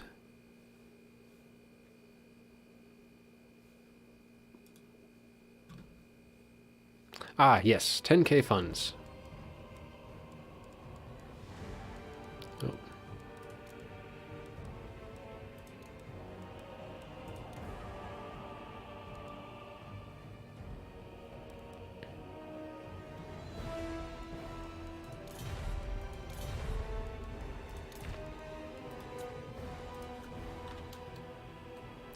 So we got 10K funds for this, and the first map I think I said was like Cliff of Beasts last time round. Let's see. Yes, Cliff of Beasts, and then Peak Pass is our finale. Very large map on that one. Oops. There we go. Yep, definitely some Skaven on both sides, playing both sides of the same coin, trying to hedge their bets on which faction to back. Mutually assured destruction for their enemies, as Pantalinade and Chosen One is going to both be ready to go, and we are just waiting on Felix and Satsuma to get their own armies wrapped up. Yeah, plenty of guns for sure going to be on ODM side with Dwarves and Skaven, but definitely going to have the mobility advantage a bit with the Bretonnian side on RTK. We'll see which side is going to be the better synergy here.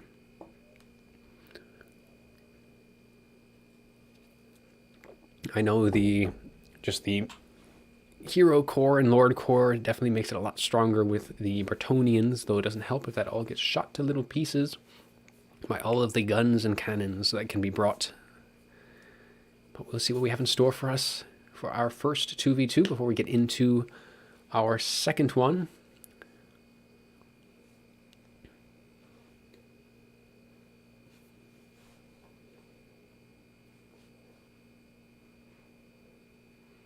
Yeah, it is definitely a very large map to be kind of consolidating the forces. There's more than enough space to form a nice tight cohesion box with plenty of chaff from the Skaven and high armor and high output damage, of course, from the Dwarves. So we'll see. We'll see how things do fare. Both sides are ready to go. Yes, the cat box. You give the Skaven and Dwarves a box and they will make it.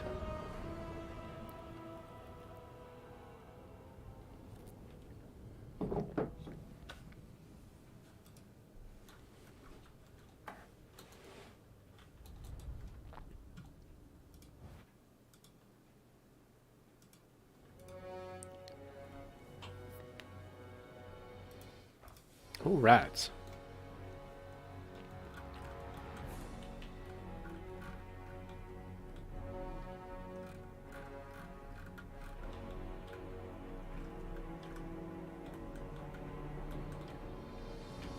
All right, so we do have RTK over here on the, I guess, the blue side of things. So for their army, we're going to have plenty of chaff, as we have, once I figure out why it's not allowing me to select units. Okay, so we have Peasant Mob for the front line, and of course it is the Fey Enchantress. Going to be coming in with Blessing of the Lady. We have Life Loom, Mist the Lady, Earthblood, Dwellers Below, as well as Arcane Conduit, Favor of the Fae, and Chalice of Potions. Will be supported by a Paladin. Looks like the Paladin is actually going to be out on foot, as is the Fae Enchantress. So for the foot squad here, and Blessed Field Trebuchet, but yeah, Paladin does have the Guardian, and then Blessed Field Trebuchets kind of fire away without fear of their own units. And then, of course, it is just a ton of just peasants, and then we have tons of peasant bowmen as well, going to be continually spread out. Once it kind of... So yeah, some pox arrows as well. It's just a little slow on kind of switching between the units, but it looks like 3 pox, 4 of the regular variant, and then we have some Poison Wind Globadiers, 3 units of those. Vishkin's Death Squad, the Death Runners ROR, and then looks like we have some more Skaven Slaves in the back with some Skaven Slave Spears. Looks like some Jezzails. This does not bode well for how fast this game is going to be. But we have some Jezzails. I think there's 90 Boo Sharpshooters around as well. So yep, they are over on that side. And then for the mobility, we have Knights of the Realm. And then actually not a whole lot of mobility. Actually, so Knights of the Realm, Mounted Yeomen for just some cheap fast mobility. Defenders of Fleur-de-Lis. And then we also have some Knights of the Realm as well. Kind of wrap things up for the Skaven hero core. It is double assassin, and it is going to be a Grey Seer of Plague. Grey Seer, let's see if we can get a nice quick pull on that. So Dreaded 13th as well as Vermintide, Arcane Conduit. So Dread 13th and Vermintide, plenty more summons, and then 2 assassins. Looks like both of them have the Assassin's Trophy. And one has the Rival Hide Talisman, or they both might have the Rival Hide Talisman. It's a little hard to see because it is a little on the slow part of this. So now let's go over to the other side of things. So we do have, so the Skaven and the Dwarf side is going to be, looks like we have a Grey Seer on a bell. Not sure which one. This does really not bode well for how fast this is going to be, but so Skaven Slaves for the front line. We have Natty Boo with Sharpshooters as well on that side. We have some Poison Wind Globadiers, Rat Ogres, kind of spread out. 3 cannons for the Dwarf side of things. We have an Assassin with the Grey Seer of Plague this time, or same thing on the other side. So Grey Seer Plague, just bringing, yeah, once it, so looks like we have a few more items here. We do have the Warpstorm Scroll, so I'm going to be bringing that, so that's actually a rather interesting bring here, because that's for flying units, and you can bring like some Pegasus Knights and stuff like that, but I would really not expect to bring it, and I don't feel like that would do a whole lot of good to it, but nonetheless, they have it, maybe just a little extra spells to bring in. They have plenty of guns to shoot those things down with, so I'm not too concerned. Vermintide, Dreaded 13th, Unholy Clamor, all that good stuff being on the belt does get that Scorch and Unholy Clamor, Arcane Conduit, and then for the Dwarf Lord, Belagar Ironhammer, just with his base kit, nothing special there, so just cheap, and just high armor, silver shields, slayers in the back, protecting that back line from all of the Bretonnian cavalry, and then just a bunch of Poison Wind Globadiers, so 3 of those in the front. Rat Ogres for that mass to kind of help countercharge anything that comes in, but overall it's not too heavy on the range units for this at all. It is 1 unit of the Natty Boo Boo Sharpshooters. Otherwise, yeah, 3 cannons. It will force the Bretonnians and the Skaven or the RTK side to come into them with that many cannons, but overall, once they get engaged, it's really going to be the Poison Wind Globadiers, which is going to be more of the major problem for them. And both sides, it can be kind of a wash, in all honesty. Both sides have tons of Poison Wind Globadiers. Both sides are going to get Poison Wind on the front line, so both sides are going to lose their front line. It's really going to kind of come down to the mobility stuff, and Slayers, cannons, all that, and Rat Ogres is really going to be a hard thing for, I think, the Bretonnians to really deal with. But they do have a few more of the shooters when they do get in range. We'll see how things do fare on that side. And we may have to struggle a little bit through kind of the lag a bit, as it does seem like that is going to be the case ever so slightly, as things are kind of struggling a little bit to kind of get things moving, but things are moving, and that is the important part of it.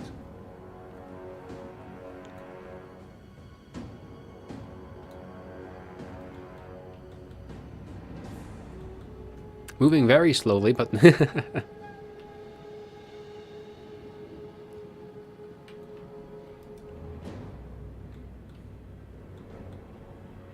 yeah, Whiteface, I think the issue with that is it's a very large map, and you're going against a faction that can bring a ton of guns, and and just with like eternal summons as well. So it's like it'd be hard to kind of punch through with kind of just a full melee rush, I think, to an extent.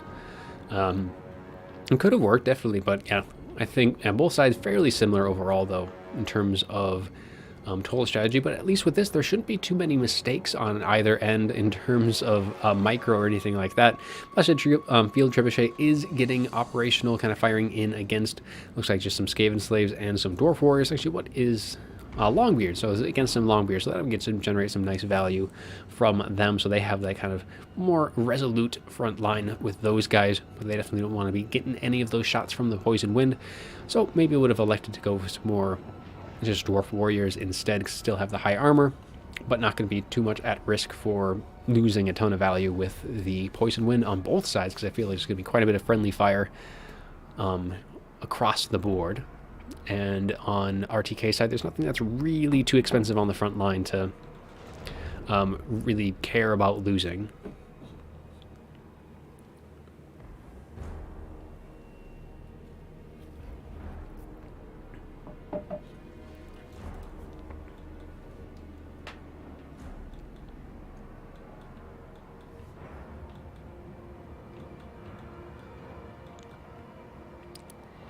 Some of the Poison Wind Globadiers taking a little bit of damage early on as the Blessed Field Trebuchet continues to kind of fire away as the cannons try and push up on the Dwarven side to kind of get in range of really anything of value.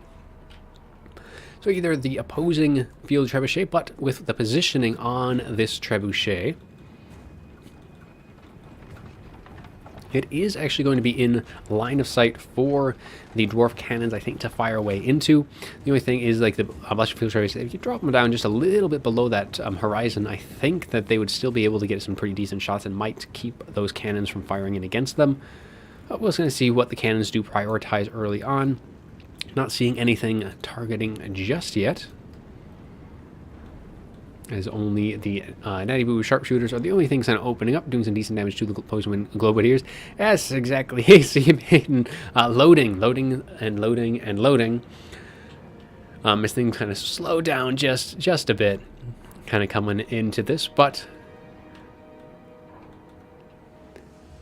I mean, that is, when, let's take it like it's about 2,000 apiece, so about 4,000 units in total on the field.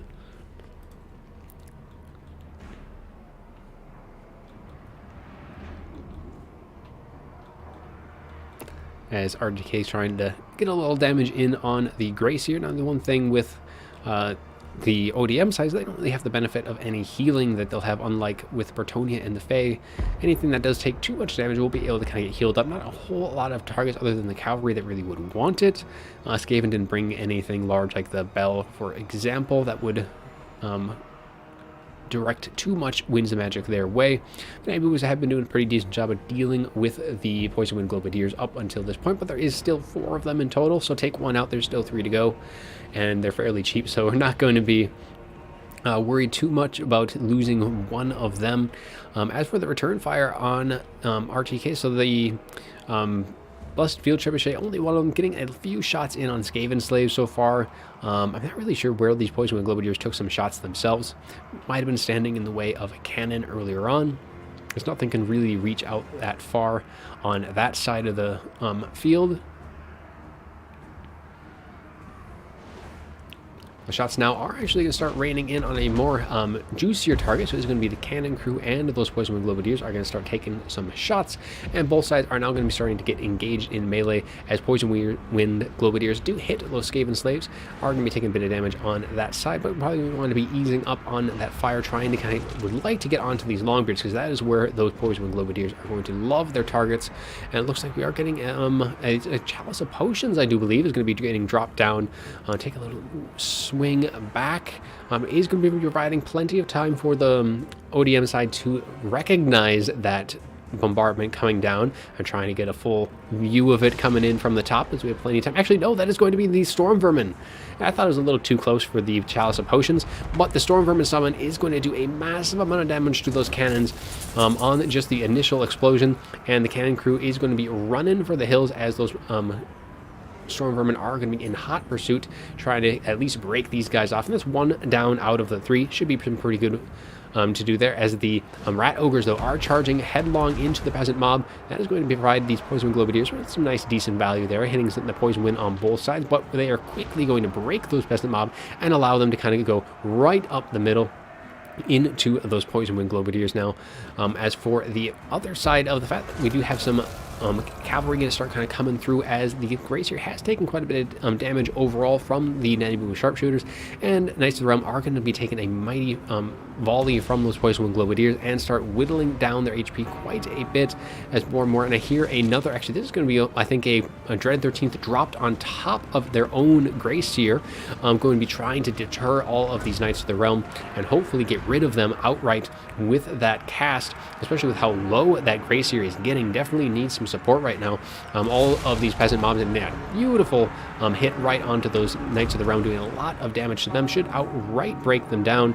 And Poison Wind Globadiers, though, going to be getting in range, trying to get some shots in onto the rear units, as more of the Bretonnian Cavs are going to start circling around trying to get into the back line. But Slayers will have a thing or two to say about that in the end. Mounted Yeomen coming for, actually, where are they from? I saw Mounted Yeomen come so that's Mounted Yeomen from the very far back. I'm like, that doesn't seem like they would be there. Hey Zep, welcome to the stream. You're not getting into a very quick-paced game right now. A little slow on the uptake, as things are kind of slowly moving forward. Warplock Jazales regaining a bit of their leadership, as they're going to be starting firing away themselves. But the Jazales so far have done a very good job against that Gracier on the other side of the bell, doing a lot of damage, just kind of whittling things down, really forcing that Gracier to use that Dreaded 13th on these Knights of the Realm that have been putting quite a bit of pressure on them so far. But the Rat Ogres keeping close support to that front line, are going to be charging forward, and now the Longbeards are going to be kind of pushing forward. Not a whole lot of chaff units left for the Bretonnians and for the Skaven on the RTK side, as that is going to allow these Longbeards to really kind of get right into melee with those Poison Wind Globadiers. Poison Wind Globadiers really would like to get those shots in, but they don't have anything really kind of in that front line to really stop that. We are going to be getting a nice Scorch, though. Should go right down the line of these Peasant Bowmen, as it does kind of arc its way out ever so slowly. Yeah, like, definitely a bummer here. Luckily, this is really the only one that we've had so far that's had this issue. And a pretty decent cast on the Peasant Bowman, doing some pretty decent damage overall. Jazale's still firing away, so slowly plucking away at the cannons by the looks of things, so doing some decent work on them. And now the all of the cavalry are going to start collapsing in with the Fey Enchantress and Paladin in support. And it looks like we've got a little debuff, though, going down, so that's going to be the Rival Hide Talisman. Minus 40 melee attack on all of these Longbeards and those Rat Ogres, really kind of keeping them, or just trying to keep those Poison Wind Globadiers up and running for as long as they can. Other ones getting very, very low themselves, getting whatever shots in they can, while the rest of the Poison Wind kind of counter-firing them. The Warplock Jazales as well, and the Nanibu Sharpshooters have been able to whittle them down quite a bit. So both sides really losing a lot of their infantry fight, balance power ever so slightly in the RTK's favor now, but their pressure that has been kind of coming in on that backline has been getting repelled pretty well. Those Longbeards and I think Slayers mixed in as well, doing some pretty decent work. Some other units on the far side definitely can get kind of chased down, but those are just kind of Skaven slaves. Nothing to be too afraid about. So really, while ODM is doing pretty strong here on this flank here, the forces of RTK are pushing pretty heavily. Lots more healthy units up on this top side. We have the Jazales, the Blessed Field Trebuchet. Still, let's see how much ammunition it has. Still has like almost all of its ammunition. I think that thing needs to get firing a little bit more with how far the game is going already. Cannon Crews, though, is doing a number on those Jazales. Now, those aren't the Nanibu sharpshooters, who are still firing away, but they are going to be start getting pressured on by these Longbeards. Lots of units, though, kind of around that can kind of focus them down, but the two Jazales for the Skaven forces on RTK have been kind of pushed back a little bit. Those Rat Ogres definitely putting a bit of pressure on them on that side of things, while the Fey Enchantress kind of draining down these Longbeards with that Paladin in support, as more summons kind of coming down and try and muck things up against them. Apparently there's a bell going down someplace. Oh, the bell, like dying. Yeah, the bell is almost dead here. Very correct, Macy May. So it's getting very, very low. Looks like we're going to be getting either a Chalice Potion, or this is going to be another Dreaded 13th. Looks like it's going to be the Chalice Potions, I think. Maybe not. And then on the far side, we do have, I think that is going to be the Rival High Talisman, kind of weakening those Mounted Yeomen and those other units. But yeah, that bell is getting very, very low. Would definitely like to have it. Yeah, it was a Chalice Potion going down. Slayers on top of things, able to move out of the way. And here is that second Dreaded 13th going to be dropping down right on top of these Slayers. And is going to hit those Paladins as well. Going to be able to kind of put some pressure now onto these Poison Winds and these Cannon Crews. Kind of hopefully push their way in on that side of things. And both of the Assassins and Grace here doing pretty well overall. It looks like, though, both of the Assassins will just leave in the Longbeards. So the Longbeards have gone off on a run. I'm not really sure. Actually, they're engaged with the Peasant Bowmen over on this side of things. But yeah, it's at this point a little too early to tell either way. Someone definitely inflating the balance of power just a little bit for, and a attempted Dwellers Below does go down as well, but the Cannon Crews do drop their cannons and pull on back, but they are still taking quite a bit of damage, and you can see them already. I think they're just still getting drained down, even though they were outside of that area. They had enough units there. They still took some damage, and they are going to be routing off. So still, that spell ended up paying for itself in the end, as Storm Vermin now going to be pushing into the Poison Globadiers. Hopefully push them guys back away from the cavalry and all of these units from the Bretonnian Scavens on RTK, as they definitely are looking to kind of clean things up a bit more for some returning units, Giselles and the Poison Wing Globadiers. And if we take a look on the other side, really the Slayers is going to be a big issue for them. They are all sitting very healthy and just kind of slowly drain them down. As long as you have those the Poison Wing Globadiers still around, they can still drain them down pretty well, and the Peasant Bowmen are going to be excellent tools to deal with those Slayers. Rat Ogre still causing problems in the back as they do jump on Nanny Boo Boo Sharpshooters. Mounted Yeomen here to respond, as the Poison Wing Globadiers as well might be worth it to kind of try and fire in. More and more of the Peasant Bowmen, though, are in the area that can help and try and get rid of those Rat Ogres and hopefully get them off the field, or at least, because that's really kind of the big threat now, is that mobility. And if they can kind of help it and shutting down all the range, because to get rid of those Rat Ogres, and RTK is sitting at a much better position right now.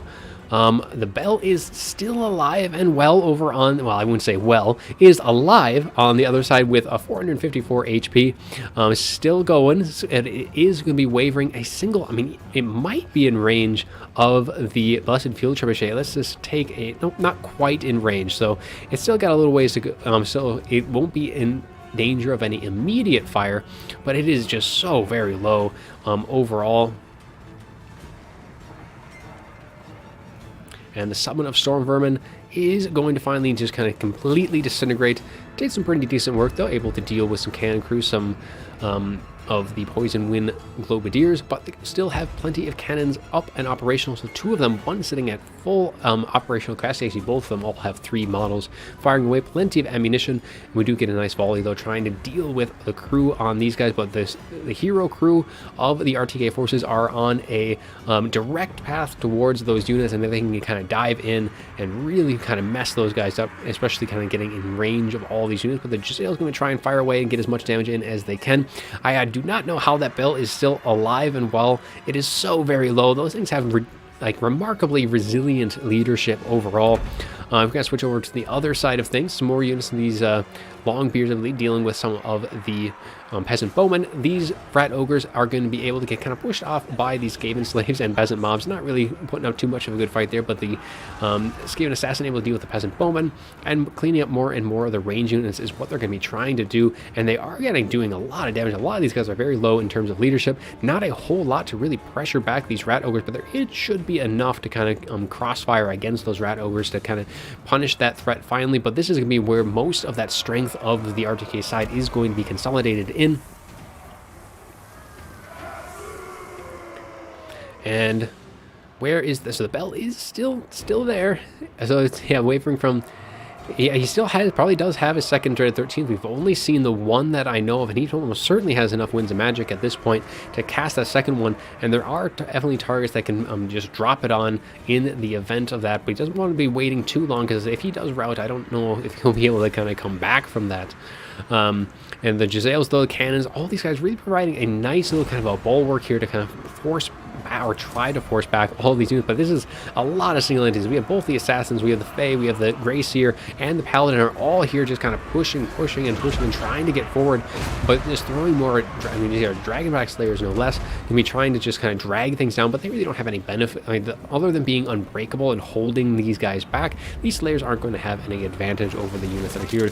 The RTK side did wisely kind of decided not to be bringing any of those larger units that can really kind of suffer from the anti-large of the Slayers, but otherwise more units continuing to kind of put a little bit of pressure. Assassin though has all of the the poison wind, or not poison wind, the peasant bowmen all just continue to just try and poke down these rat ogres as the rest of the units are starting to file in on that other flank. These guys don't have a whole lot of steam left in them. More peasant bowmen kind of coming back from the run, and just a lot of units kind of on the periphery for RTK kind of returning to the field, and the ODM side is kind of running out of room with what they have for like just all the Slayers here, and just kind of keeping that Grey Seer as far back as he can.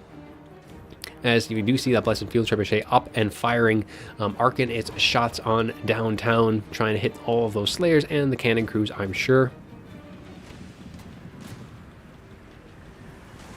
Belegar, though, is going to be holding back the tide, as he does have Assassin Trophy popped on him, as both of the Assassins, Paladins, Grazier, Fae, all of them are just kind of hounding Belegar as he does try. Yes, this is a very huge map. Right face, it is plenty of space across the board, but then you haven't seen our second 2v2 map, which I think is the biggest map outside of like Crossroads, but 90 Blue Sharpshooters have used up all their ammunition and are now just kind of throwing their bodies into this fight, just kind of trying to delay, but there isn't really anything to delay for. Anything that they have, like the cannon crews have been pushed back away from their cannon crews just now, that they had to just finally drop their stuff. So I think the writing is kind of on the wall at this point.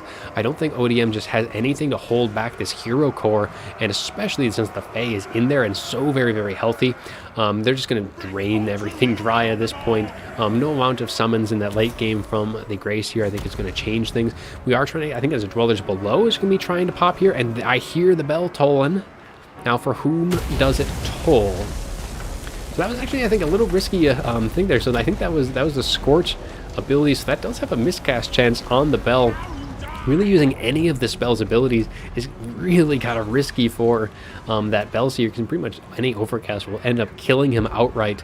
Knights of the Realm do try and charge in, but those Dragonback Slayers definitely going to be pulling out, but they're just making sure that those cannon crews are off the table for good. Do not want them coming back, and just allow the hero core here to kind of deal with whatever is left, because if we take a look back at what anything else is pretty much all going to be RTK forces. We do have some Skaven slaves, I think, in the back. That assassin is somewhere off in the table, and we do have that cannon crew, but with the peasant bowman I think should be able, and it does finally route there, and there is that second Storm Vermin summon, so it is going to be the dreaded 13th. It does pop off in the back on top of the Vishkun's Death Squad, but is going to be probably too little too late, as it looks like Belegar now is also going to be routing, and that crazy here, like how much leadership does he have? So he has, let's take, well, once it decides to switch over to the Grace here, we'll see how much leadership it has. So it has 3 leadership. It has 3 leadership right now. I can't imagine that thing's going to be holding on too much longer with all of the routing units kind of going past it.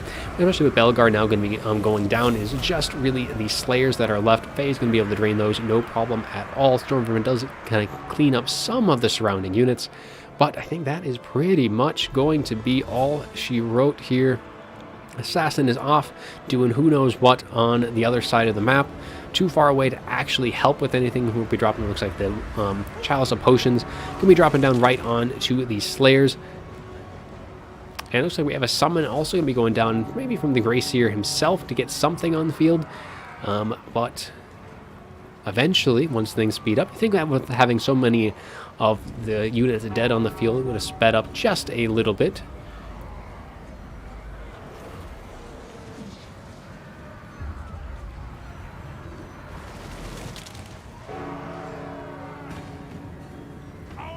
You have the Grey Seer with its legendary leadership sitting at the slivers of HP for pretty much the entire match. And there it is at 0 HP. It gets a summon off, might get enough to reach. It does get back to 3, but yeah, it is so very low. And everything is just kind of slowly getting drained down bit by bit. Slayers, Dragmax Slayers, all of that. Not really able to do much against this hero core. Peel off an assassin or two, kind of get rid of that Grace here, and I think that push army losses fully and completely getting rid of that. Old Battle Guard does return as well. Nice charge in by against the cannon crew, making sure that those things stay off the table as they just continue to try. And yeah, this Clan Route Summon is just there to kind of surround that Grazier with friendly units and try and keep its leadership up, as it is. I think it was at now 14 leadership, but as the Slayers and everything kind of retreats back to it, all the units can be kind of coming in, and that is going to be it. Yeah, it's only a matter of time at this point. Assassin is running with it as fast as it can to try and kind of come in and help, but it's not good. It's going to be way too little too late. All of these units are so far away at this point with how big this map is and how things spread out. And finally, Grazier taking a few extra shots in, down to 373, finally does rout as the Knights of the Realm do charge in, and that should be it. Down to just 22 HP. A few more shots, down it goes, and the rest of the armies are sure to follow now. Belagar is about to rout, and I think that's pretty much that is going to be army losses. Chosen One does kind of succeed, and so does the rest of ODM, and that is going to be a victory for RTK.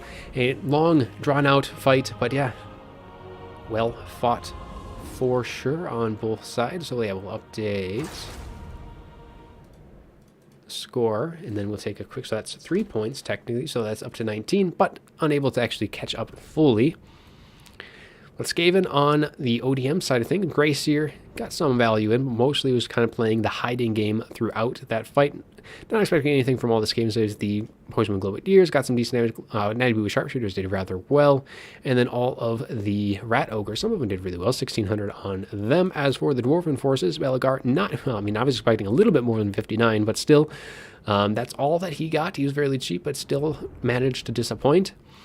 Cannons, one got 1,000, the other one sitting about 500 apiece. Slayers, nothing too special on that side. As for the RTK side, Fey Enchantress, 1,000, and then the rest of the units, all of the Peasant Bowmen, nothing too ridiculous. 444 is like the best that they had, and then the Mobility doing some pretty decent work. These Knights of Drum getting 1,200. As for the Skaven side of things, Gracier applied both of the Assassins. Viscount Death Squad did alright, and then all of the Poison Winds actually did a little bit better on their side of things, and then having some more range units. Natty with Sharpshooter, 1,700, very well on that side. But that is all she wrote for that one. And we are now down to the final 2v2, which is going to be J Phoenix, Rusty versus Tretch and Loopy.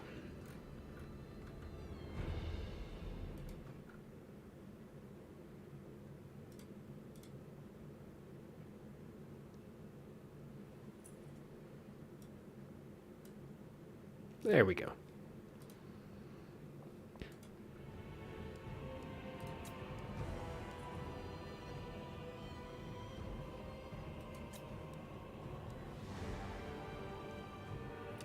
Yep, so it's going to be Wood Elves and Beastmen. Very unlikely combination against the Lizardmen and the High Elves of the other side. So yeah, Loopy finally able to hop on in. And yeah, map is going to be on MP Peak Pass. Lobby bugged. Not surprising.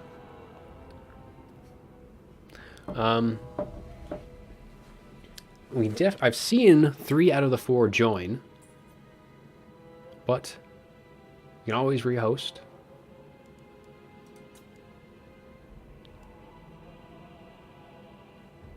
Yep, J Phoenix subbed in for Umai's today for the Dwarves, so that's kind of why she's at 2 games, or two matches. Otherwise, yeah, it's kind of whoever was available for that one. Some of them were kind of in question, but that is the reason for that. But if the, I got messages. I should probably look. Oh, now I think. Let's see. Okay, so yeah. Jay's saying to rehost. Lobby is bugged, so I will send out invites to all of those in a second.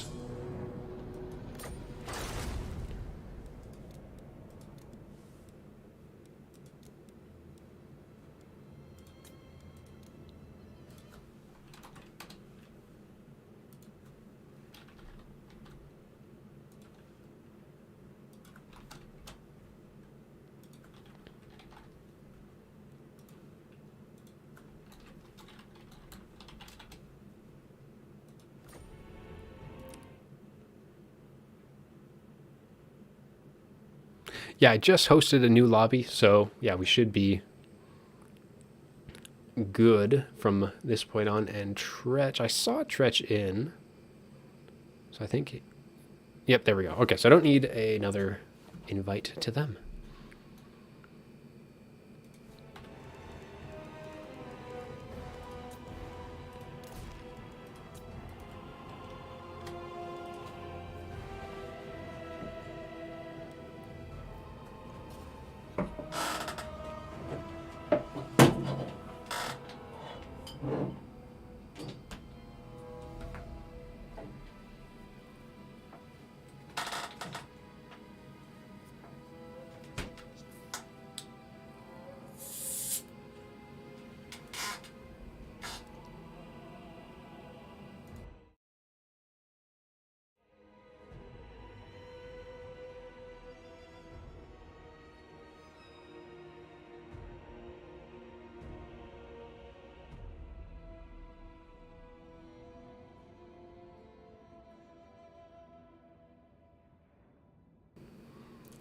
All right, we got everyone in the lobby now, so should be getting underway fairly soon for our final game of the day.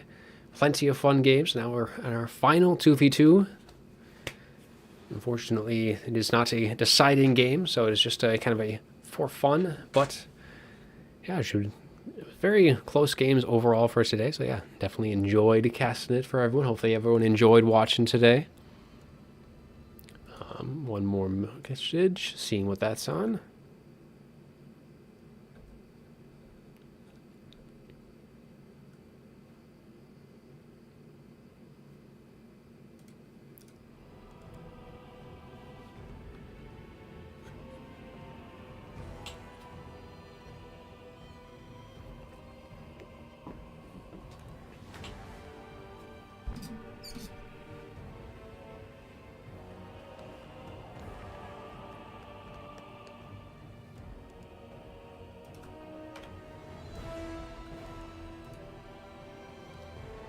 All right, hopefully things are going to be running a little bit more smoothly than our last contest, but I think that should have been an outlier. Usually 2v2s are still pretty good, and we don't have any 3v3s, which definitely have been more slideshowy in the past, but we don't have to go through all of that. Usually that's reserved for this map anyways, but yeah, plenty of room to maneuver both sides. We got Wood Elves, Beastmen, plenty of speed across the board there against more of a static formation, but still with some mobility options with the Lizardmen and High Elves. Jay is ready to go with the Wood Elves, as is Tretch on the Lizardmen, just waiting on Loopy and Rusty, and we should be getting on in. All right. Checks across the board. So we should be good to go.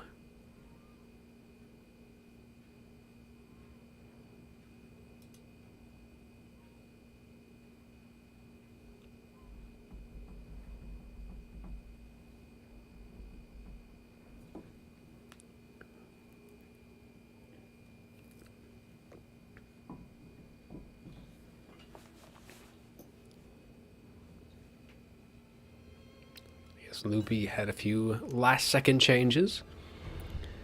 Now we are loading in for our final game of the day. Exciting.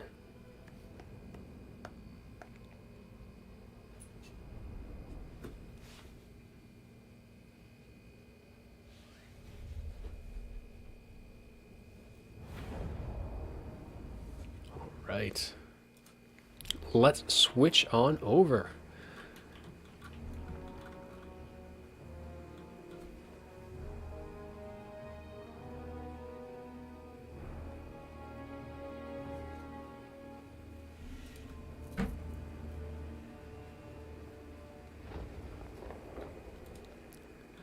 Waiting for all our contestants to load on in.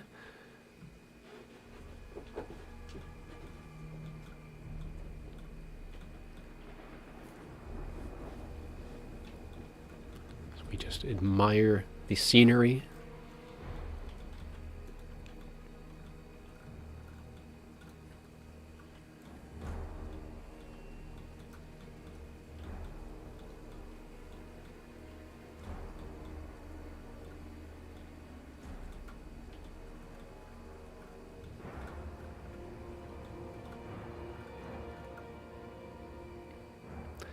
not sure who we're waiting for, but looks like everyone's in the... There we go. Timer's reset back to 300, which means we are good to go. I see the armies in. So for the armies that we have on the field, so for the Wood Elves, we have Glade Guard with Starfire Shafts. For that ranged superiority, some Hagbane tips mixed in as well to get some poison and magic damage on the field. We have a Spellsinger of Life coming in with something like Earthblood and Dwellers Below for those 2 units with a Life Bloom in there. And we have Torox, the Brass Bull for the Lord on the Beastman side, who has the Brass Body as well as Bloodcreed for his 2 items. And then for the rest of the armies, let's take a little gander at what we have. So we have a Glade Lord. It looks like the Prey of Anathrema for her, and then we have for the, I guess, the front line is going to be Ungor Spearmen with the Blackhorns Ravagers as well. These guys are doing pretty nice, and then otherwise, yeah, nothing too fancy on the front line. We do have a couple of Way Watchers, though, are going to be deployed up front. And then for mobility, we do have Senegors and some Tuskor Chariots, 3 units of those. And we also have a Bray Shaman of Wild, which I assume can only be Traderkin. And that is exactly what he has on that. Some Glade Riders for some mobility on the Wood Elf side. But otherwise, that's pretty much it for that side of things. Let's swing on over to the High Elf and the Lizardmen. So it does look like we have Lord Mazda Mundi up on Zlak. So going to be bringing a very expensive kit by the looks of things. So we have Greater Arcane Conduit. We have the Net of Amnatok, Apotheosis, Shield of the Old Ones, Banishment, as well as the Ruination of Cities. For his kit, I mean, only spells being Apotheosis and that Net of Amnatok. For the rest of the monsters, we have a Bastiladon, Ark of Sotek, with its nice little draining ability that can get all those snakes on the field. We have some Lion Chariots of Trace, a couple units of those, some Shadow Warriors, to counteract the Way Watchers to a lesser extent, though. We also have a couple of Dragon Princes, Cold One Spear Riders, some more of those kind of spread across, but a lot more mobility on this side. So Coldwood Riders, some Chameleon Skinks up front, but otherwise that's pretty much it. There's no frontline infantry to speak of at all. It is going to be all just either mobility, some stocking units. Actually, that's pretty much it. Mobility and stocking units is the name of the game for ODM. We do have Alariel the Radiant here to kind of help with the healing, especially with having Zlak and as well as those Dragon Princes. Very nice to have that Star of Avalorn, Arcane Conduit, Arcane Unforging, rather interesting spell to be bringing here, as well as Tempest. Again, not going to be any useful on this one, but definitely well worth bringing, especially with like Sisters of Twilight. Some of the other flyers, definitely good to have, and then Earthblood, and then the Shield of Safri for the lore passive. But that is going to be it for that side, and they are going to be kind of moving their way across the field. Definitely a lot smaller army on the ODM side, only 595 to the 1500 that is going to be on RTK, so it's definitely going to see if they have enough ammunition to even kind of get through all of that. But we shall see indeed.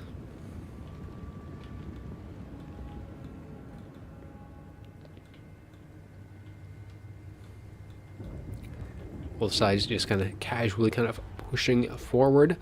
Now for the mobility count in general, so we have all these Cold One Riders, so 2 Cold One Riders, 3 of the Cold One Spear Riders, so it's going to be quite a bit of mobility on their side. It is going to outnumber what the RTK side has, and they definitely don't have quite as much, though we do get a Net of Amnatok getting dropped down on Alariel, and 1 unit of the Way Watchers does open up, but so do the Shadow Warriors hitting that Glade Lord. But a heal is also going to be followed up really quickly on trying to heal up Alariel, and only 1 of the Way Watchers, though. Where is the... So the other one is kind of through the trees, not getting as much shots in, a few shots just kind of raining in, but yeah, definitely not as much of a follow-up as I think the Widows were hoping for there, but still some decent damage nonetheless, kind of forcing some heals to be used to kind of make sure that the threat isn't going to remain too hard, but that is going to be just kind of make Alariel all the more cautious here going forward with the rest of the fight. Chameleon Skin's going to be kind of pushing forward, as well as the mobility is going to be trying to circle around onto the flanks, but with how wide that front line is for the Wood Elf and the Beastmen, it is going to be a little harder to kind of get any advantage from doing so. It looks like a little heal is going to try, okay, wisely canceled there. I think that was going to try to hit those Way Watchers, or that was going off of from Alaria, one of the two, but still it was canceled nonetheless as the units did kind of pull out of that range. L'Ariel's still taking a bit more damage from those just sitting a little too close, as her HP kind of sitting a little bit lower than I think she'd be comfortable with early on. Shadow Warriors taking some shots themselves now from just the vast array of Glade Guard on their side as they do kind of open up nowadays only into the Blackhorns Ravagers. These guys, I mean, it's an ROR. It's good to get them off the table, but definitely a lot more units on the field that those Shadow Warriors would like to use ammunition, but already one of them just getting lit up down to half health already from those Glade Guards. Just that firepower. I think it's kind of seeing what we saw a little bit when in the Dark Elf and the Wood Elf matchup, where it's just there's so many Glade Guard and there's enough stuff to kind of keep things away for long enough. Well, those Glade Guard are going to probably generate a ton of value so far up through this battle. That's at least my guess there, though we had some Glade Riders there taking a lot more damage than they would have wanted there, taking a full volley from all three Shadow Warriors to the face, much more value generating from that ammunition there than against those frontline agents. But there's Lion Chariots and the Tuskor Chariots all kind of colliding together, and really those Lion Chariots took a ton of damage off that charge. One of them getting a little stuck up in melee, should be able to pull that one down and actually might just outright route that one off. But we are going to try healing some up, so we have an Earthblood going off on these guys, trying to keep at least that one Lion Chariot alive, so it does drop one of its models, and it is sitting very low. Shield the Older Ones pops as the frontline engagement underway. Torox does kind of slide in, kind of breaking that charge up, but now he is surrounded by two Cold One Spear Riders just completely on all sides, and he definitely would like some air support, but another Prey of Anathrema right onto L'Ariel the Rain, and this could be a very nasty ruination of cities. There are so many units grouped up here, and that could have been a lot worse for the Wood Elves there. It does take out two of the Glade Guard, but there are so many units that could have been a devastating charge, as actually the Star of Avalorn, so she is actually in the Star of Avalorn by the, I mean, not by the area of effect, but she is getting the healing from that. So that is very nice for her, and they're just going to continue to stack up healing as much as he can. L'Ariel is just taking so much focus fire as the rest of the cavalry kind of charges in. Dragon Prince is coming in, hitting all of these Glade Guard, and Glade Guard are now in a bit of a tough spot as their support isn't quite in front and where they need to be, as things are kind of getting all mucked up. The Senegor is getting locked down by Lord Mazdamundi as a banishment also goes down within that overcasted net of Amnantok, and just really lock down a lot of these units, keep things at bay. But Torox still going very strong. He was kind of in a bad spot earlier on, but he has taken pretty much no damage so far. Arcosotek does use its little vortex ability as he kind of tries to drain down some of these Ungor Spearmen, and they all kind of pull out and try and avoid as much of that as they can. Lion Chariots continuing to cycle through, getting another Earthblood off on them, so lots of healing coming their way, but the Way Watchers are completely in the clear, still have quite a bit of ammunition left, and are getting some nice shots off onto these chariots so far, as the Glade Guard in the kind of the shadows here are all firing in on the Bastildon. Waystalkers getting, or Way Watchers getting a little little pressure put on by that Bastillodon as they get some shots at point blank range. I think that if we want to kind of eliminate some of the other surrounding units, Traderkin Overcast is going to be hitting a lot of these units. Both of those Dragon Princes are going to be taking a ton of damage from that, as is that Lion Chariot, kind of really breaking that down. So Malatar really kind of shifting into the RTK's favor here, as Lord Mazdamundi is kind of in a bad spot himself. He's being hounded by just all the chariots, by Torox, by the Glade Guard, and he is just, and a net of Amnantok or Prey of Anathrema. Prey of Anathrema going down on top of him, and that's pretty much going to seal it for him. He is going to get routed, as is the Bastillodon Arcosotek, and he is going to be getting kind of routed off the field. And with how close these Glade Guard and all of these Way Watchers are, they should be able to kind of at least bring him down to the point where I don't think we'll be seeing him returning anytime soon. Off onto the other side, the Shadow Warriors as well can be kind of getting a little bit of kind of in a bit of a predicament, as some units kind of put under some pressure, but they are starting to free up on that side. But Lord Mazdamundi, he is done for the day. He is going to be shattered. He is going to be taking his leave. Now, they might just decide to kind of put a few shots into him. He's only at about 600 HP. just to kind of get that additional Lord killed. But otherwise, all the shots can be kind of focusing now onto these Lion Chariots, who are now getting pressured pretty mightily by all these Glade Riders and Taurochs and all the other chariots, and things not looking all too great for ODM here in the finale, as the Arcosotek is getting escorted off as well, and is pretty much down to just kind of some of the Shadow Warriors who are so very far from everything else, all the important stuff. We do get a Star of Avalorn off to try and heal up the Lion Chariots of Trace, but it does not going to be kind of enough, I don't think, to really hold these guys back. They're taking a lot of damage, especially with Taurochs mixed in as well, just kind of slicing away at what chariots are left there. All three are still remaining, and I'm actually kind of surprised Alarielle is also still up and running. It's just all that healing has just been invested into her to try and keep her alive. All these Covenant Spear Riders are done, and that is pretty much the major threat. I think that's pretty much going to be army losses as well. And there it is. That is going to be army losses. RTK does take the last game of the day, so they are going to bring the score up to 12-13. So a very respectable performance regardless. So very fun matches across the board. So let's just give that final tally up on the screen. 12-13. So close, yet so far. That is going to be our final score. Let's take a look at the after battle report on this one a little bit before we kind of close things out. Alarielle not getting too much damage. A lot of it was just kind of winds of magic spent on her. She took a lot of focus fire throughout that fight. Shadow Warriors got some pretty decent damage, and actually the Lion Chariots getting 1,300 on them. Other ones getting shut down. Both of the Dragon Princes, though, not so great on their side. Lord Bosnamundi, 1,300, especially not great for his cost. I think he's well over 3,000 when he is up on his lock. As for the RTK with the Wood Elves, the Glade Lord did rather well indeed, and then all of the Glade Guard, just so much volume of fire was really the big thing, and then the Way Watchers had that extra little punch to really punish anything that got too close. Really, they could go all that range and just allow the Beastmen to kind of hold that front line, which they were able to do for well enough. Bray Shaman with the Trader King got some very nice value, and of course the Taurochs as well. Otherwise, you're not really expecting too much for the rest of the infantry, Tuxcore Chariots, and then the Centaurs kind of wrapping things up. But that is going to be our games for today. So very well played across the board. Final score, as it was, is 12-13. And yeah, very fun matches on all sides of the day today. So as you get a last little kind of look on how the games did kind of shake out. So kind of a relatively even split for the 1v1s. It was ODM did take one more game than RTK overall, and then 2v2s it was actually it's just one. Yeah, so they took one more game or two more, and two more games than that, and then the 2v2s it was 2-1 on that side for RTK, but otherwise very fun matches, definitely exciting.